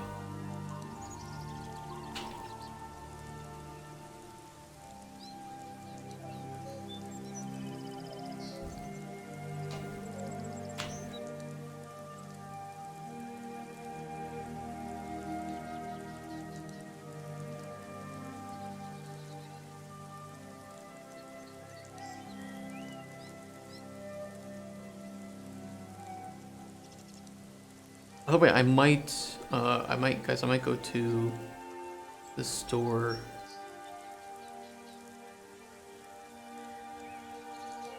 Or order online and get a new webcam.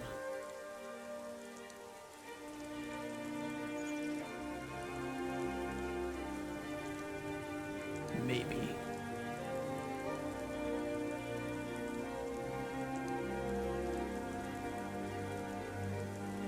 want to look into the cost of getting a new streaming computer too. I'll still use this mini PC, it's really nice, but I'll probably use it for like traveling around and doing work and stuff.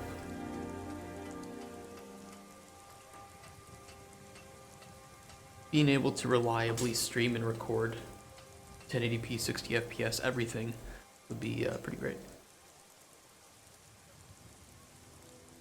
Better for YouTube too.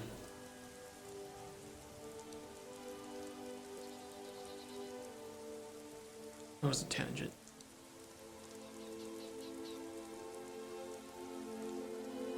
If I want to send that back, I just need to change type. We would still be bartering, so I don't think I would have to change anything here.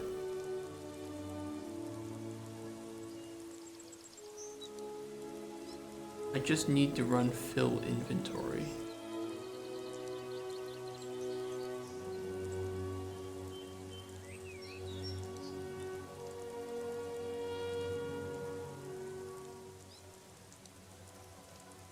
Didn't that work?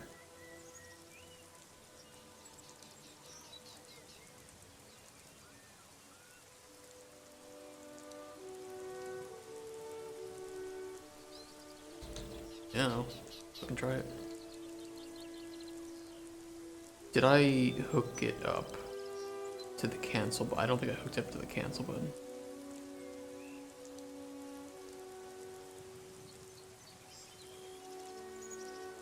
On released, get all widgets of class, inventory.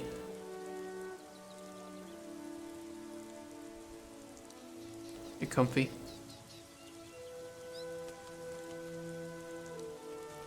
I'm sitting on the edge of my chair. I'm definitely the opposite. Let me get comfy here. Okay. I sit in my chair too with my legs all the way to the side. I don't like sitting with my legs out front. But I bet that contributes to some of the pain that I have when I sit. That's stupid of me. Change bartering stage. First potion selection. We don't have any code right now to make sure the player can't go to the next bartering stage if there aren't any potions selected. That will be easy to fix though. If anyone was wondering that. It's just I haven't done that yet.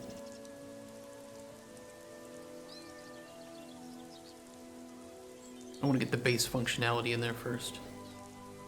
Which is, you know, select the potions, press confirm. Okay, you have the potions, now you select the main one. It's like, oh, I want this one to be the main one. And we also don't have the functionality here to prevent the player from selecting more than one. Yeah, player plus cancel. Okay, it is working.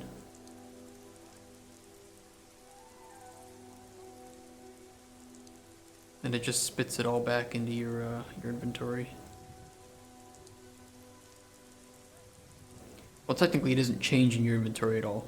The previous method was removing it from your inventory and then adding it back, which was not a great way to do it.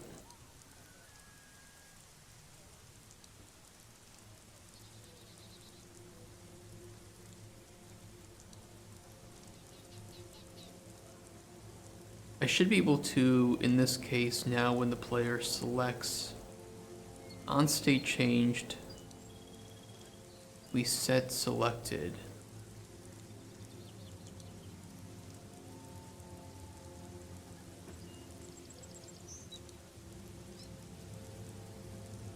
I need to grab bartering stage.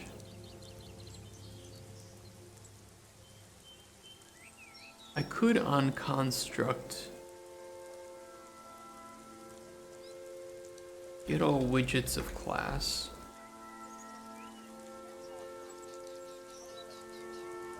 Ocean inventory. Get variable Ocean inventory ref.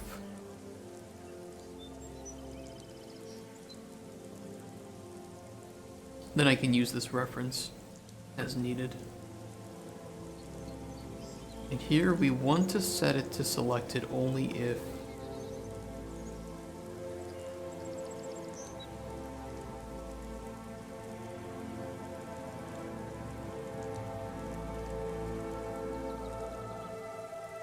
get potion inventory ref.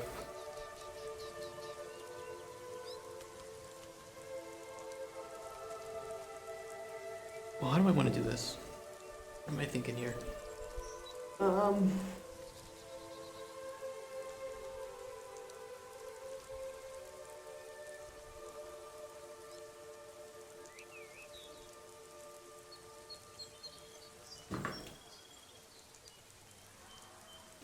Get barter stage.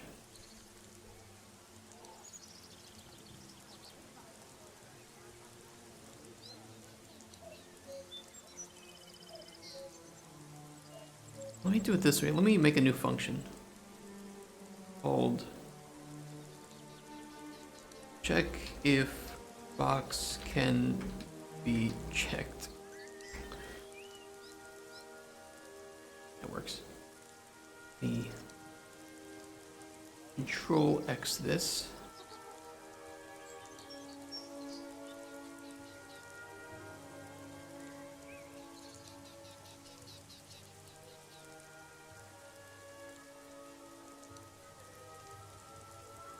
B box can be checked.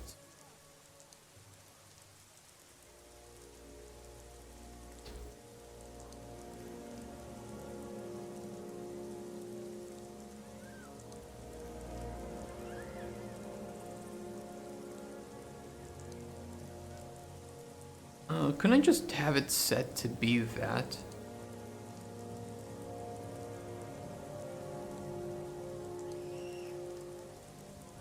Because if we press it and it can, we should set it to selected, and if not, then obviously we can't. Okay, first we need to get the barter stage.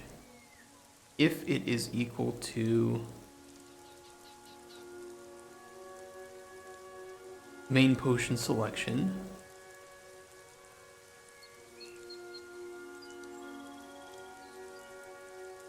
we need to do some more data stuff. Otherwise, we can just return true. Now we need to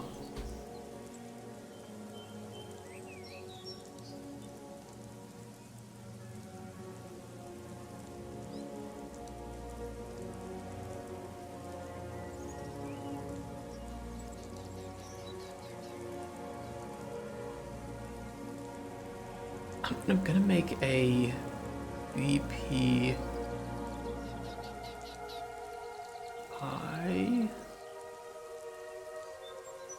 I need to grab the main potion selection widget and I need to ask it if something is already selected of its children. So I need to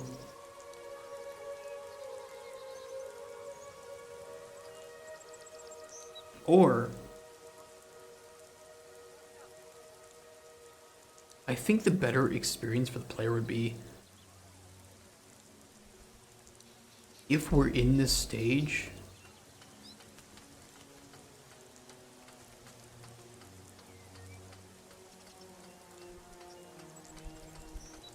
to unselect all of the other ones.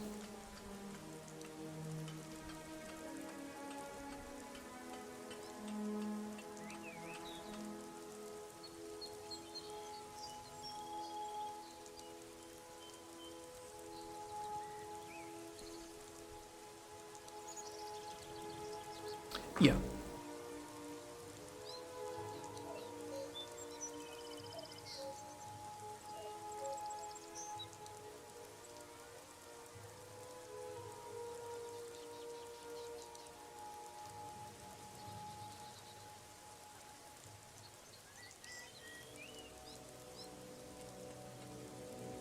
I'm gonna make a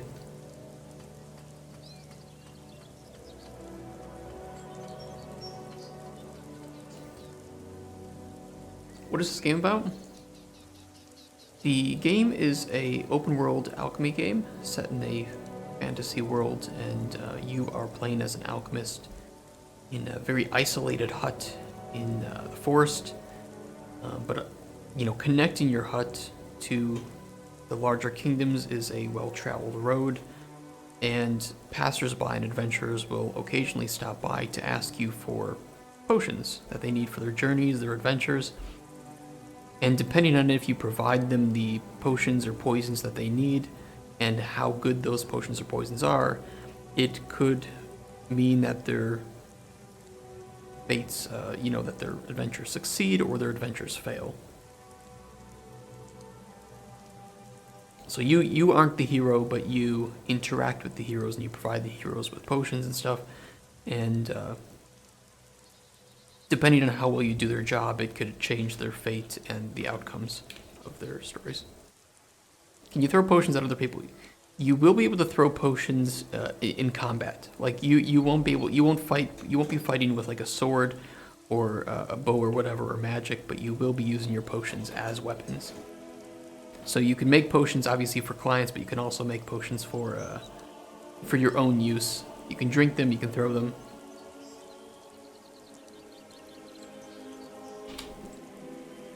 That'd be fun. It would be. It will be. It will be fun. Checked.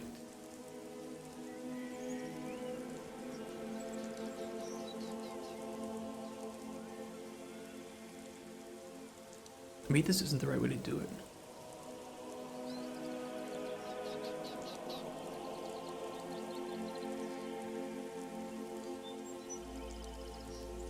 Well, I could reset inventory items, so what I could do is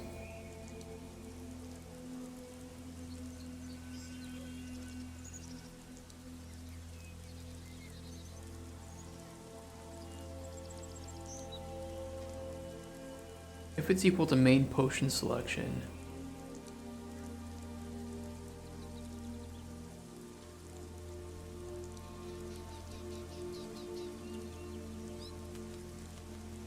I need a better way of explaining my game though.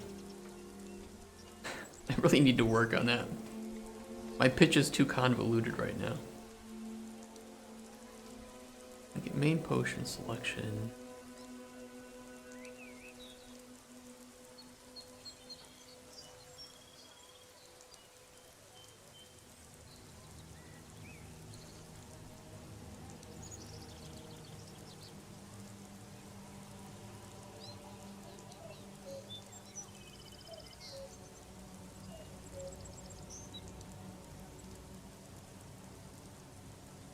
SB potion list.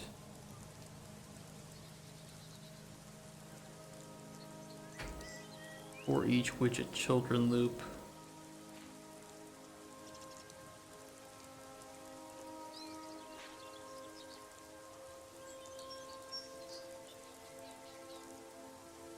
Reset inventory item, and then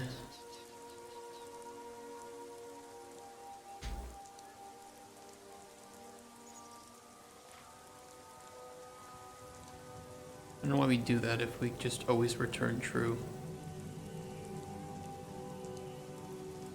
Whatever, let me try it. Let me test it. Did we hook it up? Yeah, okay, we did hook it up, okay.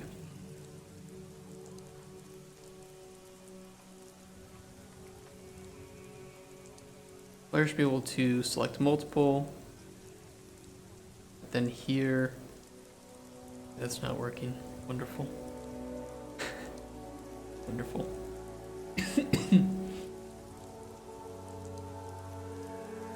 Is it because our barter stage wasn't updated? I don't know. Let me check it. Here we can just resume.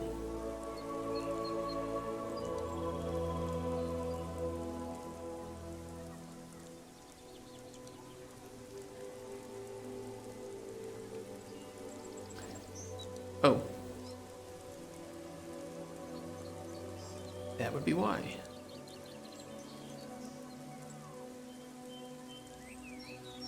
Now we can test it.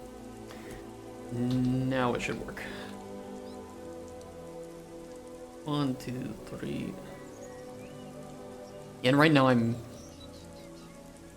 refactoring some widgets. Hi.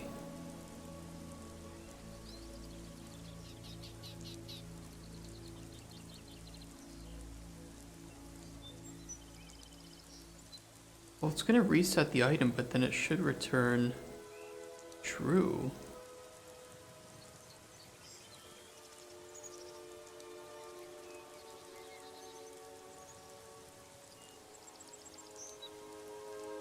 Oh, I see. I see.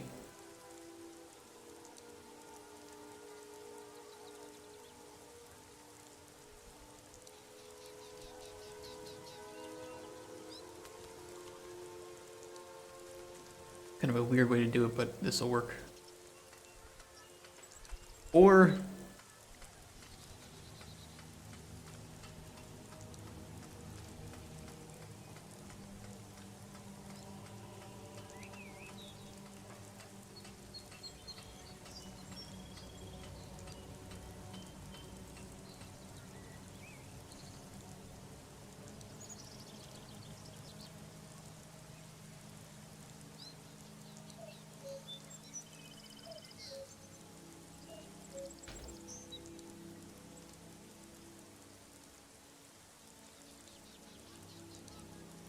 I'll just do this.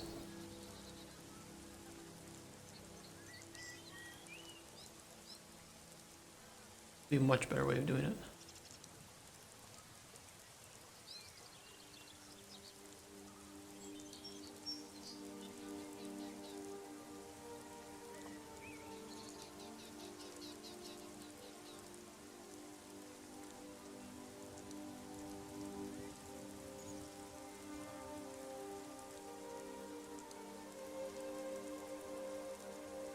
Check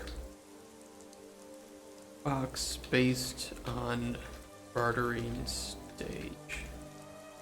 Hey Joker, how you doing? How's your game jamming going? Or are you taking a bit of a break from that?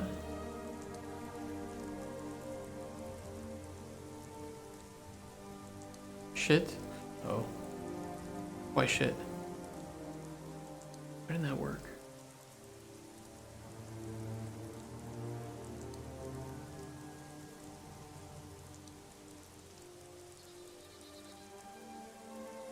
Scrapping project after project. Why is that? Are they just too big in scope or something? Or what's going on?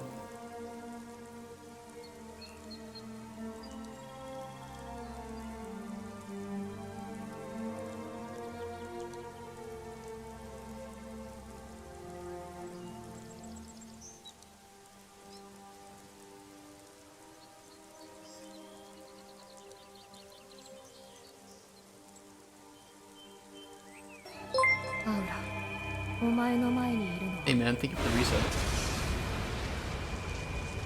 The 3 months. Joke Def just resubscribed for 3 months.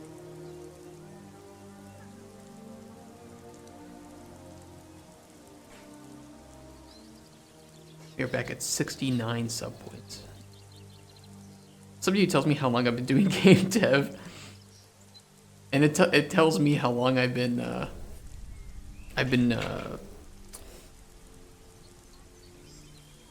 not partner. Whatever the word for it is. Fuck it, whatever it is. Yeah, what's going on with your projects?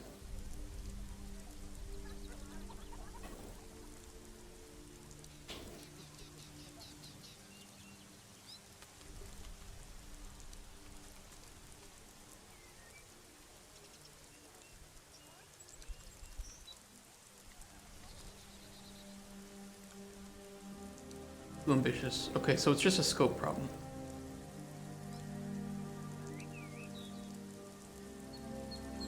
You could do that, or if you'd like, and this is just an offer. If you have a game jam and you get an idea, sit down with me for, I don't know, maybe like an hour, half an hour to an hour, and I can trim the scope for you. I can be your producer in a way. I can say this is too much, this will be too much.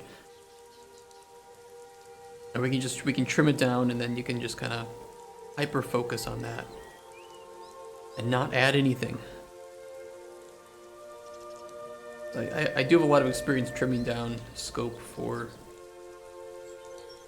my work stuff. Okay, that's working.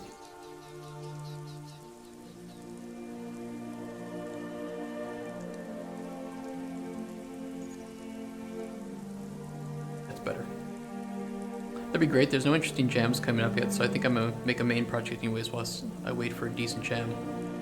There is that, yeah. I'm thinking of getting together because I have a few people who might be interested in making a game. It would be under the Microraptor umbrella, and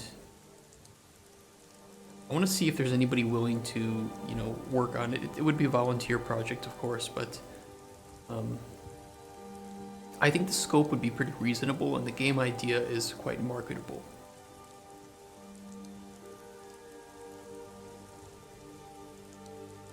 Mr. Raptor, it'd be cool if you lose your items when you die during adventure. I don't yet know what's going to happen. The game is, Cauldron Chronicles is going to be pretty casual friendly, so I'm not sure. Like Lethal Company? I don't know. I don't know if that would be good for a casual type game, but we'll see. We don't even have any enemies yet, so I'm not sure what's going to happen. I do like options. I like people being able to play hardcore if they want. I like that.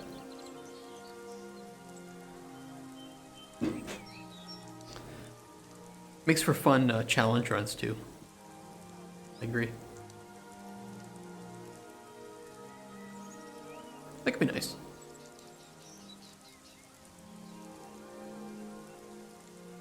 I'm always a fan of custom difficulties and whatnot. Play the way you want to play. Turn off the shit that you don't like.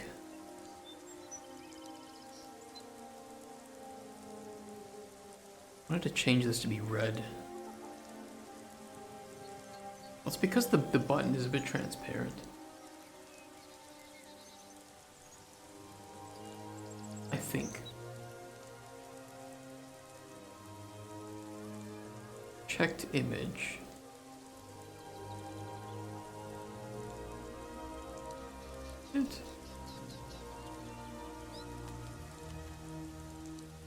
Background image. It's got a value of 1 though.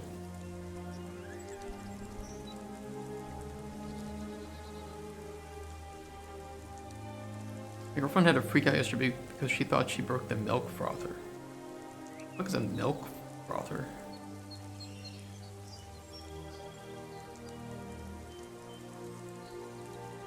Background appearance when pressed.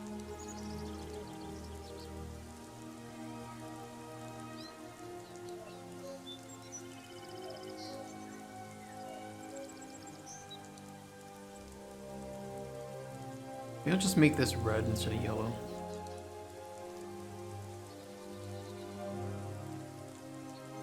Like a dark red. I think that makes milk foam for coffee. Oh, okay. I'm not a coffee drinker. Be why I do not know that. That's a bit better.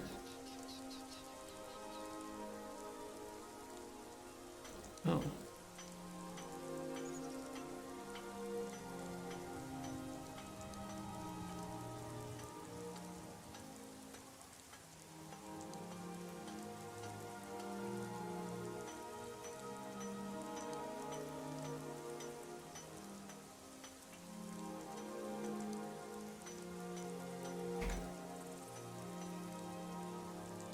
Hold on.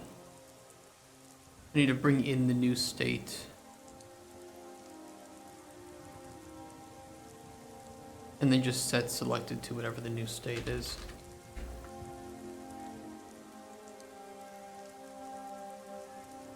Should fix that bug.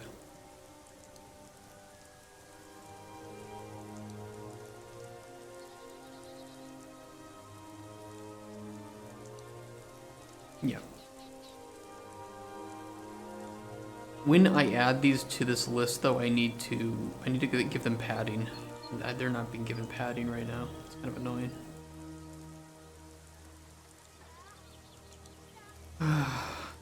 I'll fix that. I'll fix that later. That's a quality of life kind of thing.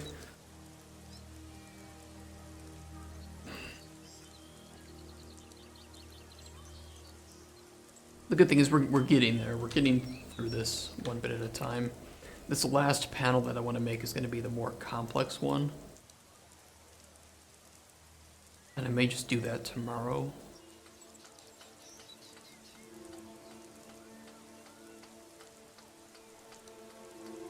I mean, I still have time. I can still start on some of this stuff today, but let me think.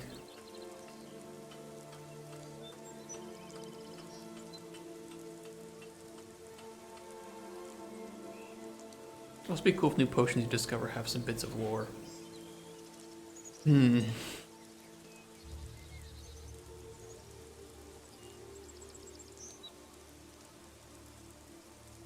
It's not out of the realm of possibility. But I will say I haven't thought of it yet. It's a very free-form system of making potions.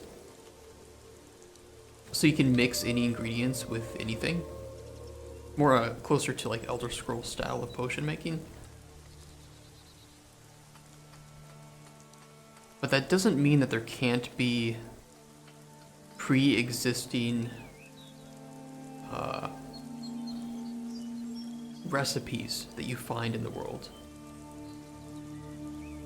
And there might be some lore of them having been used.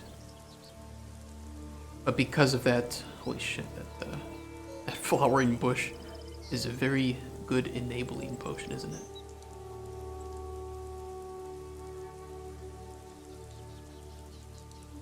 So yeah, it's like because you can add anything that you want into this and at any state. We have to decrease big animatronics. Harvest the life of children, nice. So I'd have to think of a bit about how it's going to be, how it will look in the game. Let's put it that way. Be a super secret blueprint. I'm thinking of something like that.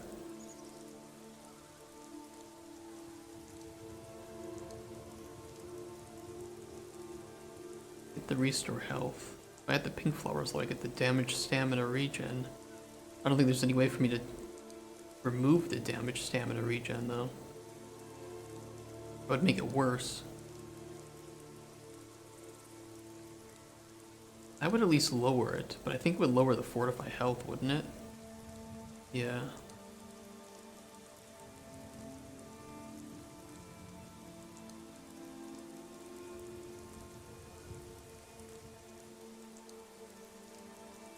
Oh, it changed it into damage mana regen.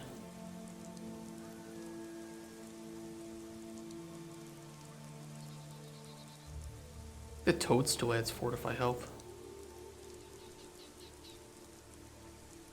Let's try the toadstool.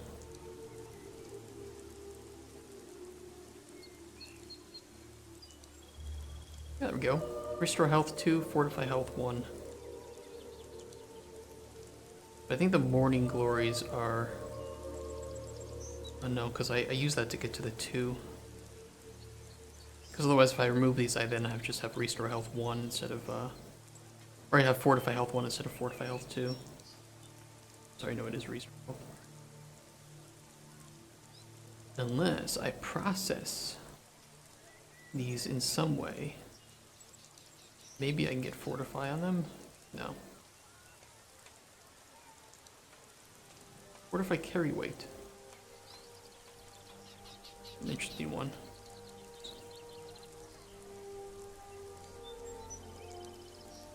Yeah, didn't really do much. But yeah, you can see like the system is very freeform in its creation, so. But I think that there could be some lore on pre-existing recipes, because those will help you to understand, okay, so, you know, because there's multiple ways that you can learn about different ingredients. And so that would, you know, pre-existing recipes would be a great way to learn that at the very least, I know that these ingredients, in some combination, result in these effects. So you can kind of start to, it's like reverse engineering the ingredient effects at that point. I'm gonna make a simple 1v1 style game for aimer community. Just a 1v1 arena game with high skill ceiling for tracking and aiming. Makes me think of it wasn't a PvP game, but it was a game where I think you would change the gravity of the arena based on the music. So like different music beats, it would change the gravity. It would be like a shooter game. So many ideas, so little time.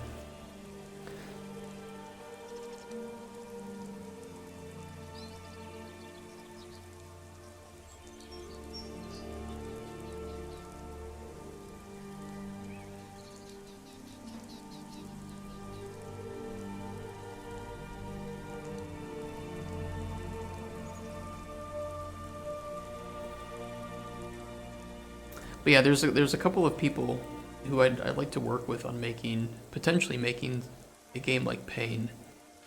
Because the more I've been watching video of this lately, I think that this is mechanically a very simple game to recreate because it's just heavily reliant on the physics and the level design.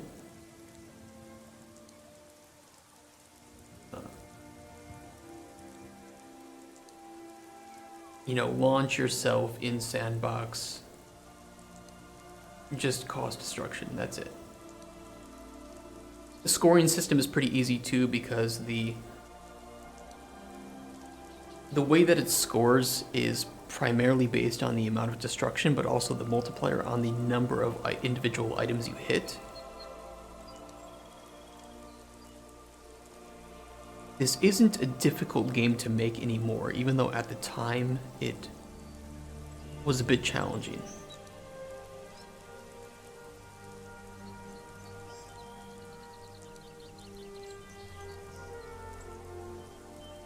And just, shit exploding and shit happening, not much of a challenge anymore.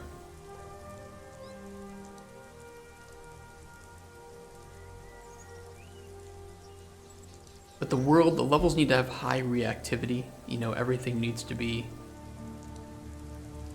smackable and cause some kind of chaos or destruction if you hit it just right. And I was thinking that, maybe you'd be interested in joining that Team Joker. Something like this in the style of Fall Guys. Yeah.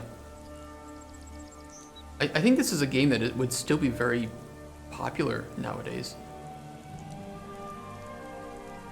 The fact that this hasn't been recreated in any way since then is kind of interesting to me. And there were a lot of little challenges and secret hidden areas that you could get into. It's kind of hard to see, but there's down here there's a subway. And so there's things that can happen. You can launch yourself up here and do shit. Might be hard, not saying possible, but hard. It's because domination of CS and workshop. Can't compete with them. Oh, it's for the aimer community. Second is aim lab with leaderboards. I'm not sure if they allow to play one for one, but I guess that's even worse. That's true. That's true. At the moment you make a competitive PvP game like that, if you don't have any ranking system or leaderboard system at launch, it could be dead in the water. That is something to think about that I didn't consider.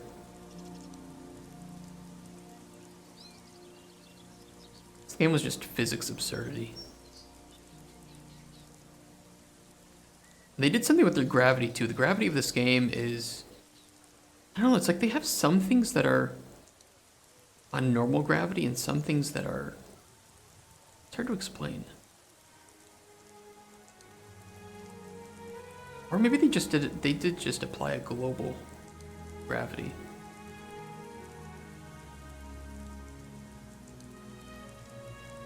Yeah, it's freefall, but it's the gravity is absolutely not stylized, but it's not real Earth gravity.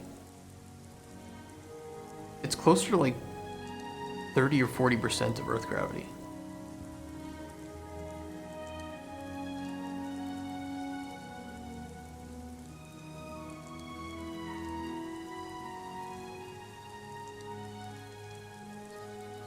No, I'm just trying to figure out what percentage of Earth gravity they're actually using.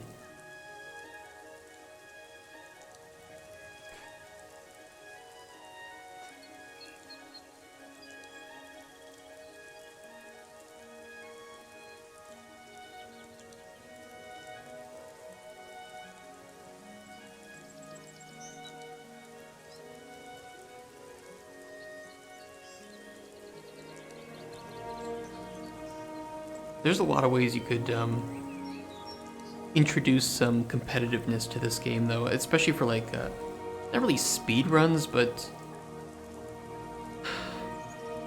what would you call it? You know, like in just getting the highest score possible in like a single launch with a completely fresh map. What would you call that? It's a sort of ranking, but it's hard to explain. I don't know the word for it.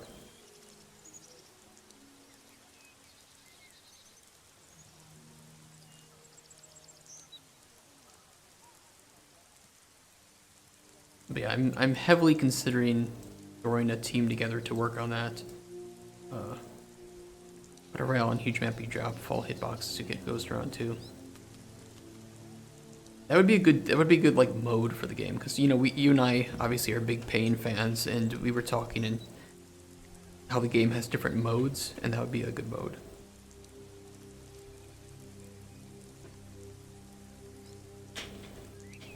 Or you could do like a like 12 people in a lobby, and it randomly picks a map, and everybody has,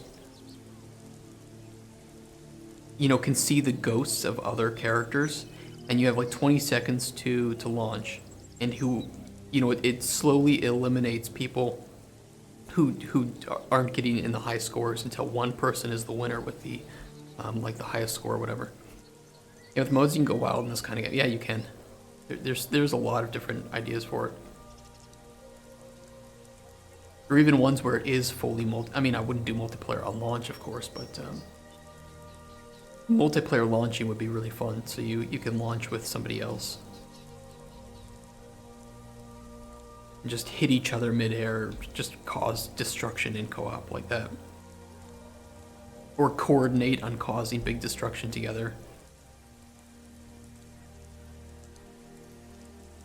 I want to do it. I really want to do it. And even if we don't get that far by like May, you know, for Digital Dragons, I'd still really like to show something with it, because I think the game really is marketable, especially nowadays. Physics games are no less in demand now than they were back when Pain released. If anything, they're in more demand, especially because of engines being able to handle more physics on the screen at once. They're just great at getting screenshots and video of, because it's just pure chaos, right?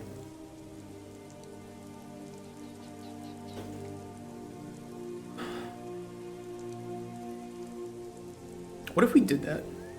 Like, theoretically, what if our time, just for the hell of it, what if we split up time between Cauldron Chronicles and this Pain kind of game? Or what if we get Cauldron Chronicles to a point where I'm happy showing that, and we continue to refine it, but then we add in days after that point to start working on it? Because we're only in February right now, and we almost have the basic of Cauldron Chronicles gameplay loop in place. We will absolutely have it by March, I think. And if not, we will have it within this time in April. And then we do have some extra time. Not much, but some extra time to maybe just get something early started. Very white boxed, very early, vision. But if I was able to make this in, a few hours on a weekend, having never touched most of the things I did in this ever before, working with somebody else, working with like a competent programmer, we might be able to get a very basic prototype made with a real launching system.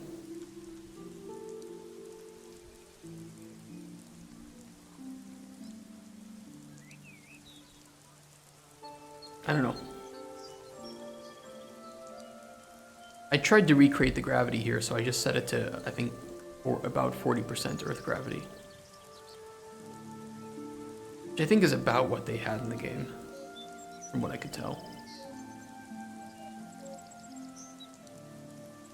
But I didn't have the grabbing on system. I'd have to work the programmer on that one, figure out how that would work.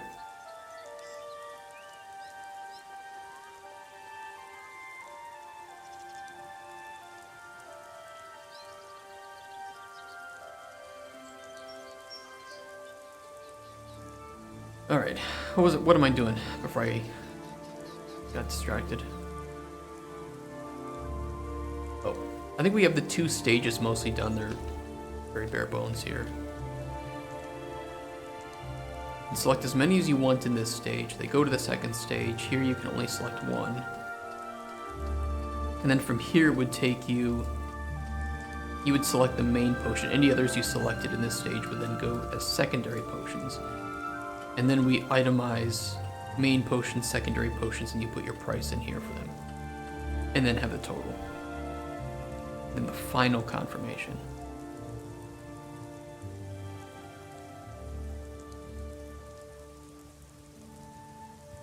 But I don't know what to show in this yet. Obviously we need the icons and then the input boxes. But we still run into the case of how does the player know what to value the potion at? And then how do we tell the player if what they're offering is, or what they're asking for is too much or too little? And I'm open to suggestions on that one because I really don't really see a good way to do it. The main potion is scored based on the NPC's needs. We don't want to show the player the score, because then that would enable them to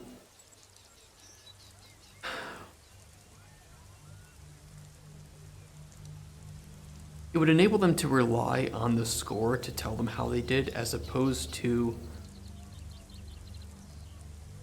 Okay, yeah, look, I explained it down here, but I can go over again.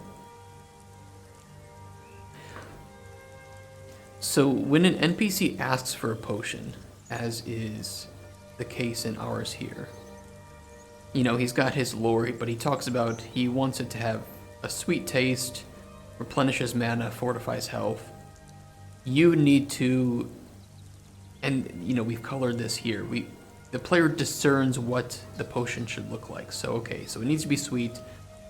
Probably has regenerate mana, fortify health. I don't know what tier, but I'm gonna try to make it as high of tier as possible with the effects. And any negative effects are not desired, of course, because this is a potion that's meant to help.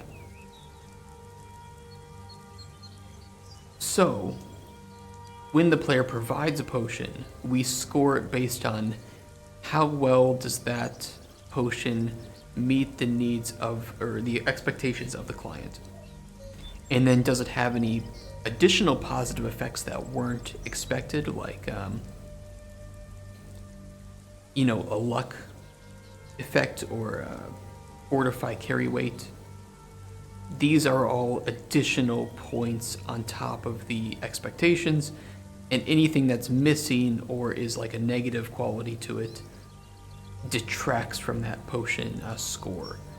And we use this to determine how well the player has succeeded in creating the potions, or in fulfilling the client's needs for the potion, and then how much the client is willing to pay for it.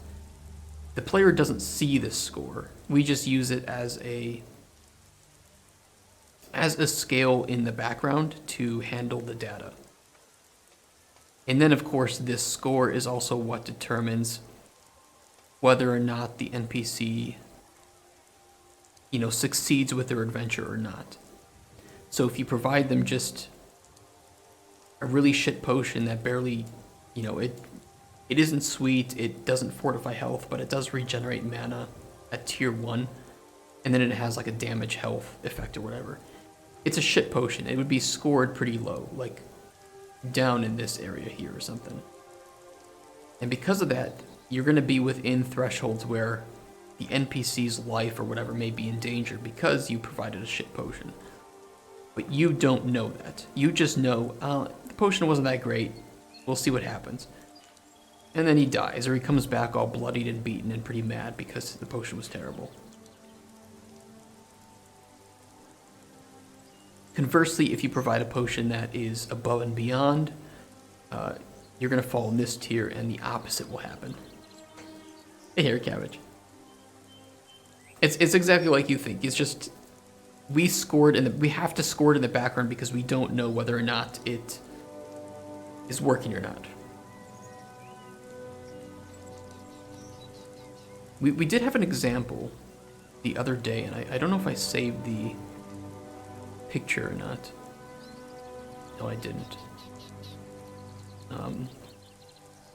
So we took this client's requests. We spent 10 minutes in the world collecting ingredients, and then we made the potions as best we could, as best as our abilities were able. And we were able to get a final score of, I think it was 86, which based on our balance is, let me see. Balance. It's a little hard to see, but it's above the exceptional threshold. So we've exceeded at fulfilling the client's request to an exceptional level, the highest level that you can.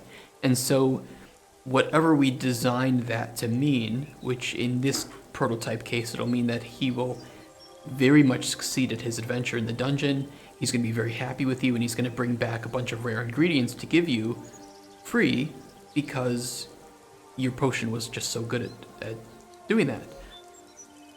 But the thresholds are then lower than that, are 60, 35, 20, 10. So you can think of, 10, 20, 35, 60, and then there's another one, 80. Getting below those thresholds is then going to mean that if we were between 60, or if we were above 60 but not above 80, we would be good threshold. So he might succeed, but he's going to bring back a few ingredients, nothing crazy, nothing super rare, just as a way to say thanks. If you are at the base threshold, which is 35, which usually means that you've just supplied the potion that was expected, nothing extra, no additional potions. You asked for this, you got this, that's it. Then he's probably just going to be okay with his adventure, maybe a little bit bruised and beaten, but still very much successful. And he's going to come back maybe in the future for more potions, but he doesn't bring back anything from the dungeon. You then have a bad and terrible threshold, terrible being the worst. And, those might result in an unfortunate demise or him just being very upset with you and not coming back for future potions. Are you using the score as a probability of success so it's possible to succeed, giving them a potion with a score of 10, or is it like hard set pass fail? For now, it is just a threshold that if you surpass it, that is guaranteed. So I don't want there to be too much RNG with that, because your job is more about you've provided this, the job has gone successfully. It is like pass fail, but based on those thresholds. So there are technically, in this case, 5 different outcomes for the NPC. Is there an incentive for keeping at max points then? Yes. The incentive will be based on the individual that is coming to you. So because we have those 5 thresholds, that means for each NPC that shows, or let me put it this way, for each client request that shows up, because an NPC might come back, of course, right? There will be 5 different possible outcomes of that request if we have these 5 thresholds. We might merge some of them. There might be, you know, it depends on how we're writing it, but because we have 5 thresholds, we have a maximum of 5 possible outcomes. You can have like hard set outcomes, but also use the score as probability for the loot. That's true. That's absolutely true.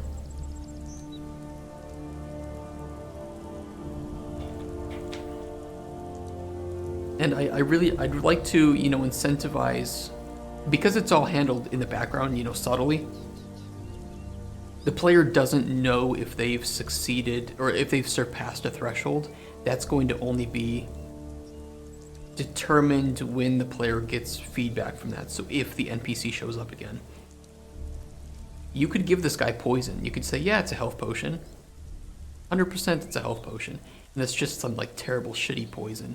And you'd result in a score of 0 probably, and obviously the terrible demise would happen. But there's nothing stopping you from doing that if you just don't like this guy and you want to get him killed. Maybe he's an asshole. Maybe he's just complains about everything. He tells you you're an asshole. Who knows? You can get him killed. Fuck him. You do what you want. It's your game.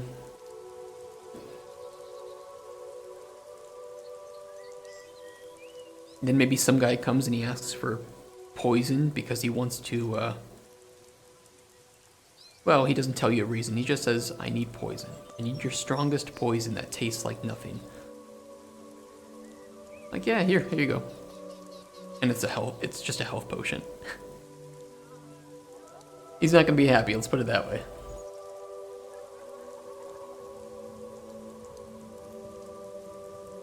But in that case, you know, if that poisoner shows up, like I wants to poison, technically it would, and you give him a health potion, it would technically fall under a failure, but it's a failure from the client's perspective, right?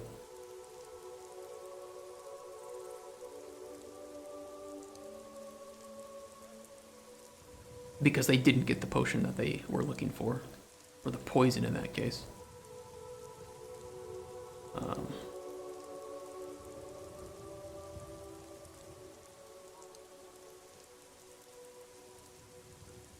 I still want to add a small, like,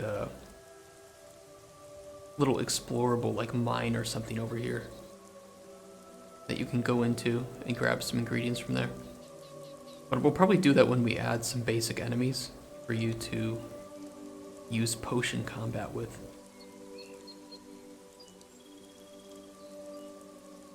Gotta think about that. Okay.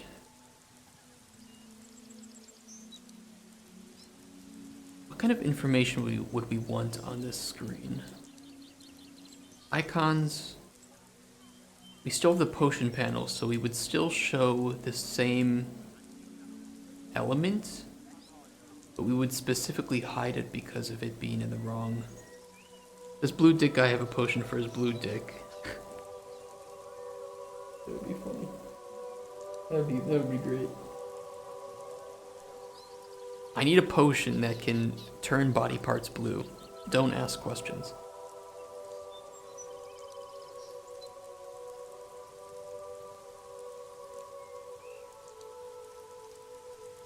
He's blue dick boy because he's got this this arrow coming out of him.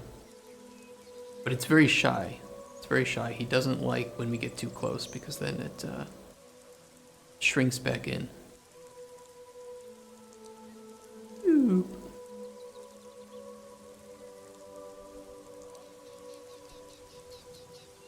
He's afraid of intimacy, I think is what it is. He's very horny, but he's afraid of intimacy, so he gets really turned on when you're far away from him, but then if you get close to him, he gets afraid of being touched and that you won't like him, so it shrivels. I've been in that situation before, yeah. One day one day.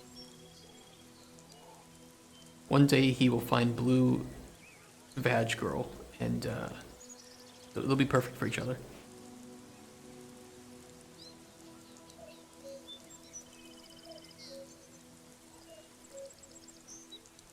So we get here, we have this screen, we have potions, we have an input box, you can put in a gold amount. My question is, how do we give the player the feedback that what they're asking for is too much, too little, or just right?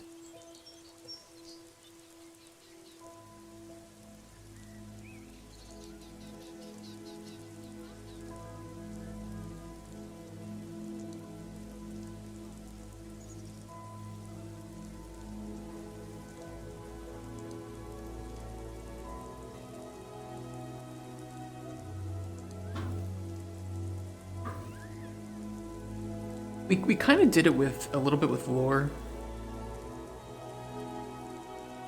right? Where you ask, you know, how much are you willing to pay for all this? Max I could do for the potion is 35 gold. That's all depending on the quality and whether or not it meets my needs.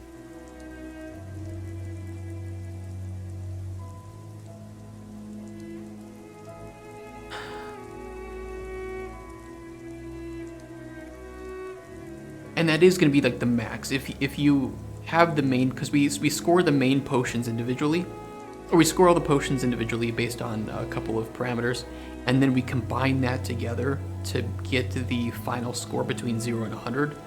So that main potion provides enough to get to the base satisfaction score, and the additional potions can help you reach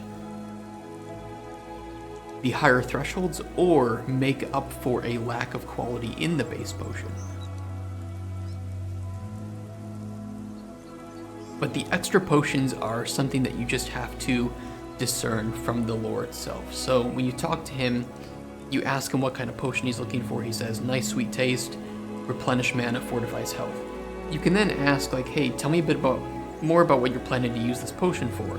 And he tells you, oh, he's going to go to a labyrinthine dungeon, infested with creatures of venomous intent. This music is great but loud. Okay. Venom potent enough to bring even the hardiest adventurer to their knees. Okay, so you're like, okay, he's going to be facing venomous creatures. So maybe a potion of resist poison, of cure poison. And he's like, I have no intention of engaging these vile creatures in direct combat. His strategy is one of subtlety and stealth.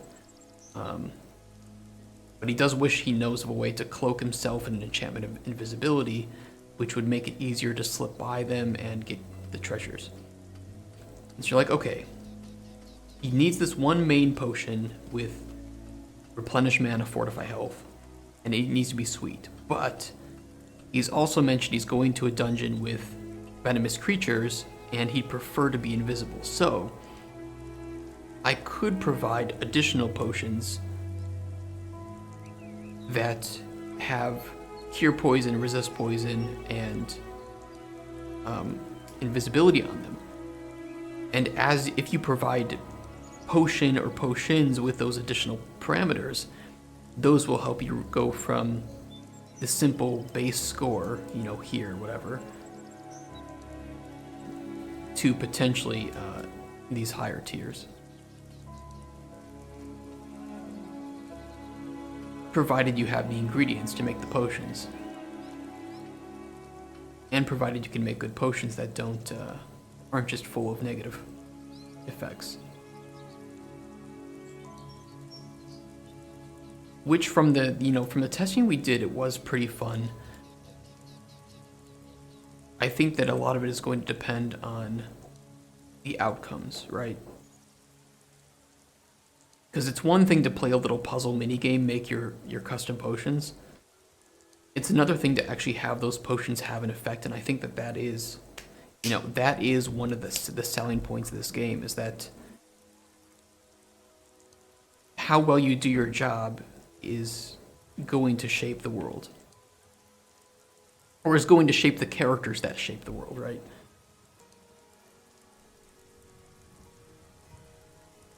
So I need to I mean, we know how much he's willing to pay for the main potion. We know how much gold he has total.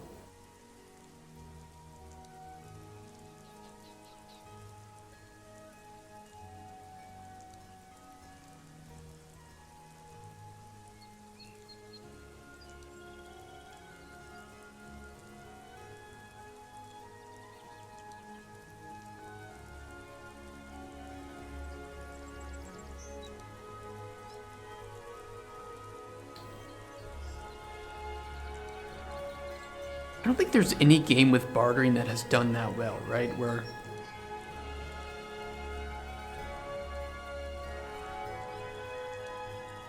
you give them finally done many weekend time. Nice. Any weekend. Give a day off or something. I didn't really get the problem. So you can, okay, so we have a base amount that the client is willing to spend on a potion, right? Which is 35 in our case. This is just a prototype, right? So all of the balance and shit you see here is just placeholder. He's willing to spend 35 on the potion. However, that depends on the potion's score. So, and that's based on 0 to 100. So we lerp between that 0 and 35 gold based on the score of 0 to 100. So if you make the best potion possible for the client's needs, he'll be willing to pay up to 35 gold for it.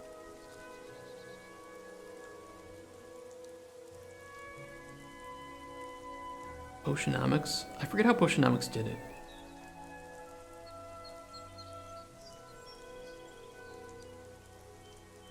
Maybe we would just have like a small little like dialogue. I'm not willing to pay that much for the main potion. I could do it that way. I could just concatenate, right? So we would do like a, you have, you know, main potion and you offer, okay. And let's just say it's perfect. It's a great potion. You say, okay, pay 40 gold for it. And secondary potions, it is, you're very right, yes. This is not the bartering as I would like to see it, but yeah. Principle, any game that has bartering does that, you're right. Secondary potion, you say pay 30. And he has his gold of 50. That's the client's gold. You offer this, and we show some like pop-up or whatever that says, I'm not willing to pay that much for the main potion, but I could be convinced if it was a bit lower. The secondary potion or the price you're asking on the other potions is way too high. I don't even have enough gold to afford this. So you kind of get 3 hints that the main potion can be brought down a little bit, secondary potions need to be brought down a lot, and he doesn't even have enough gold to afford it anyway, so like... Yeah, but that would be in a perfect world. That would be in the final version of the system.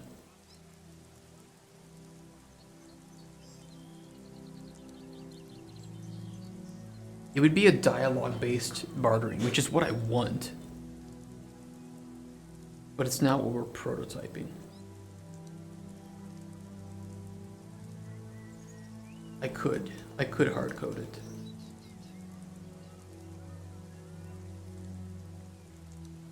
I'm caught between a rock and a hard place because I could just hard code. You're right. Like, this is meant to show investors and publishers first.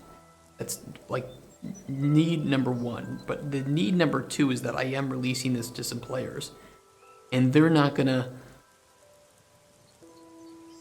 Maybe I'm not giving them enough credit, but the hard coding isn't gonna really work on them because there is no, there's no choice here. I think I just have to, in some cases, I have to kind of say, this aspect of this prototype is not meant for you. But it is how it is supposed to work. So for this, it's hard-coded.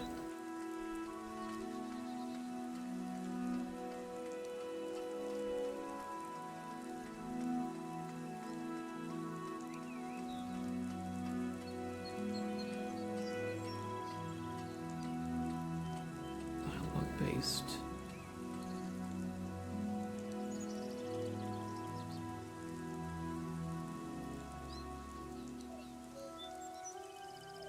Okay, let me think here.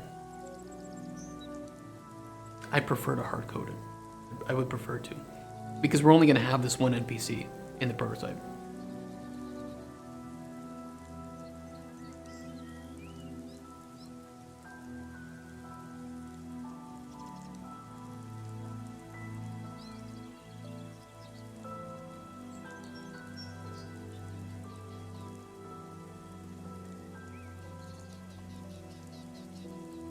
The problem is that the player doesn't have to offer any of those secondary potions.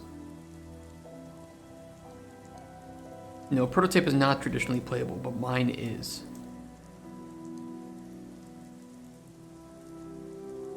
This is not a formal prototype. Otherwise, I wouldn't have added any of the art to it. Yes. Yes. But we've talked about that before, that what we're doing is specifically set to accomplish a slightly different set of goals than just a prototype would. That's why this world looks like this and isn't white boxed.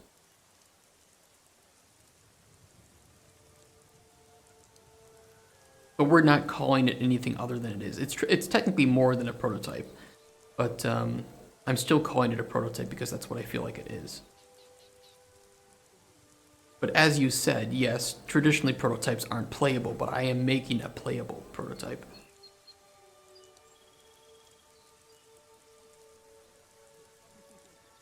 Which is fine. It's just, this means I need to approach some things a bit differently than if I were just making this for publishers. To be playable. To be playable. To actually have something more than you would traditionally show a publisher so that they can get a sense that you know how to make the game that you're trying to make.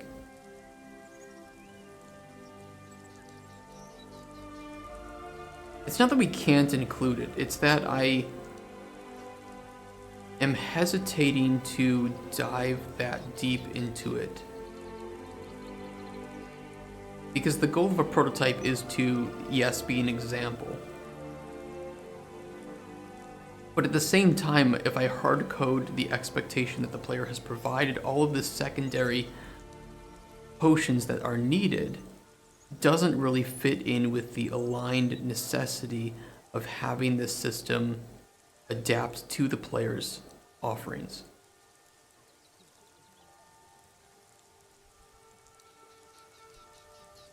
It's not just going to be a simple if.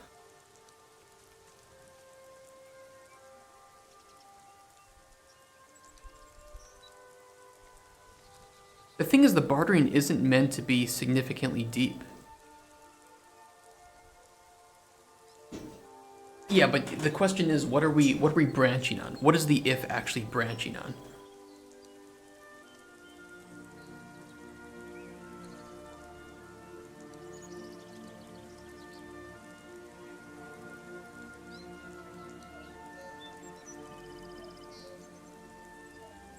And whether or not we can provide a deeper bartering system is also that it's about player feedback in this state too.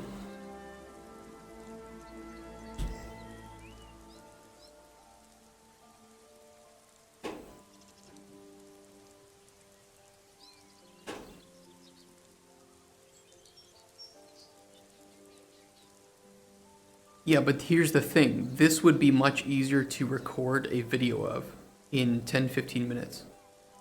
I can write the scripts for 2 NPCs and just have a friend of mine read it with me on video, and that would be enough for a publisher. Or do I make that depth playable and spend the next week of development time doing that? Yes, but that's what I would do if I were just showing this to a publisher and I weren't streaming it and making it playable.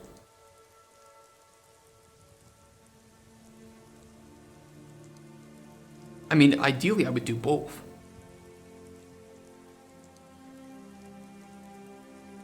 But they're both bittersweet possibilities.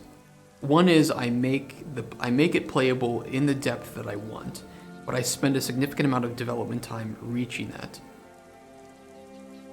And it would, for a publisher, achieve the same result as if I just recorded it to showcase what the end result should feel like. But that makes the playable experience a bit more shallow.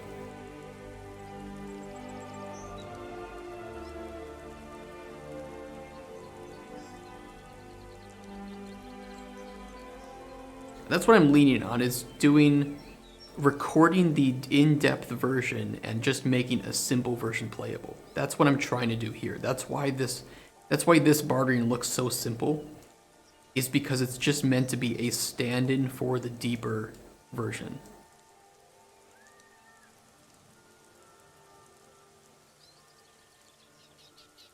I mean, the only thing that I'm hung on right now is just player feedback of the number that they're putting in here. How do they know if it's a good number or not? Because if I make this simple and it's frustrating, then it's going to feel like the bartering in the game is frustrating. And that's not really the effect that I want.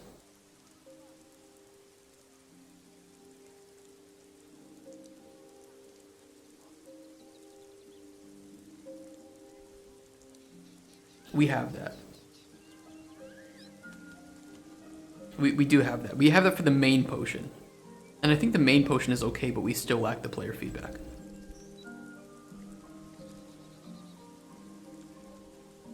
But I can tutorialize it. It's only going to happen once. I just need to, I suppose,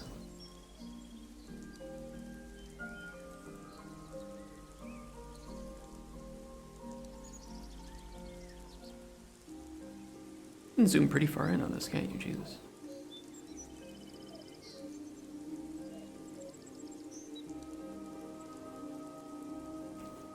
Jesus. Yeah, this is where I'm stuck with this. It's just, tutorials are hard-coded. Yes. Oh, that's not true. That's not true. You can absolutely have tutorials with player agency.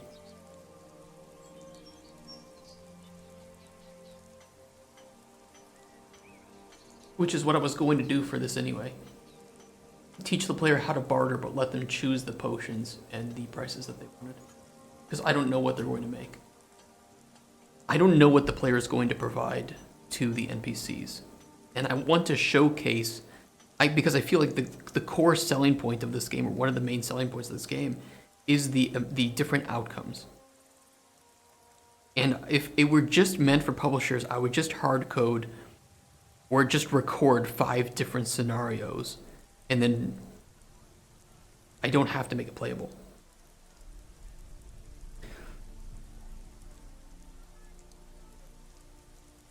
That's for a prototype, but for a playable prototype, it's a bit different. Because we've already talked about prototypes on the channel a lot.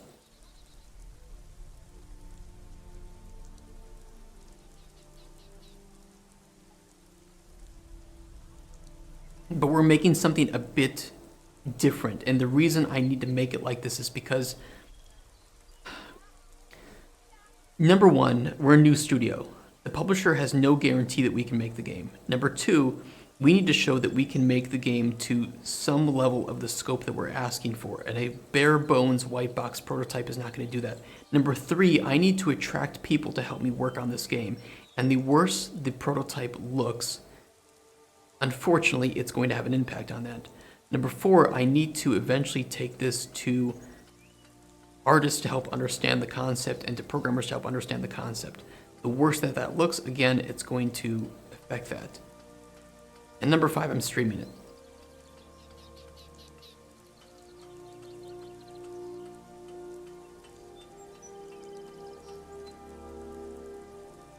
The pitch, yes, it is important, but because we're a new studio and because we're going to be asking for a pretty significant amount of money, the more that we can do without having to explain it, the better. You only have 30 minutes in a pitch, and that's ideal.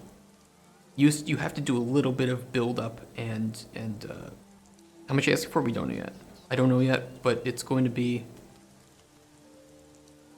We need to get funding for vertical slice, not for the full game. So it would be taking this prototype, taking 3 things: prototype, pitch, and GDD. Now we scrap the prototype project. Let me rephrase that. We put the prototype project to the side and we make a new project with the right foundation and code base and architecture. And we build the game properly with release quality assets and production ready pipelines. And then when we're done with the vertical slice, we can go for another round of funding for the full game. But because we're looking for vertical slice funding, the better that the game looks and feels at the time that I make that pitch, the better, especially because we will be asking for, I would say, it's going to be 250 to 500,000 is how much it's going to cost us realistically to make the vertical slice.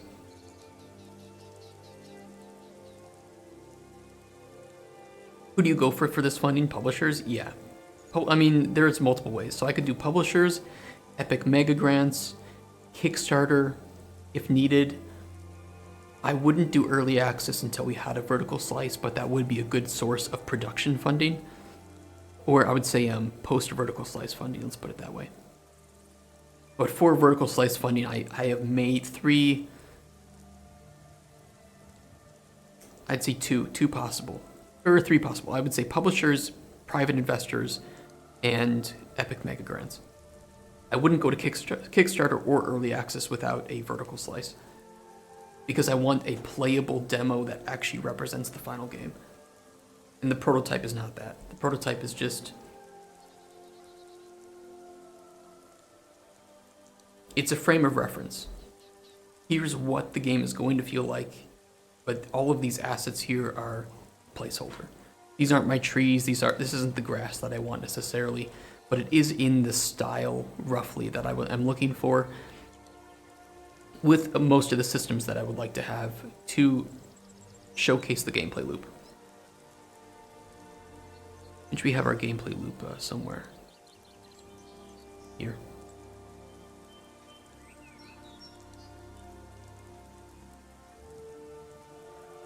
The bare bones of the gameplay loop, keep in mind.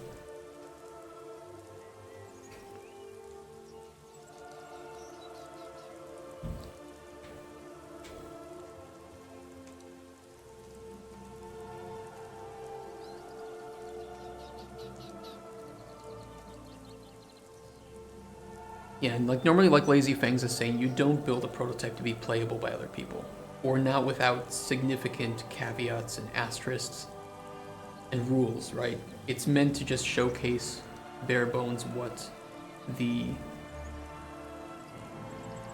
one system or a couple systems are supposed to look like. So what are we working up for? We are working up for the pitch of the prototype to publishers for the first time, which will happen in May here. That's my preparation, so that's going to be me working on getting things printed and put into pitches. These are the 3 days. And I have to make pitch decks, which are similar to, let's see, similar to these from last year. Last year we didn't have anything playable, sadly. But I went regardless because I wanted the experience. But you make a full pitch deck. So you go through this and you talk about the gameplay and what it is, like the gameplay pillars and selling points and stuff like that. think you guys can see it. I know it's a bit far away and it's probably in shitty quality, but you go through that, and then you show them something playable. You show them an actual playable version of the game. And this is really important because anybody can have ideas. Anybody. You need to prove that your idea is actually fun, and you need to prove that you can actually make your idea. And that's the part where we have some trouble. Half a mil sounds like a hard sell for only the vertical slice. It's going to be hard if we ask a publisher for just that half mil, right? So we need to diversify the funding. So we ask for publisher for part of that, and then we seek other sources of investment for the other parts of it. But it would be vertical slice. It needs to be done properly. The better you do it, the more money you invest in it, up to a point, will make the rest of development easier.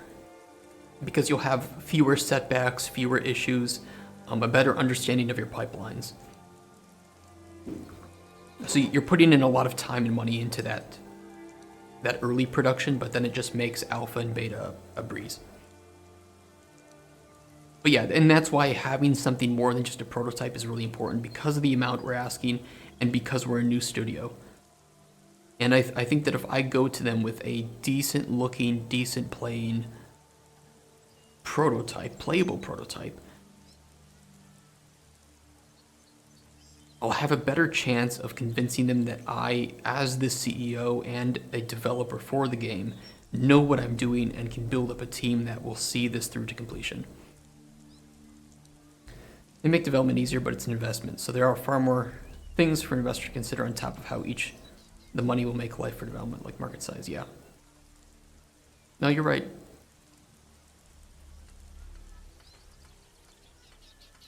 But the thing is, I have not sat down with a producer yet. Like, we don't have a GDD yet. I don't have a pitch. I need to make this first, then make the GDD, then make the pitch, and then sit down with an experienced producer and determine the actual budget. This $500,000 is just, it's a rough, liberal estimate of what it may look like, but I haven't sat down to actually do it yet, or to budget it. So, yeah, I'm not trying to do this alone. It's just, I am making this alone, and then I need to just sit down with somebody to help me with that. It is what it is, right? And then, if we can convince a publisher, like, hey, we need just this much, I can get a team going within a month. Then we'll deliver milestones that look like this and this, and we'll see how the funding goes. If I can ask maybe for, like 100 to 150,000 for getting that vertical slice started, and they see that it's going well, they can continue funding after that. And then I can go to other sources like Epic Mega Grants and ask for additional money there, or private investors who want a share of revenue.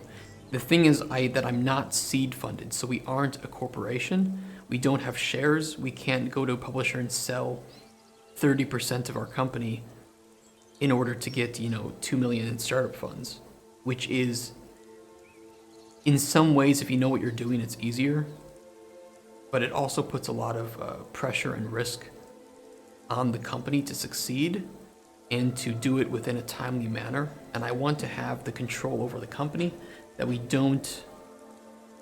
aren't ever going to be bending over backwards for investors to get payoff in the next quarter. If the game sounds fun, there won't be any problem. Well, 100%, if you have a fun game where the fun is visible, even if it's a bit muddy, let's say, like just things need to be focused on a bit more, or cleaned up a bit, or just remove some of the barriers for the player's experience.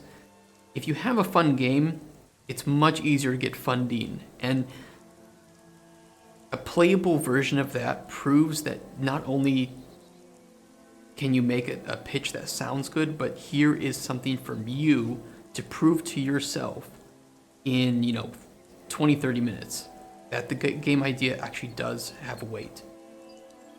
that's why we're doing a bit more than just white boxing, because white boxing works for established teams who have worked on well-known titles.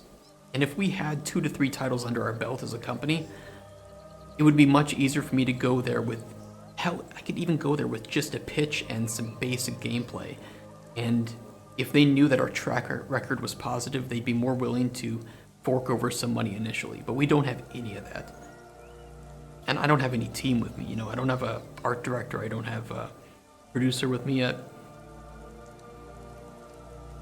So I'm just trying to go above and beyond what is expected, as best I can.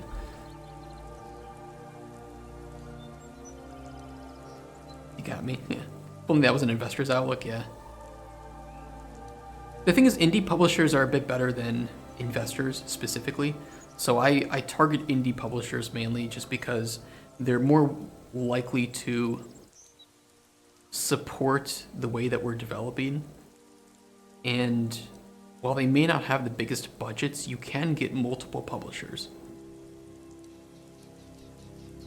You know, you can get publishers to just handle the marketing. You can get publishers to handle just the porting. It depends on what they're doing and what the agreements look like. But if you have a fun game and it looks good and the premise sounds good, you have more to work with. But you never know. You never know. And you have to take it to the right publishers too, because some publishers don't. They may not make it this type of game. They may not publish this type of game. They may not know the market. So me taking this to, I don't know, Paradox, for instance, this is not Paradox's game. They don't publish games like this. They might say the game idea is crap, but honestly, they just don't have the portfolio to match this. You need to take this to people who their portfolio matches this type of game. They have experience with this type of game, and they have an audience expecting more games of this type. And those people will give you the best possible feedback and information. Hey, how you doing? You have a break? Oh my god, I've been talking so much today. But yes, back to our student. Okay, maybe there's some emergency, who knows? Going back to our problem here.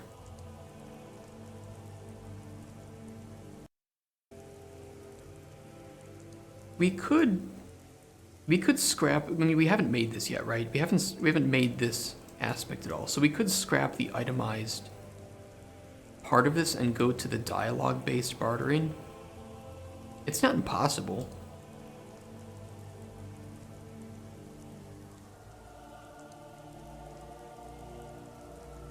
And we would just like, okay, main potion first. Here's the potion you asked for. Let's talk.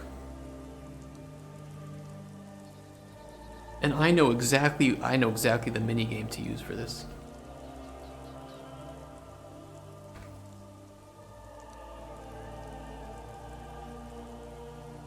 Here we go. This is the mini game, right? This is exactly what players are expecting bartering to look like, huh?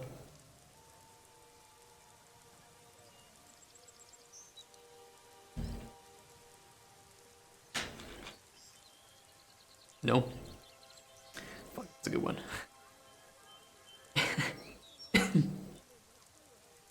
No, I don't want to do a mini game, but I do want to do. Well, I don't want to do a mini game that looks like that.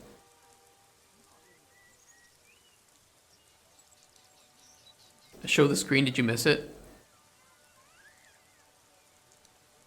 I can show it again. Wah, wah, wah. Oh, I wasn't showing you this. That's right. I was on. Sorry about that. I forget about that. This is the mini game you guys want, right?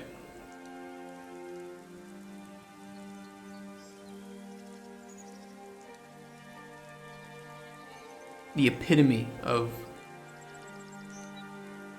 speech-based minigames. The one that everybody understood exactly how to use. and didn't just spam bribe. We won't be doing this. But I do think that a dialogue-based bartering game would at least be the most representative of the final product.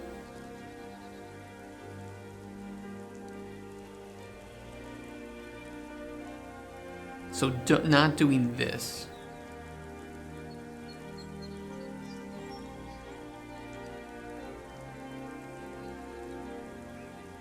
But instead doing something more along the lines of actually talking. Okay, you know, like let's start with the main potion. And you can select, it has all the properties you expected, kind of thing.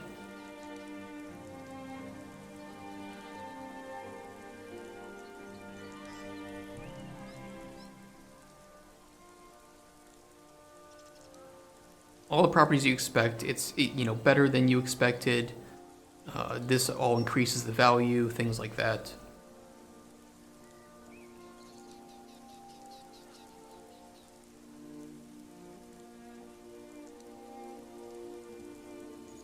It's still, you know, it still comes back to the point of it's going to have to be a bit more complex than I wanted, because we will have an issue with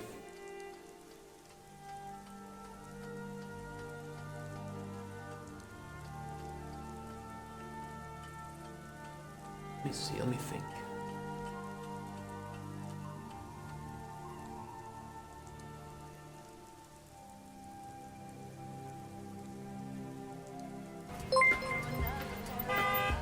Get in, loser. We're going shopping.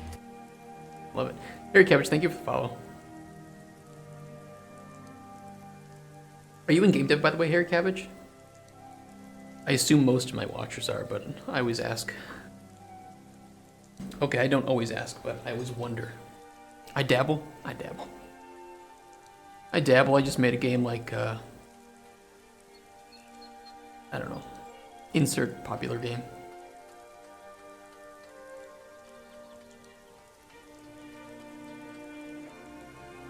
Nothing serious, though.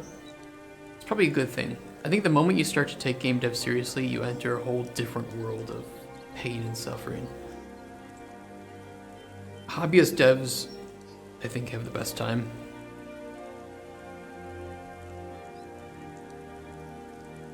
Especially once you start to actually deal with, like, publishers and shit. Although I will say that my experiences with publishers were mostly with AA publishers. Didn't like that. However, the indie publishers that I've talked to are much better. They're much more likely to be gamers and actually care about the games that they're making. Unfortunately, they don't get the recognition that they always deserve, necessarily. I don't think I'd ever approach a publisher, to be honest. Yeah. There are really good ones. And I you know, I've heard... It depends. If you make a game that is just marketing virality gold, like Lethal Company, you never will need a publisher for marketing. But you could still seek a publisher for porting the game. But at this point, you know, he's got so much money, he could just pay people to port it.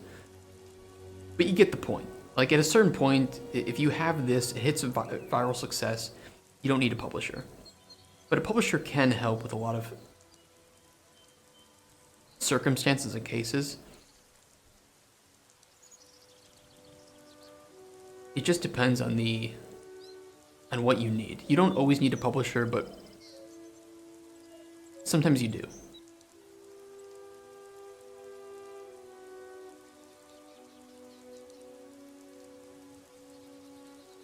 Okay, if we're gonna make a dialogue-based bartering system,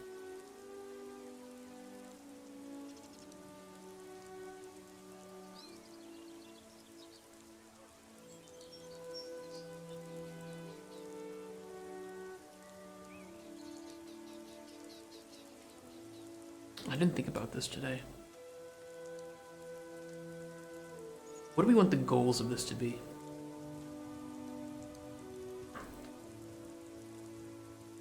Like, we want the player to be able to Dialogue-based bartering. Goals.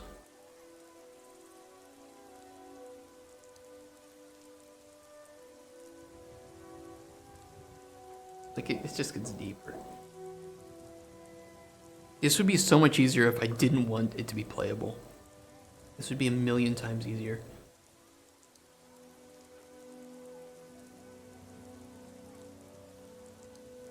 I hate it. Everything I've tried to do to avoid doing something like this, it just, every single time, it's like I have to do something like this. I have to do something complex. Because of how free-form it is and how much it allows the player to give the NPC literally anything that they want.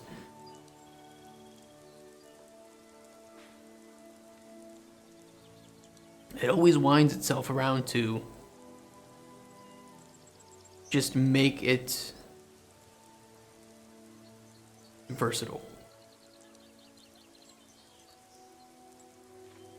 I fucking hate you. Hate you, bartering system. It's good though. It's what a prototype is for, right? You're figuring out that something is a lot more complex than you originally thought it would be, and then you prepare yourself better for vertical slice. And you know what to put into the design document, because you're refining and iterating. Accept the chaos. Back to being a nuisance.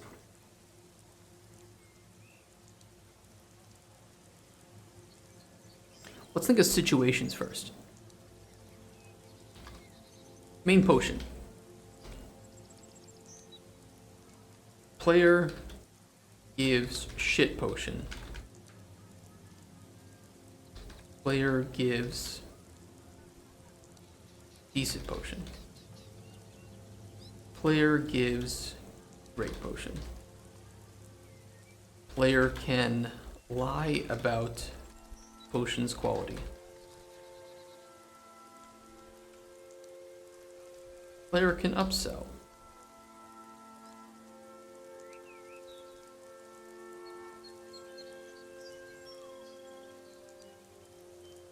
I mean, this would just be the case of all of them at some point.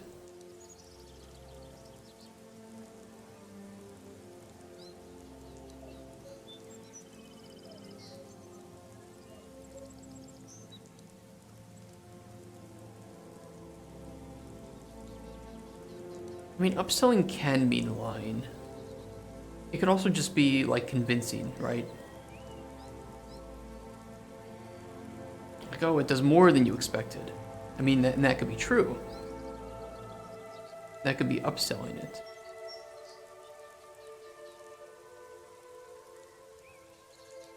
But how do we translate this? I don't think it's mechanically identical.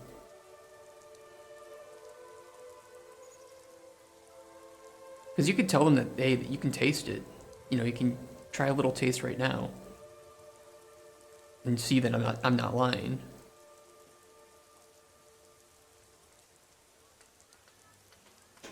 Well, you are changing the price, yes. That's true.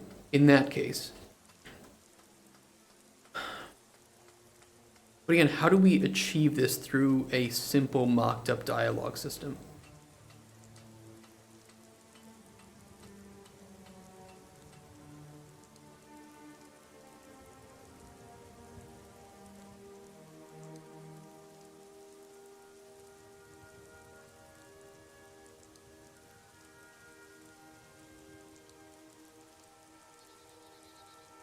That's the question. It isn't for me. It isn't about what the player can and can't do, but about how we actually achieve that with decent feedback.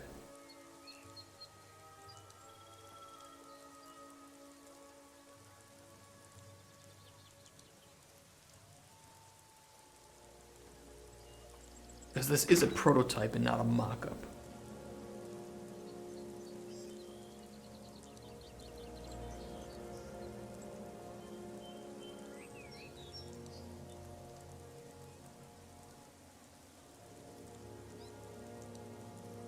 This would be great just to sit around at a bar for like 4 hours and just talk about it.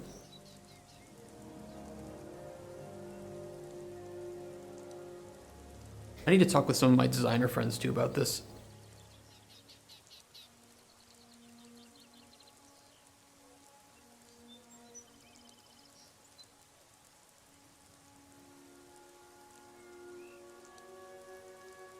This reminds me of sometimes too where I've just had to sit for like, I've had to take like 2 weeks before for some complex systems to just talk with other team members until I have a high level idea, because I don't know what the high level of this bartering system exactly looks like.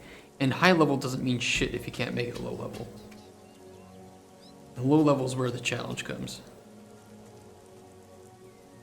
Low level is where all of your problems start to boil to the surface. Could also talk to a writer. That could help.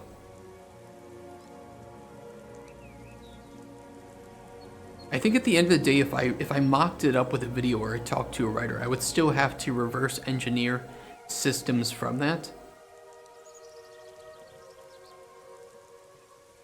And I could make something that is complex and works, but it wouldn't be easy to use, I think. Dialogue is also important. It is. It is.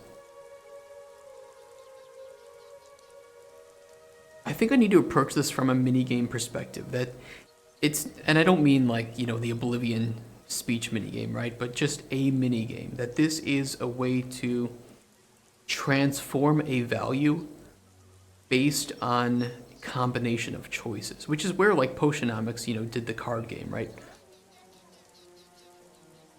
Other games take the minigame approach to varying degrees of success and appreciation.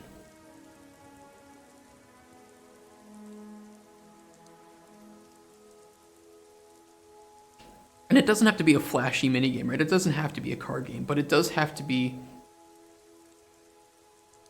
something that makes sense and something that is easy to use. The most complex part, or I guess it shouldn't be frustrating. Simple as that. Oblivion's minigame is frustrating. Playing a card game for every potion you want to sell, if that's not your main focus, and it's not this game's main focus, right? It could just be weird, it could be out of place.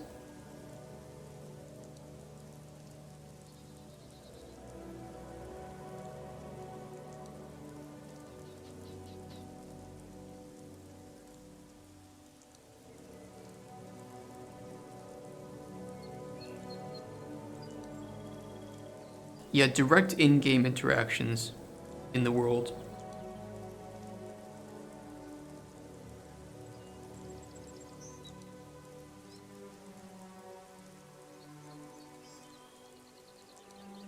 Yeah, well, I'm trying to make the MVP right now.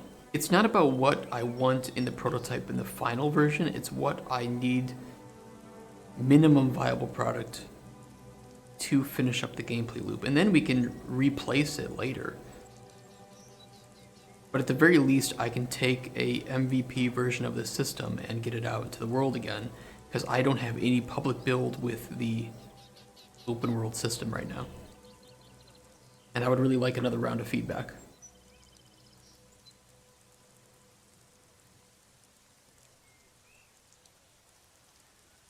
The MVP version would be something even closer to, or I'm sorry, not the MVP, but the ideal version of the bartering takes place on your countertop, right, in your hut. I think I have a screenshot of it, or a GIF or whatever. Made it somewhere. That's not it. Here it is.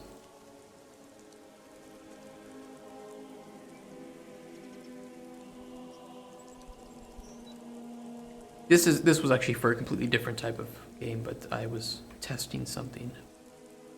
Okay, thank you. This, you know, you would barter specifically on the countertop itself. Something of this nature.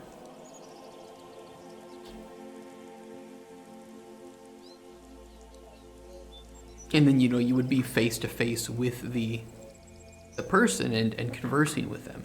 So you would have that real world feel. But I don't think that I can do that very well in a playable prototype, because I don't know animation. We don't have anything for like lip syncing. I can record dialogue, but that has a very high bar to reach minimum viable product, which is why it's better to mock it up with a video, because then I don't have to do any I don't have to make anything in an engine.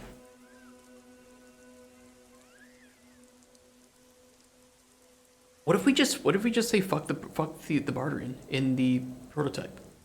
What if I literally just say the full game is going to have bartering? Here's a video that you can watch on YouTube of what it will look like.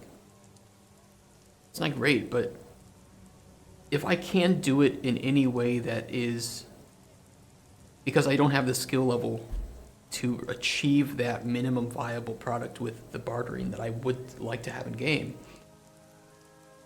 I would just waste the next, I don't know, 3-4 weeks getting frustrated over making no progress because I'm trying to prototype it.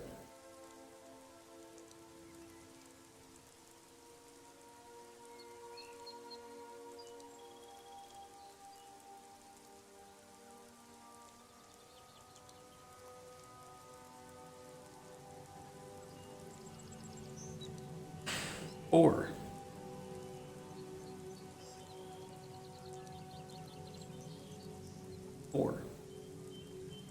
we use, I kind of wanted to avoid this, primarily because of the price.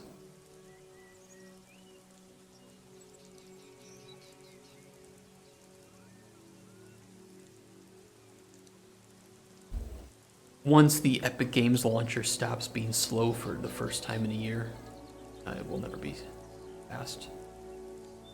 What's it called? Like Dialogue 3 or something?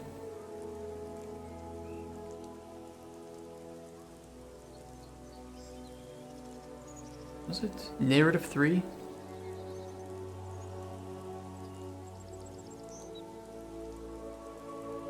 I want to download the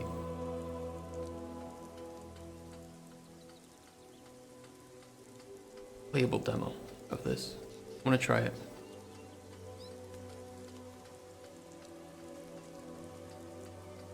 Oh, fuck, it's on sale for half off right now.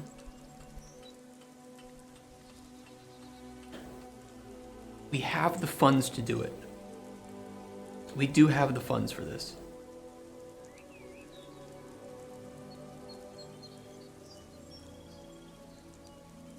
But this would be fully lip-synced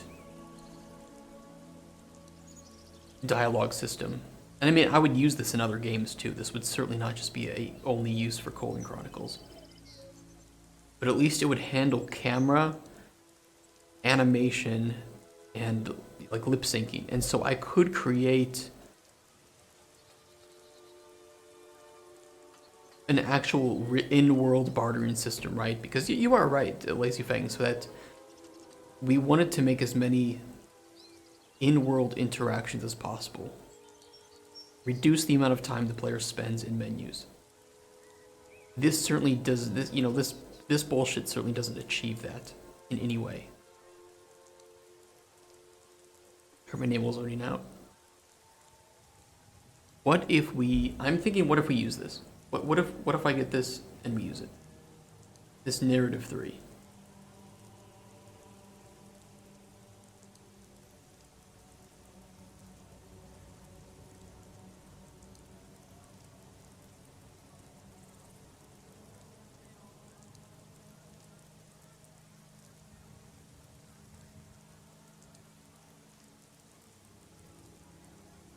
It's on sale even for half off right now.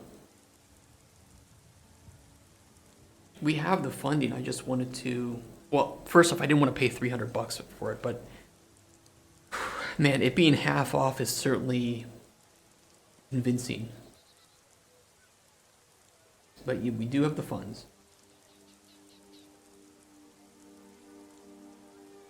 I think in total we have about 600. Well, actually, I don't know. It'd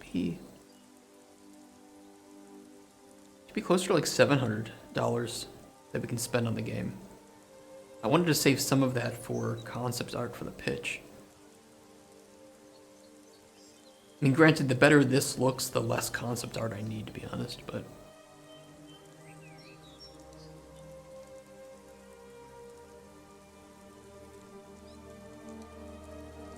I was gonna get a character design too, because getting that character design is pretty important early on. Sounds dumb, but it's kind of true. AAA quality lip synced dialogue in minutes. And it doesn't look, the lip sync doesn't have to be good. But anything would help. Better than just Blue Dick Boy standing here staring at you, leaning slightly forward for some reason, because I still don't really get why, but... We still need money.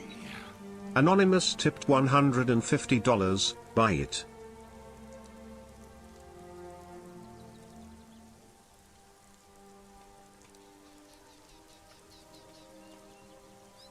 Who just tipped $150? Is that my mom? Is she watching? No, she's... Alright. Chat member said buy it. I guess I have to buy it. Alright. Hopefully I can avoid taxes. I think technically because my account is set up in the US, I don't have to pay VAT tax. Yeah, I don't. Alright. Alright, where's my wallet? Whoever Anonymous is, thank you.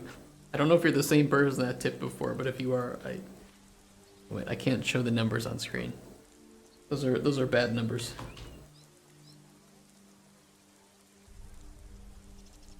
Is the right one? Yeah.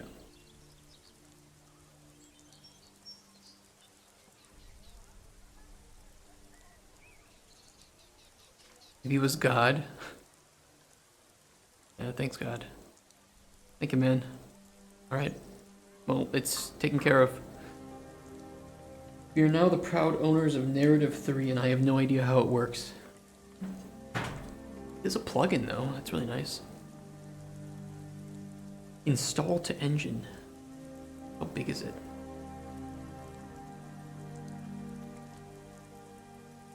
It's 100 megabytes?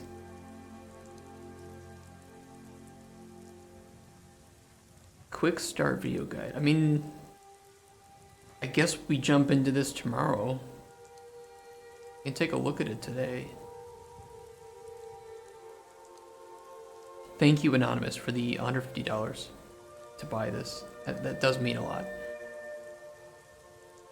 We're gonna make use of it, okay?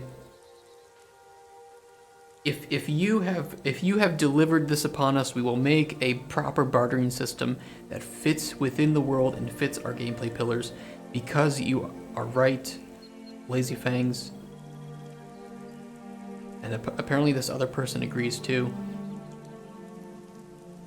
Immersion, we want. And I will say this.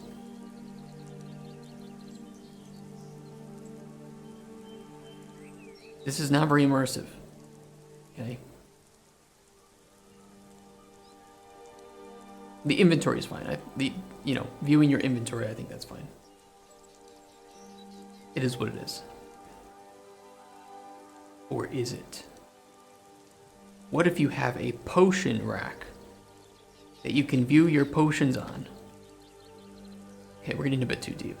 But the premise is still the same. What if we take this that we've worked on before, you throw the shit on the counter and you barter for the things on the counter? That's what we do.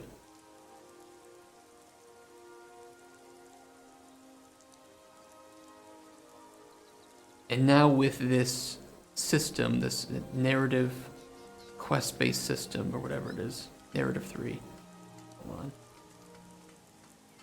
Where's my plugins? Do I have to reload? Restart? Might have to restart.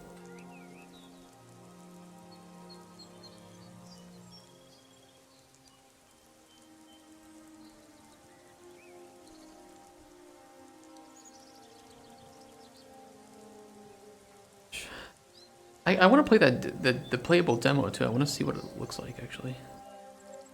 Did it not download? Maybe it didn't.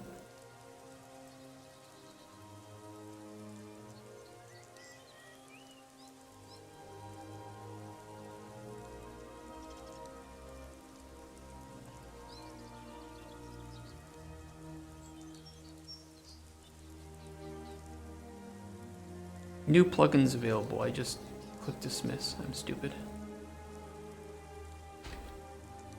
Narrative 3. Enable. Restart now. Okay, I'm going to download the Narrative 3 demo and we can see what it looks like.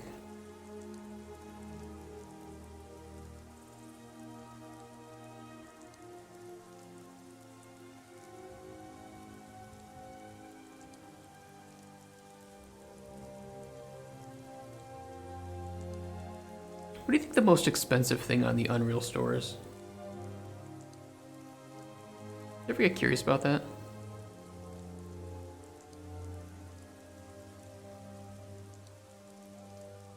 Make correction price. $1,500?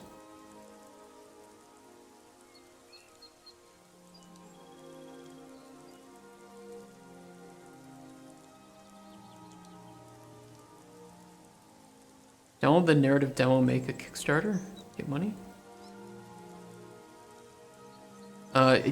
You absolutely will see the people doing that. The good thing is if I know what it looks like, I can point out the scams to you guys more. Why are these priced like that? It says $400, but then it's infinite character selection. What? Oh, infinite characters collection.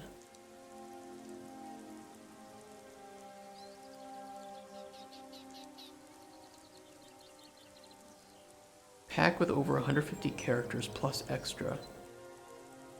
Jesus. 14 people have reviewed that too. Which means a lot of people have downloaded that. Good food is meaning sleepiness acquired. I don't get that way. I don't get tired when I eat good food. I don't know what it is. Oh. Actually, this looks really good. If I were making a photorealistic game with a forest, wowee.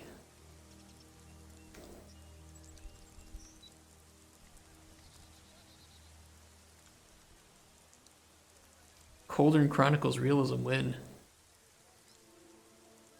Nah, too many realistic games. I like going with stylization.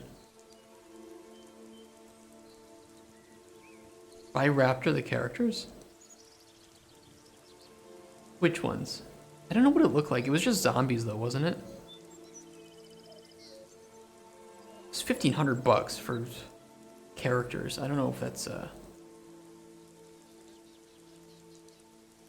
Hey, where was it? Maybe I didn't look at it closely enough because it just looked like zombies. Just coding the Anon to drop 1,500. Look, if Anon was going to drop money, I'd at least like to make sure that what they're dropping it on is actually useful.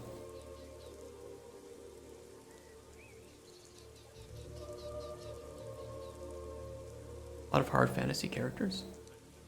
Yeah, let me see what it includes.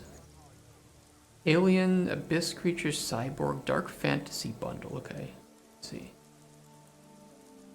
But these are all going to be realistic looking, aren't they? How is this Dark Fantasy?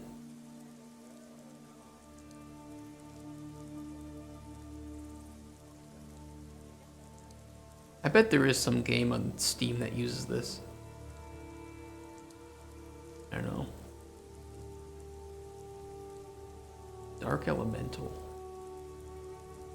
It's got a lot of characters, but I think if I needed any, I would just buy separate bundles. The coolest bundles to me, or the coolest characters, were these monsters pack, right? Monsters Desert pack.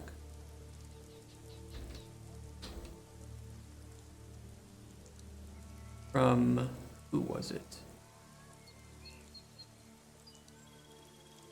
What was the name? What was the name of the person who made these? Oh yeah, Suriyun.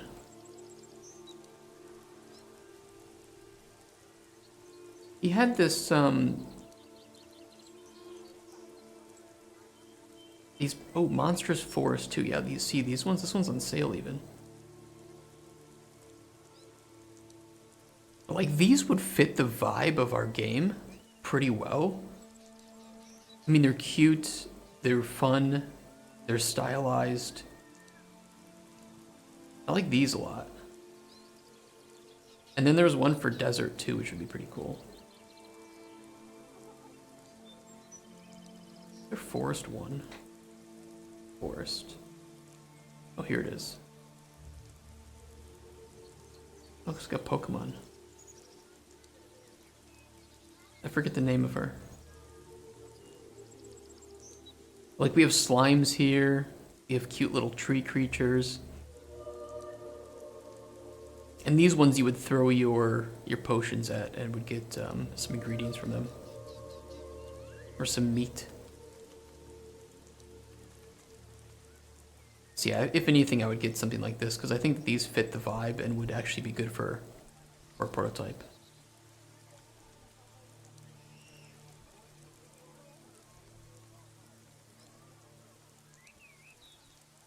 I gotta think about that though.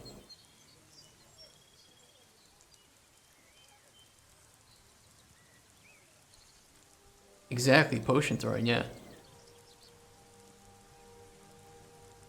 Soviet scanned books for $1,400. Wow.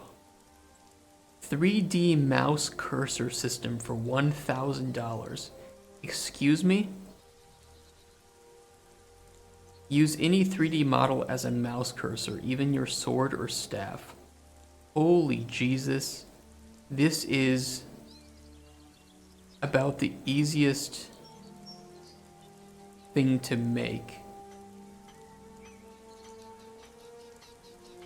I could make this. This is just somebody looking for money. This is so dumb.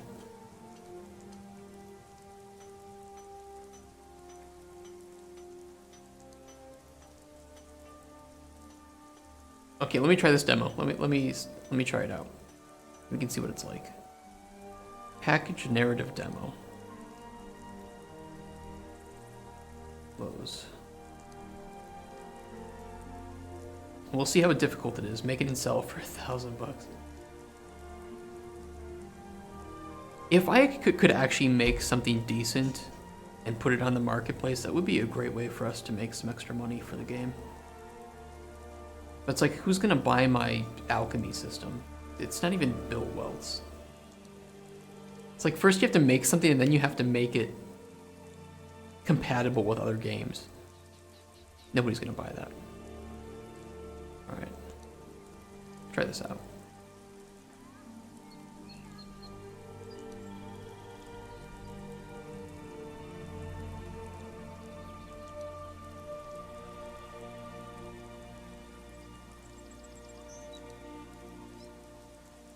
Great. Okay, there it is. Where's my... Where's there no VSync? VSync, r.vsync 1. Much better. Okay, what are these? I don't know, probably quest items. Ah, finally! There's a player here. Look, guys.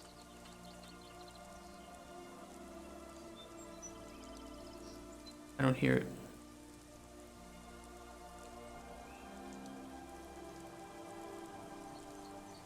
Why didn't I hear that one? Is there a bug?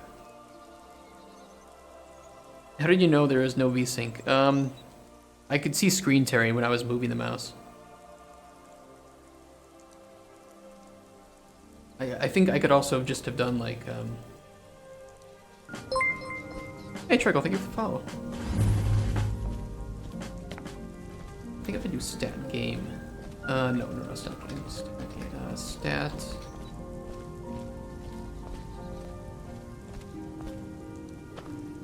Oh shit, what is it? Hello. Hello. Stat, oh god, what was it called? Stat something.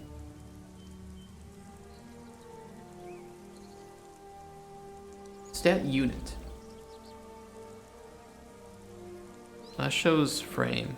You know what, it's just, I'm stupid. It's stat FPS. I'm dumb. So you can see r.vsync 0.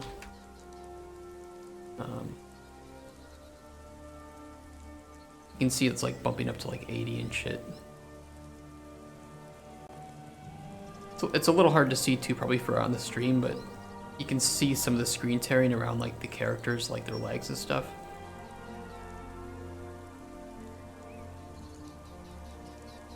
I'm only streaming at 30 FPS, so that's gonna hinder it too, but in that case, then you can just enable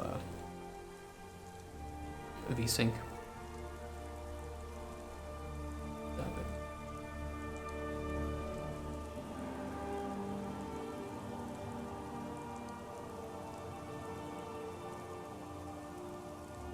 And now, as long as I get 60, it's gonna lock it to 60. I get one also. I tried to put the cam in my eye, but did not work. Ah, finally! There's a player here. Look, guys. Oh my god, sweet release. We have been standing here for what feels like years. I mean, it is really good as a system, especially depending on how easy it is to write your own lines and get it actually put in. Why are you guys here? We got a job as NPCs for this narrative tutorial that lets you make missions and dialogues very easily in Unreal Engine 5. Seems pointless if you ask me. Right, Mark? I agree with Mark. Mark doesn't talk much, but he agrees.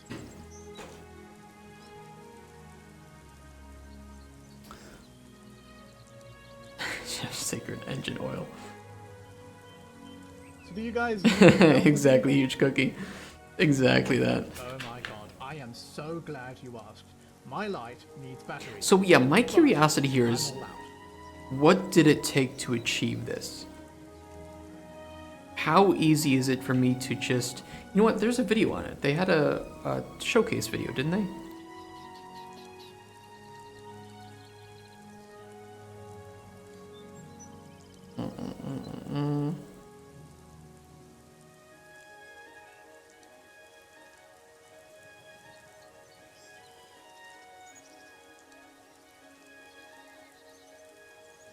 Okay, let me watch this. Let's see what it takes. Why are you guys here? Template We got a job making as- dialogue. Let's make our very first dialogue. We're going to right click, go to narrative, and we're going to make a dialogue, and we'll call it Nick. So generally you want to call the dialogue the character in it, and we'll open it up. And it's going to add a line for Nick right out of the box. Hey there, I'm Nick. Over enunciation, like on the lip syncing. But generally it's a good idea to leave the root node empty. So we're going to do that. And we'll instead add a line for Nick and say, The good thing is, if it exists there, I could get an animator to touch that up. So it's more important for me that it has the lip syncing, because then that can be touched up. And it's certainly more than acceptable for a prototype. Show me you're drunk without being drunk. hey, hi, I'm Nick, after the root node. I'll talk later about why you want to leave the root node empty. But under class defaults, we're going to duplicate Nick, and we're going to add one called Mark, and we're going to duplicate Mark, and we're going to add another one called Rupert. So we're going to have 3 speakers, not including the player. So we will compile, save. And so once you add a couple more speakers, you'll see they show up. If I drag out, we can add lines for Mark, for example. And I'm Mark. Interesting. Oh, hi, And we Mark. can add a line for Rupert. And I'm Rupert. Need to make such a Then thing you for can Unity. add player responses by just clicking Add Player Response. How are you guys? So I just added a few little bits of text here. Doesn't really matter. Just kept it really simple. Yeah, We're going to yeah. compile and save. We're going to open our controller up, and on begin play, if we drag narrative in, we can begin the dialogue we just made. And we'll just select Nick, the one we just made. And we'll also put the UI on the screen. So there's some UI that comes with narrative, and we want to make that appear on the screen. So just follow along here. Add to viewport. Okay, viewport. okay. You have to do anything after that, or just Plug play it? in narrative into there. That's it. So Okay, that there will we make go. the UI show up on the screen. And if you hit play, it'll start the dialogue. Hi, I'm Nick, and I'm Mark. But it's not looking very cinematic. To make it more cinematic and lovely, Yeah. we're going to go to class defaults. Yeah. And we're going to go to where it says default dialogue shot, and we'll just use a medium close-up shot. That's one of my favorite shots. I think it looks great. I'm also going to turn off the camera shake by just clearing that. We'll compile and save. And we'll hit play. Hi, I'm Nick, and I'm Mark. Now that I have shown you how to use the dialogue editor, your first challenge is to design a dialogue that looks like the one that I'm showing you here. You can pause the video and see the text on the screen here. I've provided all the audio and all the facial animations and everything for all of these lines. So all you have to do is design your dialogue. But what if we look wanted to make same our own? as this one here. Once you've done it, all of your nodes will still have this little warning saying it needs audio, and I've given you audio with the project. So for each node, you can say it says seems pointless. If you search under sounds for seems Okay, pointless, sound it'll wave come file, up. yeah. And I was curious, like making your own. I'm just curious how you take the dialogue sound, like the sound wave file. So that's easy. I can just record that, but then sync it up with facial animation. same for the facial animation. So go through and add the sounds and the animations to all of the lines, and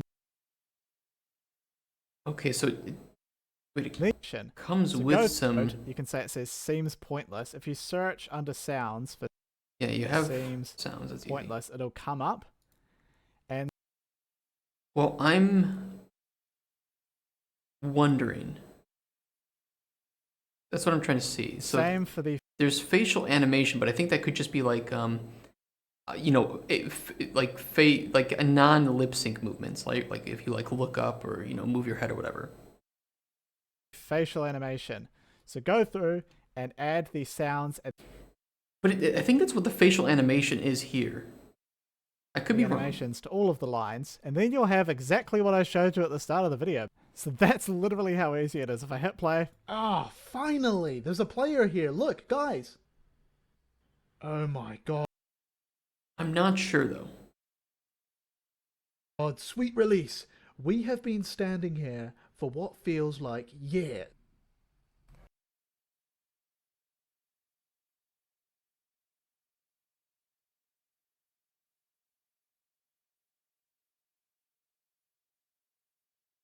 Is there like a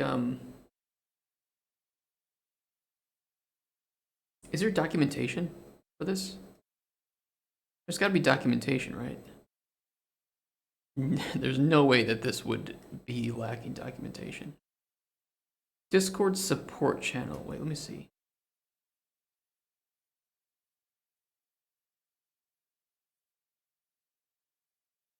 Lip sync dialogues in minutes. That seems to suggest that there is a way to do it.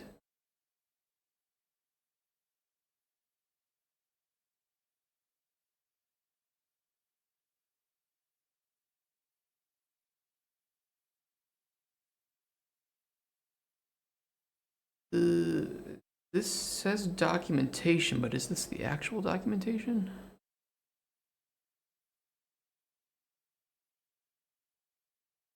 Yes. Yes, it is. Okay, dialogue.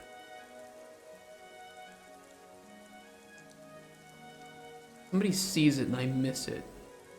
Let me know.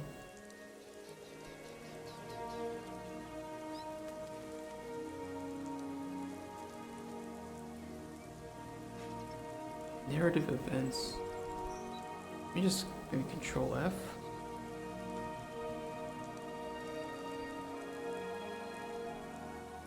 I can't find lip or sync in the documentation.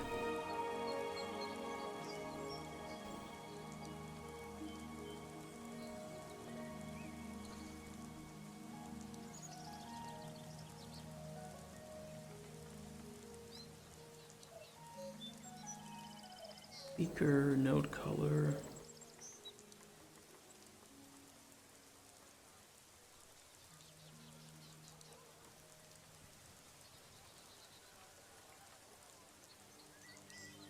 Their response.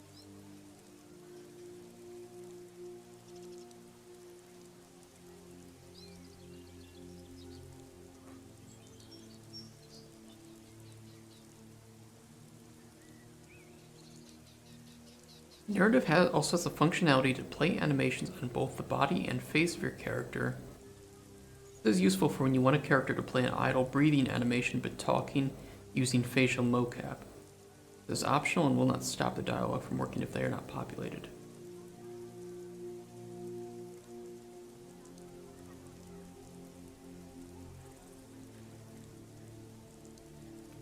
Idle breathing animation. You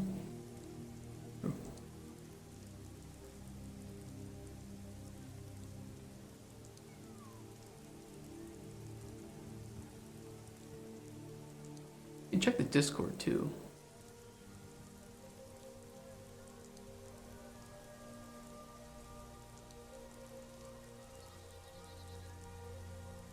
And maybe, you know, somebody has mentioned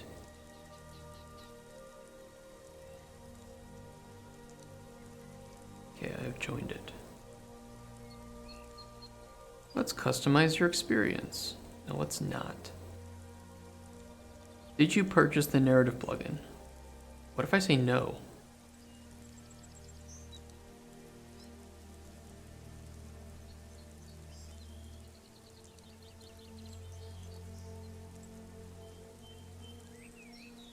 General. Narrative verify.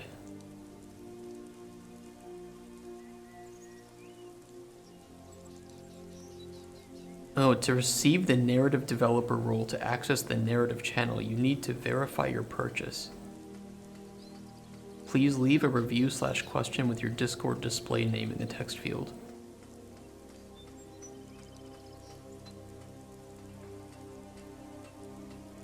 What kind of way is that? I guess that it's because they don't want to give support to people who pirate the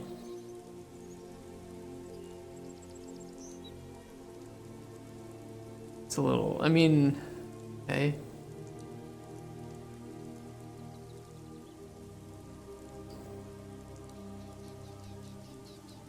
All right, I will copy my username here. It's so weird. Discord verific.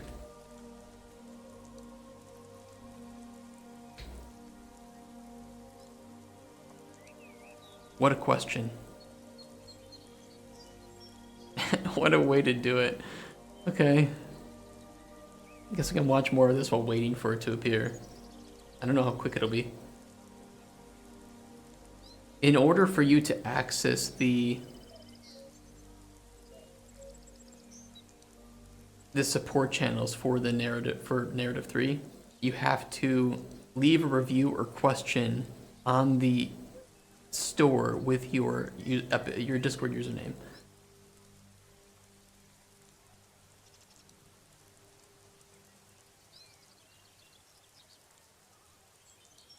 And yeah, I'm going to show you a really cool technique called... The only thing is, I didn't see if this was actually... I don't get it.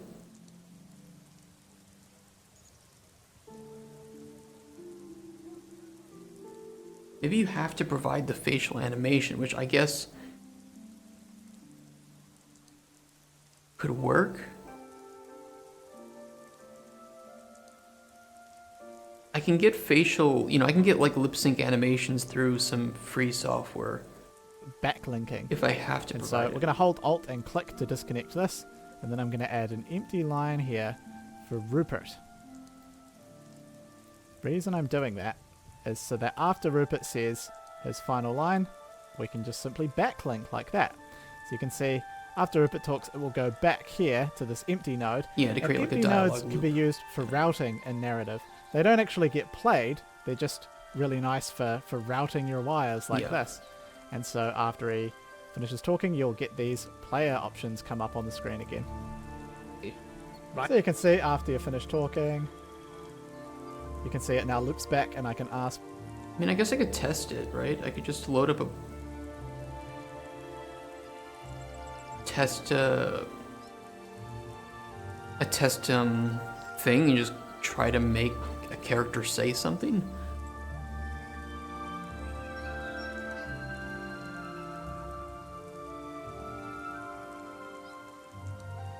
I don't really have any. I don't really know how to record the audio though, because this is hooked up to my streaming computer, not my work computer.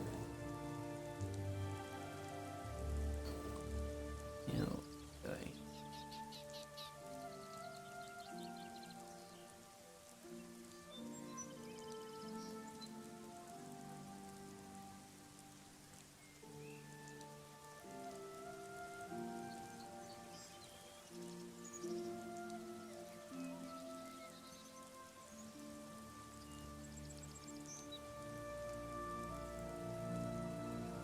Linking, adding more nodes, adding dialogue triggers.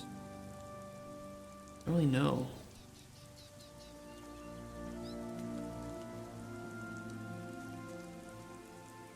Let's see. How do we even start it? I guess that's a good. I don't even know how we get started with this. There's a template project.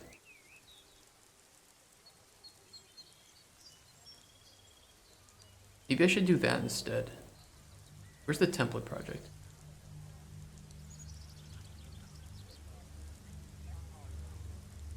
Or the finished project? But is this the in Unreal version that I can use to? I'll just download it. Fuck it. I've got good download speed.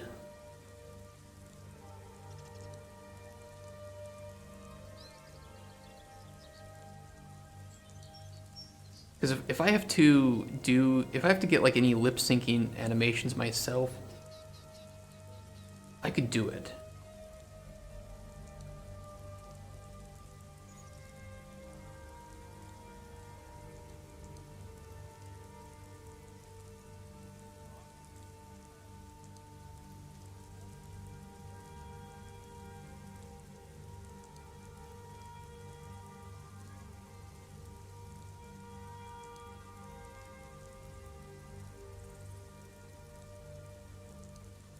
Is the lip movement a feature of the plugin or is it external? That's what I'm wondering too.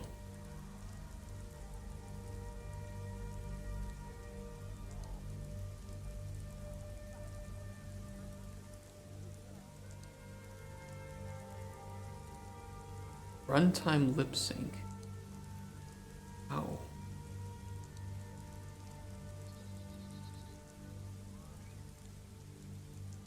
He basically got the amplitude of the current sound wave file and adjusted the rotation of the mouth to go with that. Very simple. However, yet amplitude is not a node in UE5 anymore, at least not natively. It would have to be done at least somewhat differently. So, this guy also, I think this guy made Simpsons Hit and Run. Probably why this is looking so good.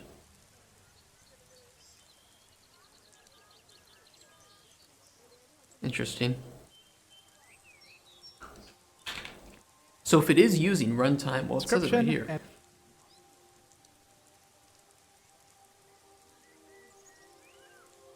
This facial animation via live link. I don't know what that is.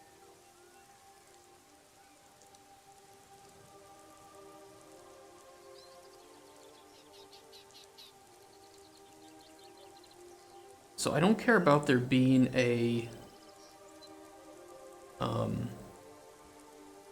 I don't need a sound file there. I just need to adjust the text and see. Yeah, but I guess the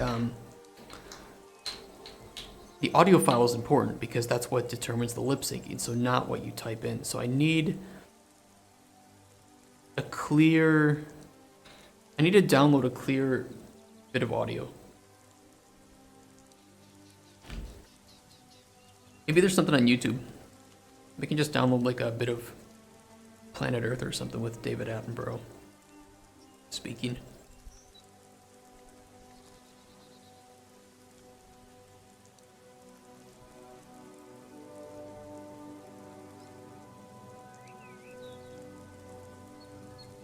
I'll try that out. Let's see. YouTube. Need just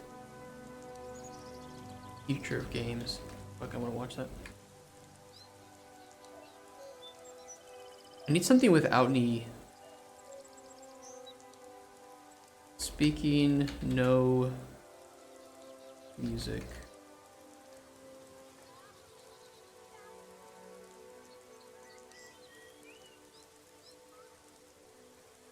I need test.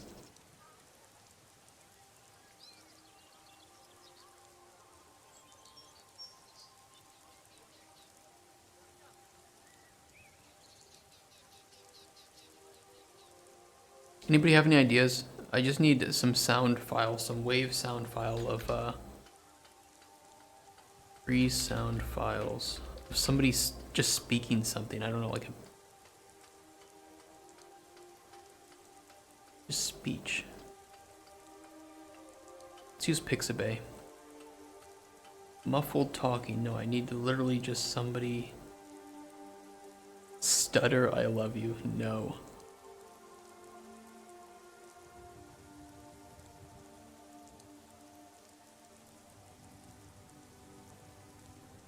What about this one? And this is how it ends. What does that sound like?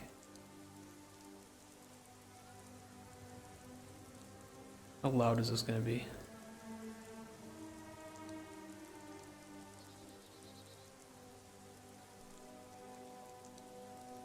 And this is how it ends. And this is how it ends.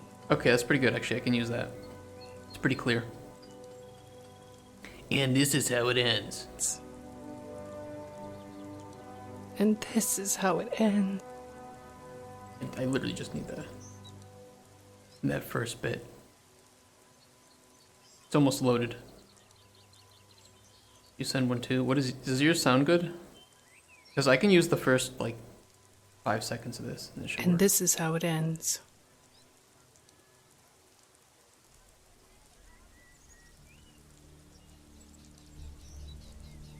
Come on.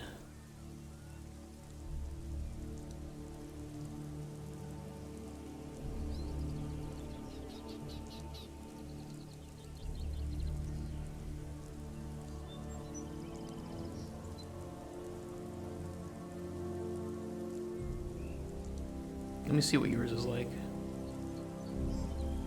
Oh, it's a lorem ipsum? Actually, that could be pretty good too. To log in to download. Shit, I don't want to do that. That's already too much work.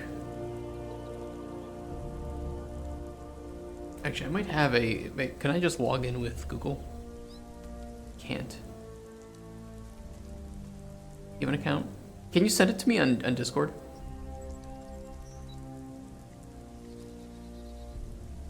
I don't know how loud it is. I want to see. Lorem ipsum dolor sit amate, consectature adipicing elit. Proin convalescent incident alic. We'll try that one too. We'll try that one after this one, because I just need to see if I can hook up any file into it and if it works. And if we see the lips moving and, you know, like, in 5 seconds here, then we'll know that it's functional.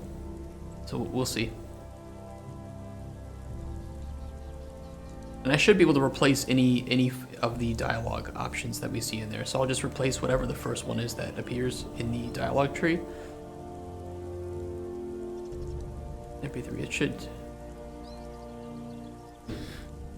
Come on.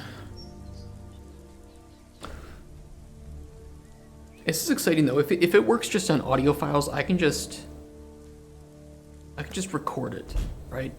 And we don't even need the player to speak.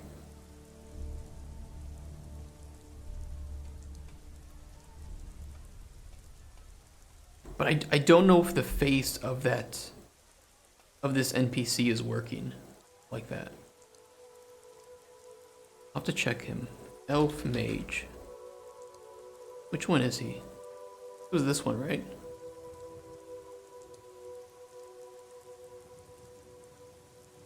Yeah, this is Blue Dick Boy. Face could be tired. What a reference, dude. So, okay, so I originally played Mass Effect Andromeda, and I quit because it was terrible on release. I went back because I wanted to prove to people that I was not bullshitting about the quality of that game, being pretty meh all around, and I 100%ed the game. And I'll tell you what, the game feels like it is constantly setting you up for something that's great, and it never ever delivers it. It's like every time that a story might just starts to get good, it just ends. And the open world design is just atrocious. It's like they were inspired by MMOs and just lost all sense of uniqueness. They patched it well, they patched some things. The game is really just... It's just disappointing. Like, it's not like it's bad to a point that it's terrible to play, but it's just like, this is just average. It's painfully average with a pretty good combat system thrown on top of it. I don't know whose idea it was to head to the I don't know whose idea it was to, okay, let's have a Mass Effect game, but you don't get to interact with Elcor, with Quarians, with... Who else did they put on that second ship? Oh god, who else was on the ship? It was just like the Solarians. I don't think there were any Solarians there because it was just the humans, the Asari, and the Krogan, right? You didn't like the Turian lady? I kind of like the Turian lady. What was her? I don't remember her name. Actually, I think that the companions they added in the game were pretty decent. I will say that I think one of the most enjoyable parts of the game was that the companions were actually pretty decent.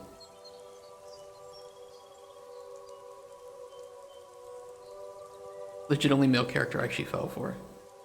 I liked God, all the names are just not coming to me. Why is this taking so long?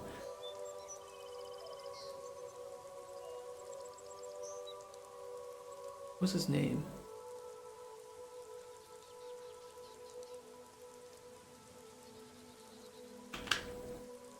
Bro, I'm gonna get home and I'm gonna be like, yes, this character, this character, this character. It's only on stream that I forget things. Mass Effect companions.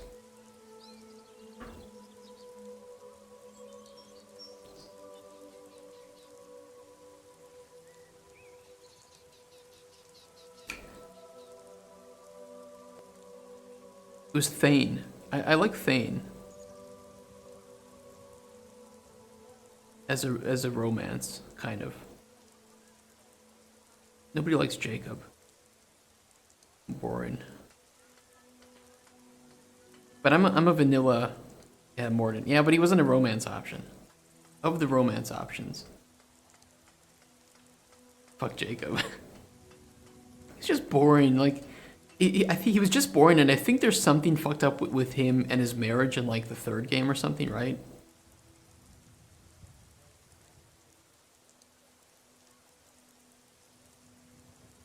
I like Miranda. I think Miranda's pretty well written.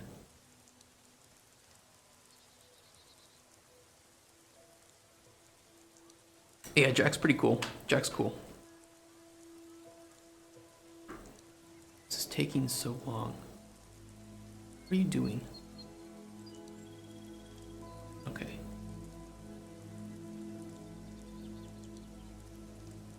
Elven head. It says full 52 blend shape live link support. So if this is, I'm assuming here, but if this is doing facial animation via live link, it's probably hooked up to handle it. BDB having stage fright? I don't know what it is. Well, I'm loading in that narrative development thing. I don't know, so I don't know what it's doing.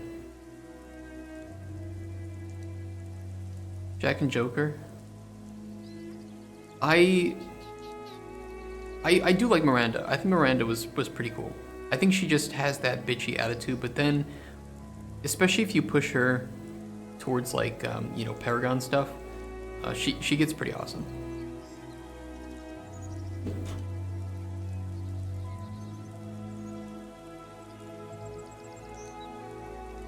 Is she a supremacist?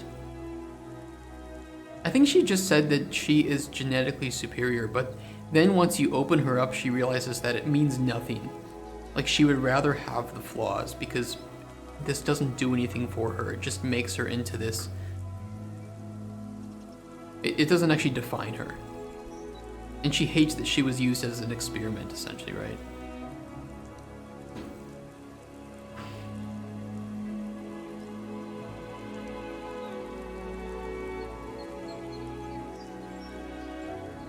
I don't like Javik. I don't like Javik. I hate Asari as a race. A race of gaslighters. Why? Well, I mean, yeah.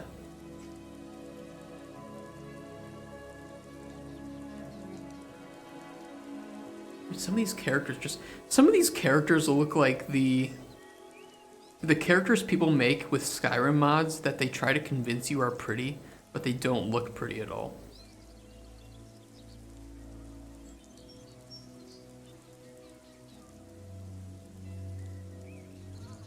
Like, this to me is the exact opposite of attractive. Poop's too small to be pretty. Poop's too large to be pretty. I'm weird because I would romance Morden and Legion if I could. Yeah, dude, Legion's a bro. Okay, that's the thing that Mass Effect was good at. It was good at having bros. And that's something that I could never really feel the same way like with Baldur's Gate 3, right? And none of the characters ever felt like they were my bro at the end of the game. But Mass Effect? Ooh. Mass Effect had bros.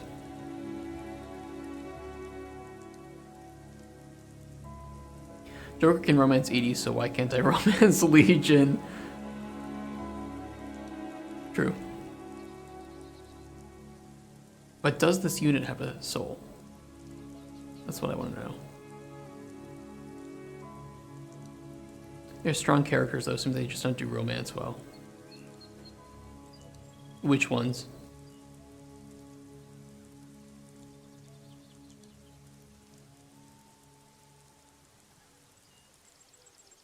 Baldur's?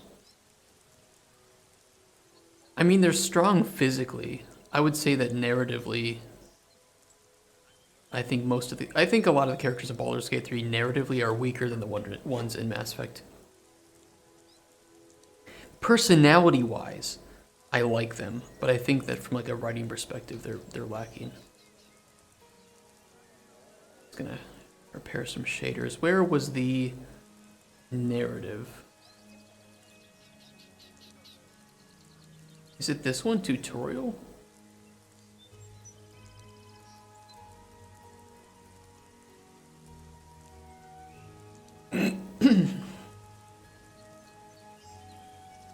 I will definitely defend my view of Baldur's Gate 3 narrative. I think the story is just very painfully average as a story. And the characters are very lacking in depth. They spend more time talking about how they want to fuck you than they do actually talking about what makes them tick as humans. It's very upsetting.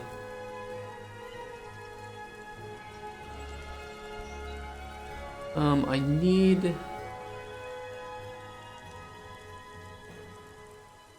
Okay, this is what plays first.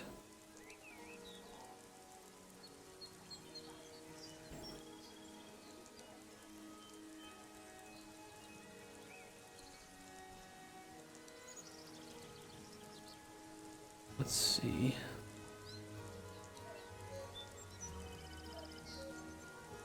It's a file media source. I need to convert this to a WAV file. I don't have Audacity on this, do I? Oh, I do have Audacity. Okay. Let me do that then. I don't think so. I mean, I would say that it depends on the character. I think that some characters actually had a decent start to them. Like, I think Will was good. Karlak, mainly, I had an issue with just how in Act 3 it doesn't really seem to go anywhere with her. I think Astarians is kind of lackluster in Act 3 as well, as is most of Act 3, to be honest. Gale is just a great setup that doesn't go anywhere. But I like his personality, personally. He's just a fun companion to have. I think Shadowheart and Lae'zel are probably the most interesting characters in the game, and arguably, they feel more like main characters than I did playing as Tav.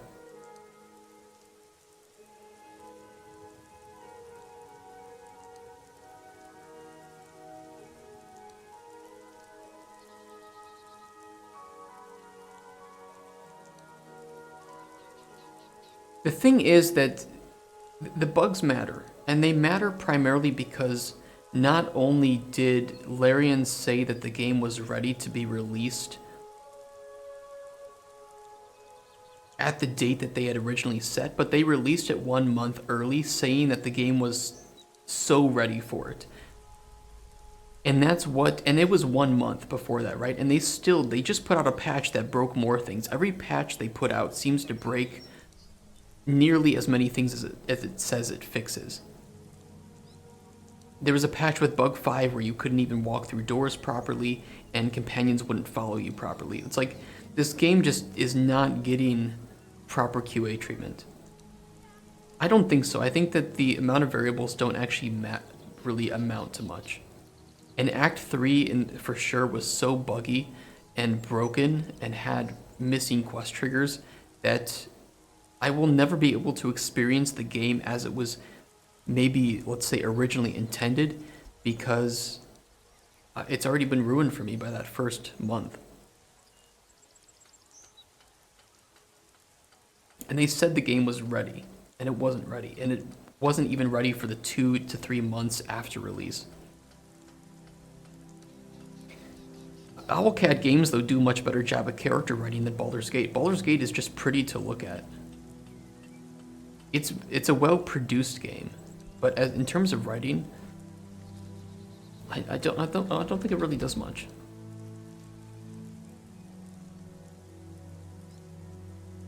Okay, it's gonna play this audio cue, hopefully,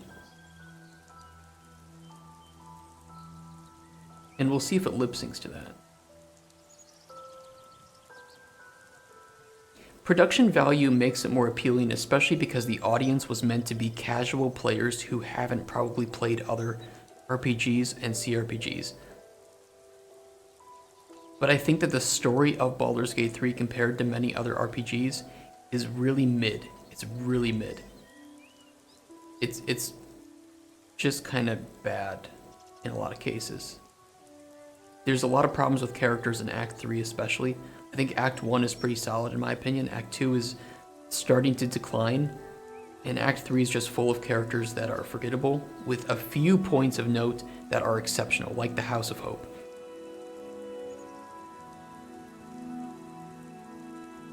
Let me finish shaders. And here. This is how it ends. Wait. Yeah, and yeah, the multiplayer bugs, especially when me and my fiance played, were They were abysmal. They were really bad.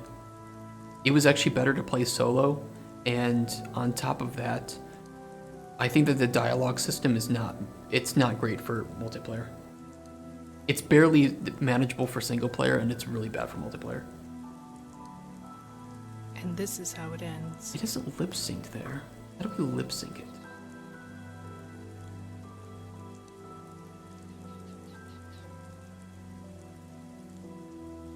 It looks like this is how they did it. They created an animation montage.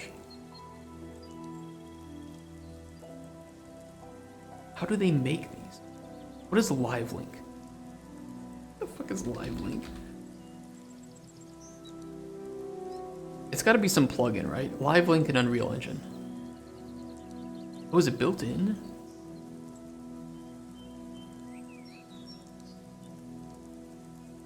Live link client that is created when the live link plugin is enabled.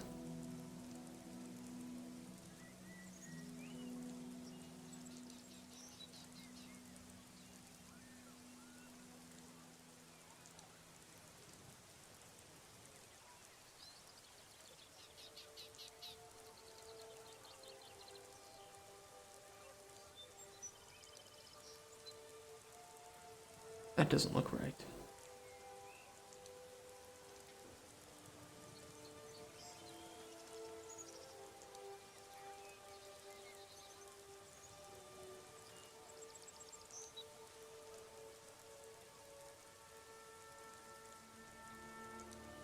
How do you make... I'm just getting so deep into this.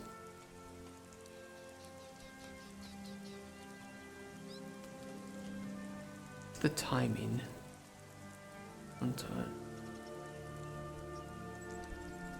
Okay, so here's the thing. It's not a big deal if we don't have lip sync, but I want to know how to do it properly. I think this is something we need to jump into tomorrow and figure out. This seems like a rabbit hole.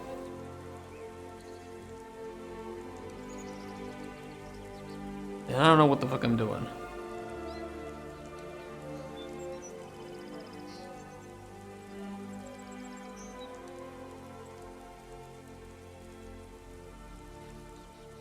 Live link facial animation Unreal.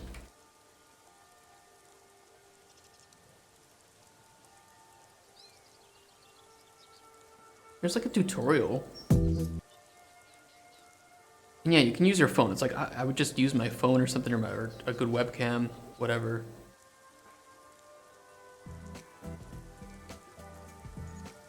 A human character, so go to Quixel Bridge.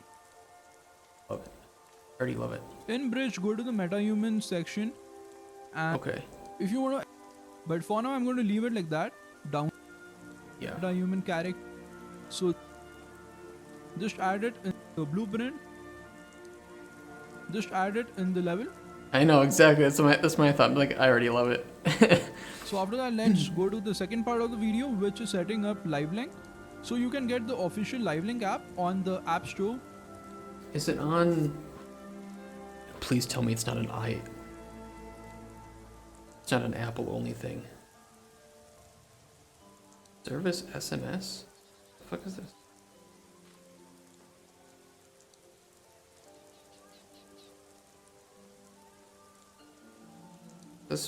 Suspected spam. Spam do not redeem. Hot take, but if only their consultants could be this knowledgeable. Live link.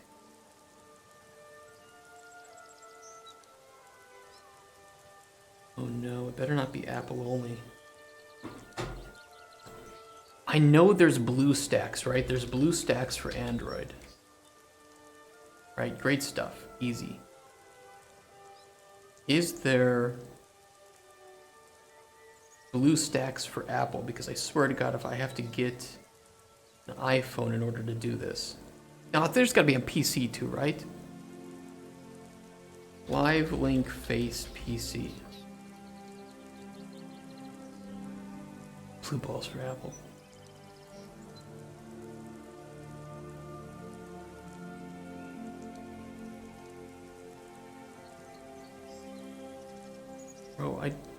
seriously gonna tell me I need a fucking iPhone to do this properly?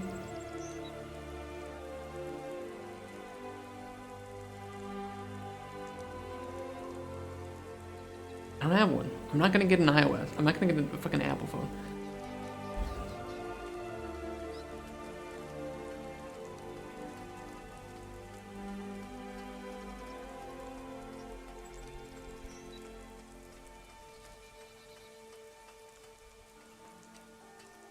Ah, yes.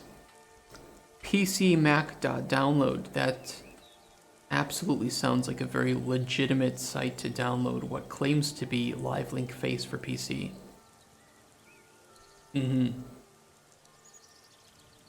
Or 99images.com.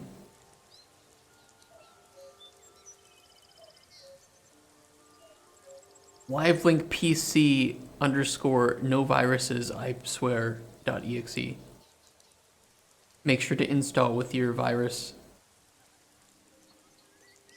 protection disabled.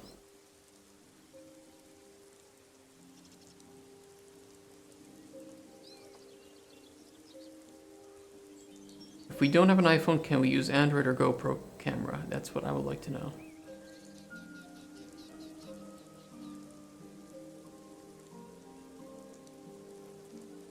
So it needs Face ID?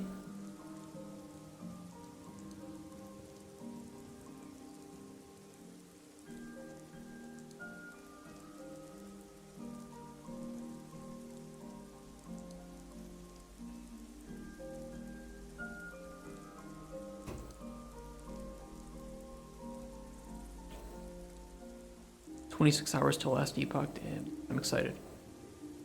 Maybe I have a friend with an iPhone that would allow me to record some things. Maybe.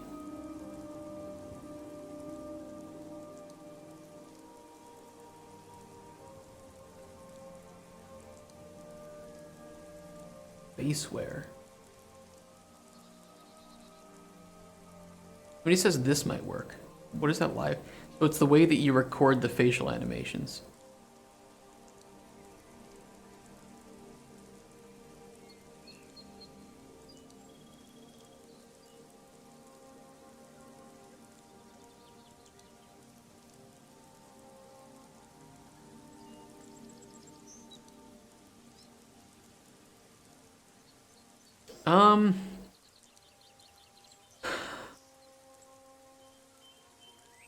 It seems to be the easiest way to get facial animations onto Unreal.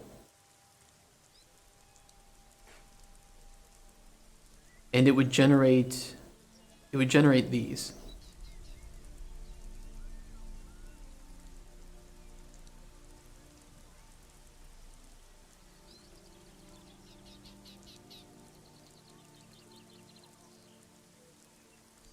Otherwise, we would have static. Everything would work in Narrative 3, except we just wouldn't have facial animations.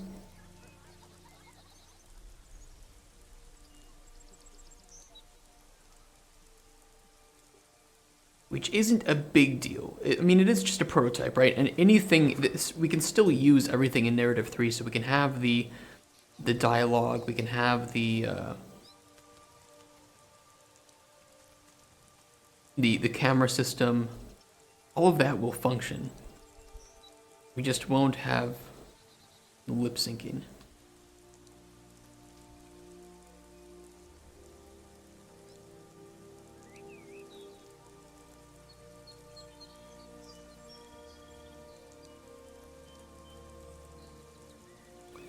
UE5 face, what is it called? Live link.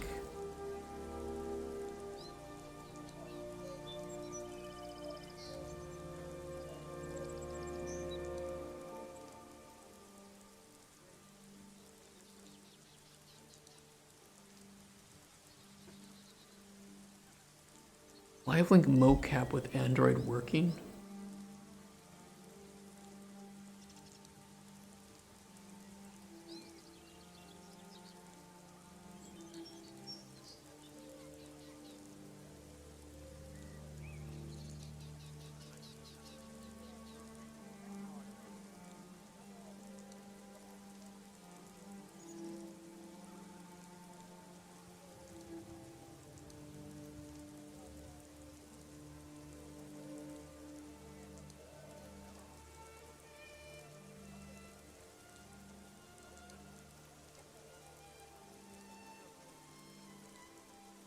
doesn't seem to be working anymore.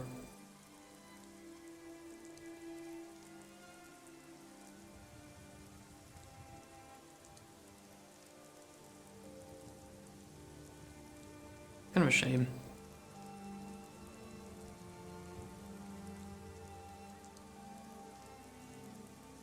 Okay, so I tried Faceware and they don't support AMD. Well, we won't have that problem. Android phone doesn't have infrared depth sensor. Oh.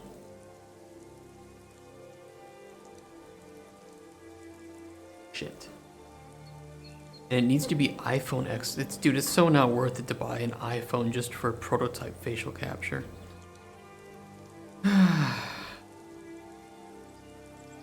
It is what it is.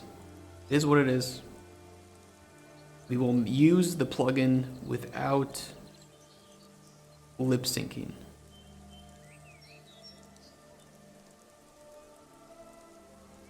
I did not know that this needs an iPhone to work. Hey, not buy your boy an Apple.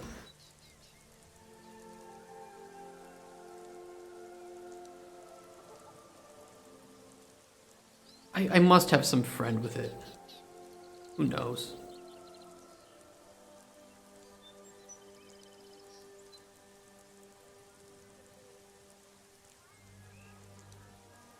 There's got to be somebody that I know with the new Apple with infrared. Yeah, it'll be fine.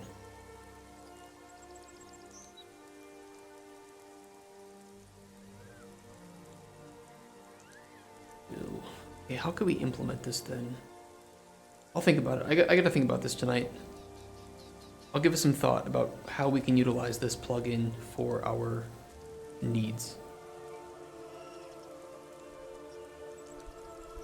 And if there's some way that we can mix it with that bartering prototype, I can just remake this. Where you put it on the table and it triggers some dialogue or something. We'll dive into it. Oh boy. Oh boy. Okay.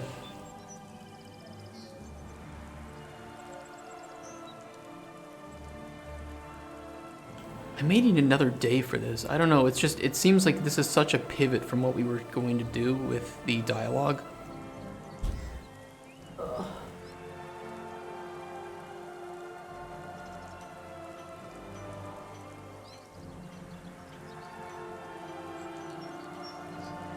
I may need to restructure some of my plans.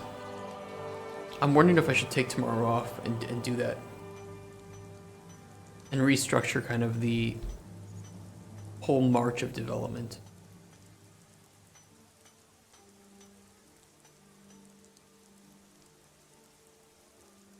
I know. But the thing is, I don't think I'll have enough from tonight.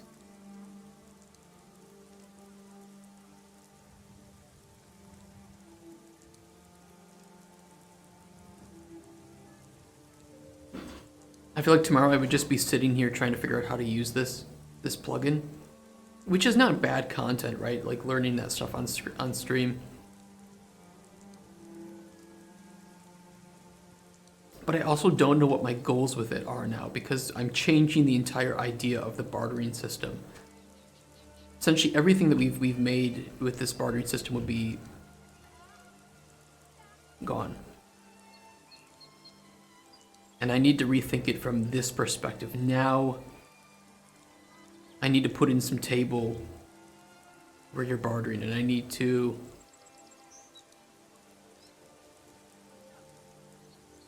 potentially structure some of this a bit differently. Like we score all of our secondary potions as a whole, and now how do we approach that? How do we get there? And it's like tomorrow I don't want to be sitting there just. I can't do some parts of design well on stream, and one of those is kind of like thinking. I can't always think perfectly on stream because I'm trying to entertain to some extent. This is I need to sit out in the wilderness. I need to like sit on a bench in a park and just mull things over without speaking with anyone. It sounds kind of shit, but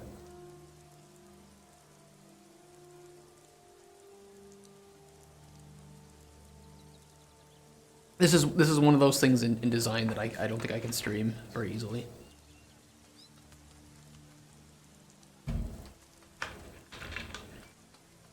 Yeah, let me just take the day off tomorrow so I can restructure my thoughts on this, and then we'll be back. We'll play some Last Epoch the day after, and I'll tell you guys what I'm thinking with it. This will be pretty mindless. I can just kind of breeze around and we can think of different methods for implementing this, especially because I can't do the facial animation. Yeah. It's good. It's good that we have this. It's good that we have this, but I need to think of how best to utilize it rather than just throwing shit at the wall. And everything that we've been making with the bartering system that we have right now, it needs to be removed properly from the game.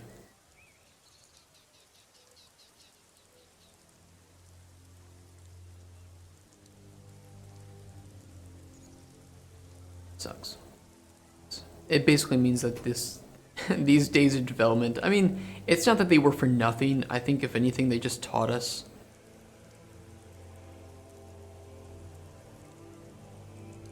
that we can't skimp out on the bartering system because it has more importance to the game than we originally thought, which is not a bad thing. And it means that the method that we go about bartering now will be something that will play more into the game's intended feeling. But I don't know how to use this plugin yet. I don't know if there's an easier way. I need to research if there's an easier way for us to get facial animations, because I do think that it would benefit the experience a lot. And if there's a way that I can do it and just record the lines, because I have to write the dialogue anyway, right? Recording the lines and throwing in wave files it's not difficult. We will still have audio files. I will still do voice acting. It's just, you're gonna have Blue Dick Boy staring at you while lines are being said, right? Not particularly the most immersive, but not the worst thing in the world.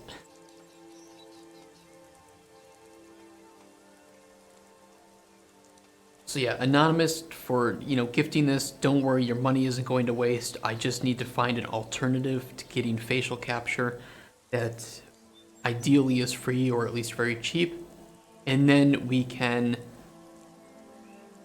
dive into this and make this system properly. I also just don't know the limitations of what this system presents, right? So I need to just look at it in my free time and observe and plan out how we want to approach this. Because this is a big thing, this is a big part of the game, this is a big plugin. We need to dive into it with a fresh mind and fresh ideas. If that makes sense. So give me the day off. We'll have some break here where we can play games and we can talk about what we want to do there. And we'll make notes, on our notepad that I just dropped.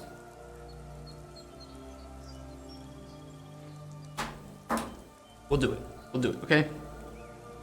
How's that sound, guys? It's good. I'm glad we have this plugin, and I'm excited to use it, but it's daunting. It's a daunting task. It's something I haven't messed with. Animations scare me, especially facial animations. The good thing is I know a very knowledgeable art director, and I have a few friends who know a lot about this who could probably help me. So it's not completely for naught.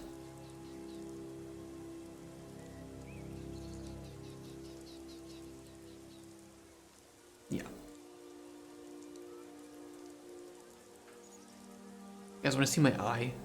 How bloodshot it is. That's what we can end the stream on. I don't know if it's still really bad, but this morning it was really red. I don't know why. It's still bad. A little bit better. It was really bad. I can't see it very well.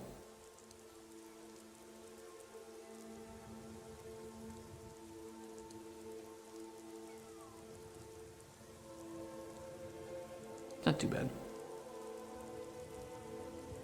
It could be worse. It could be worse. I think I just rubbed it too hard. I don't know what happened. Alright, guys. Thank you for showing up. Anonymous, thank you for the donation for getting Narrative 3. Get eye drops. I do have eye drops. I think I just need to... I don't know when I last replaced my contacts. Technically, you're only supposed to use them for like 2 weeks. Because they're like bi-weekly or whatever, but... I use them for like a month. I wear them as monthlies, even though they're not monthlies. Is what it is. I have to buy more. I thought I had more. I was gonna wear new ones today, but I looked and I didn't have any in the box, so I think I have to buy more contacts. Like I was saying, thank you Anonymous for the $150 donation to get Narrative 3. I promise I won't not put it to use. I will put it to use. We will make use of it. I will try to find a way to get the lip sync working even though I don't have an iPhone. I didn't know I needed that for this live link, whatever. I'm sure there are alternatives. I'm sure there are alternatives, or I can just try to find a used iPhone with the infrared and I'll make it work. That's all I need it for. Or maybe like some camera with infrared depth sensing. Maybe there's something like that. Camera with infrared depth sensing.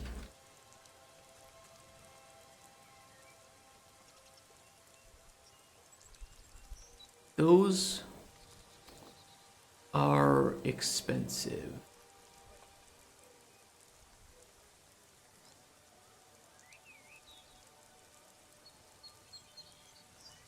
Go to a Walmart and buy night vision guy. Yeah, go to a Walmart in Poland.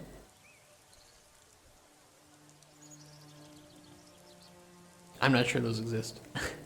As much as I wish they existed here in Poland, I do like my Walmart. I don't know. Yeah, I gotta think about it. This is good. This is a good thing. I'm just overwhelmed because now it's a lot to learn, but it's going to have a really good effect. And if I can make it even halfway decent as to what we expect, you're going to go from the immersion of creating, those potions by hand to talking to that NPC, and we can give it a bit more flavor and depth than what we've created right now. And we have the time to do it. We do have the time. I know, we have Last Epoch and some Pacific Drive and then Dragon's Dogma 2 late March. But all of April is free. We have a lot of days that we can spend on this, and I have more people that I can get to help me with this, so it'll be good. It'll be good. I'm just overwhelmed right now, and I need to go. I need to have a drink. I need to relax and just dive into this with a fresh mind, a fresh perspective, and a new direction to dive into. Good. It's good stuff. I love you guys. I love you guys. Thank you so much for being here. Thank you for talking with me and ranting about games with me. It's great. I love it. And thank you, Anonymous, for the donation again. I really appreciate it. You've enabled me to get so many things. So, in order to pay you back, I will, in order to try and attempt to pay you back here, I'm going to try to make use of the plugin that you have told me to buy. We'll do it. I'm sure I have it. I'm sure I know somebody with an iPhone who could just you know, let me sit with it for a few hours while I record all of the footage. I don't know, used iPhone X or something.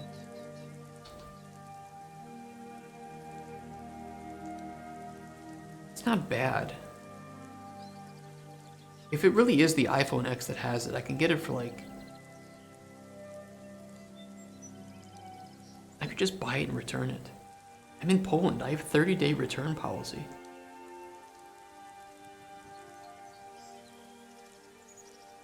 Right?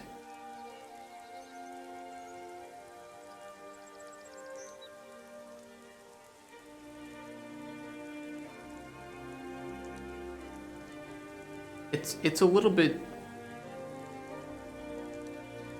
It's a little bit of a questionable thing to do.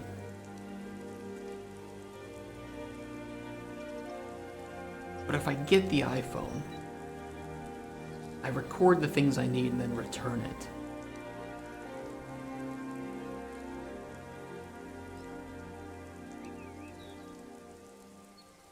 Okay, I need to think. That's not really something I want to do, but it is something I am allowed to do.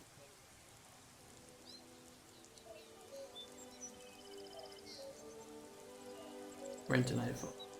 Can you rent phones? I would at least feel more ethically... I'd feel better ethically doing that. Rent iPhone.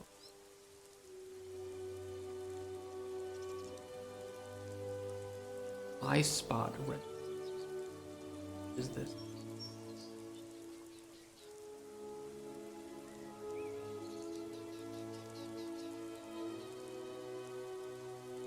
Rent a girlfriend with an iPhone. No.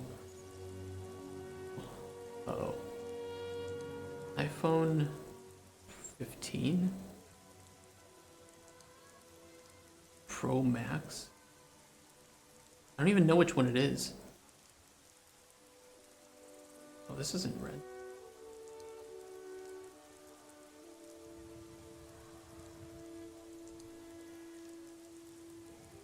Player Esker for a night. Hey, you got an iPhone. Can I use that? Holy shit.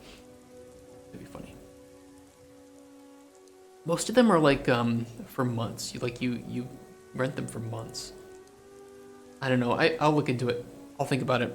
But I'm gonna use that day tomorrow to do a lot of research. So again, thank you, Huge Cookie OG, Lazy Fangs, Trigal, and Harry Cabbage. Thank you for the follow today. Joker for the resub. And Datu, I miss playing old school RuneScape with you, but thank you for the raid earlier today. And I will see you guys Thursday before Last Epoch.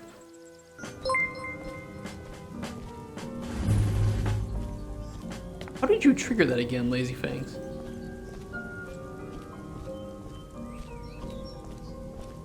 There's no way you triggered that again. How? It's not supposed to trigger. Hello.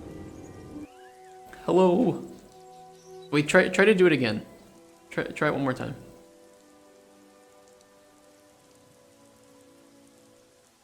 I'm curious. And bi-curious. I'm bi-curious for hot anime dudes.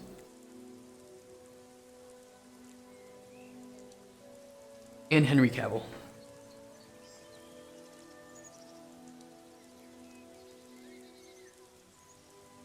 There's an amount of time that it counts as refollow. Oh, really? Compared to... God damn it.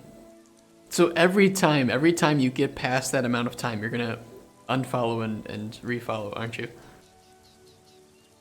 Just to see if you can trick me into saying thank you, Lazy Fangs, for the follow. God damn it.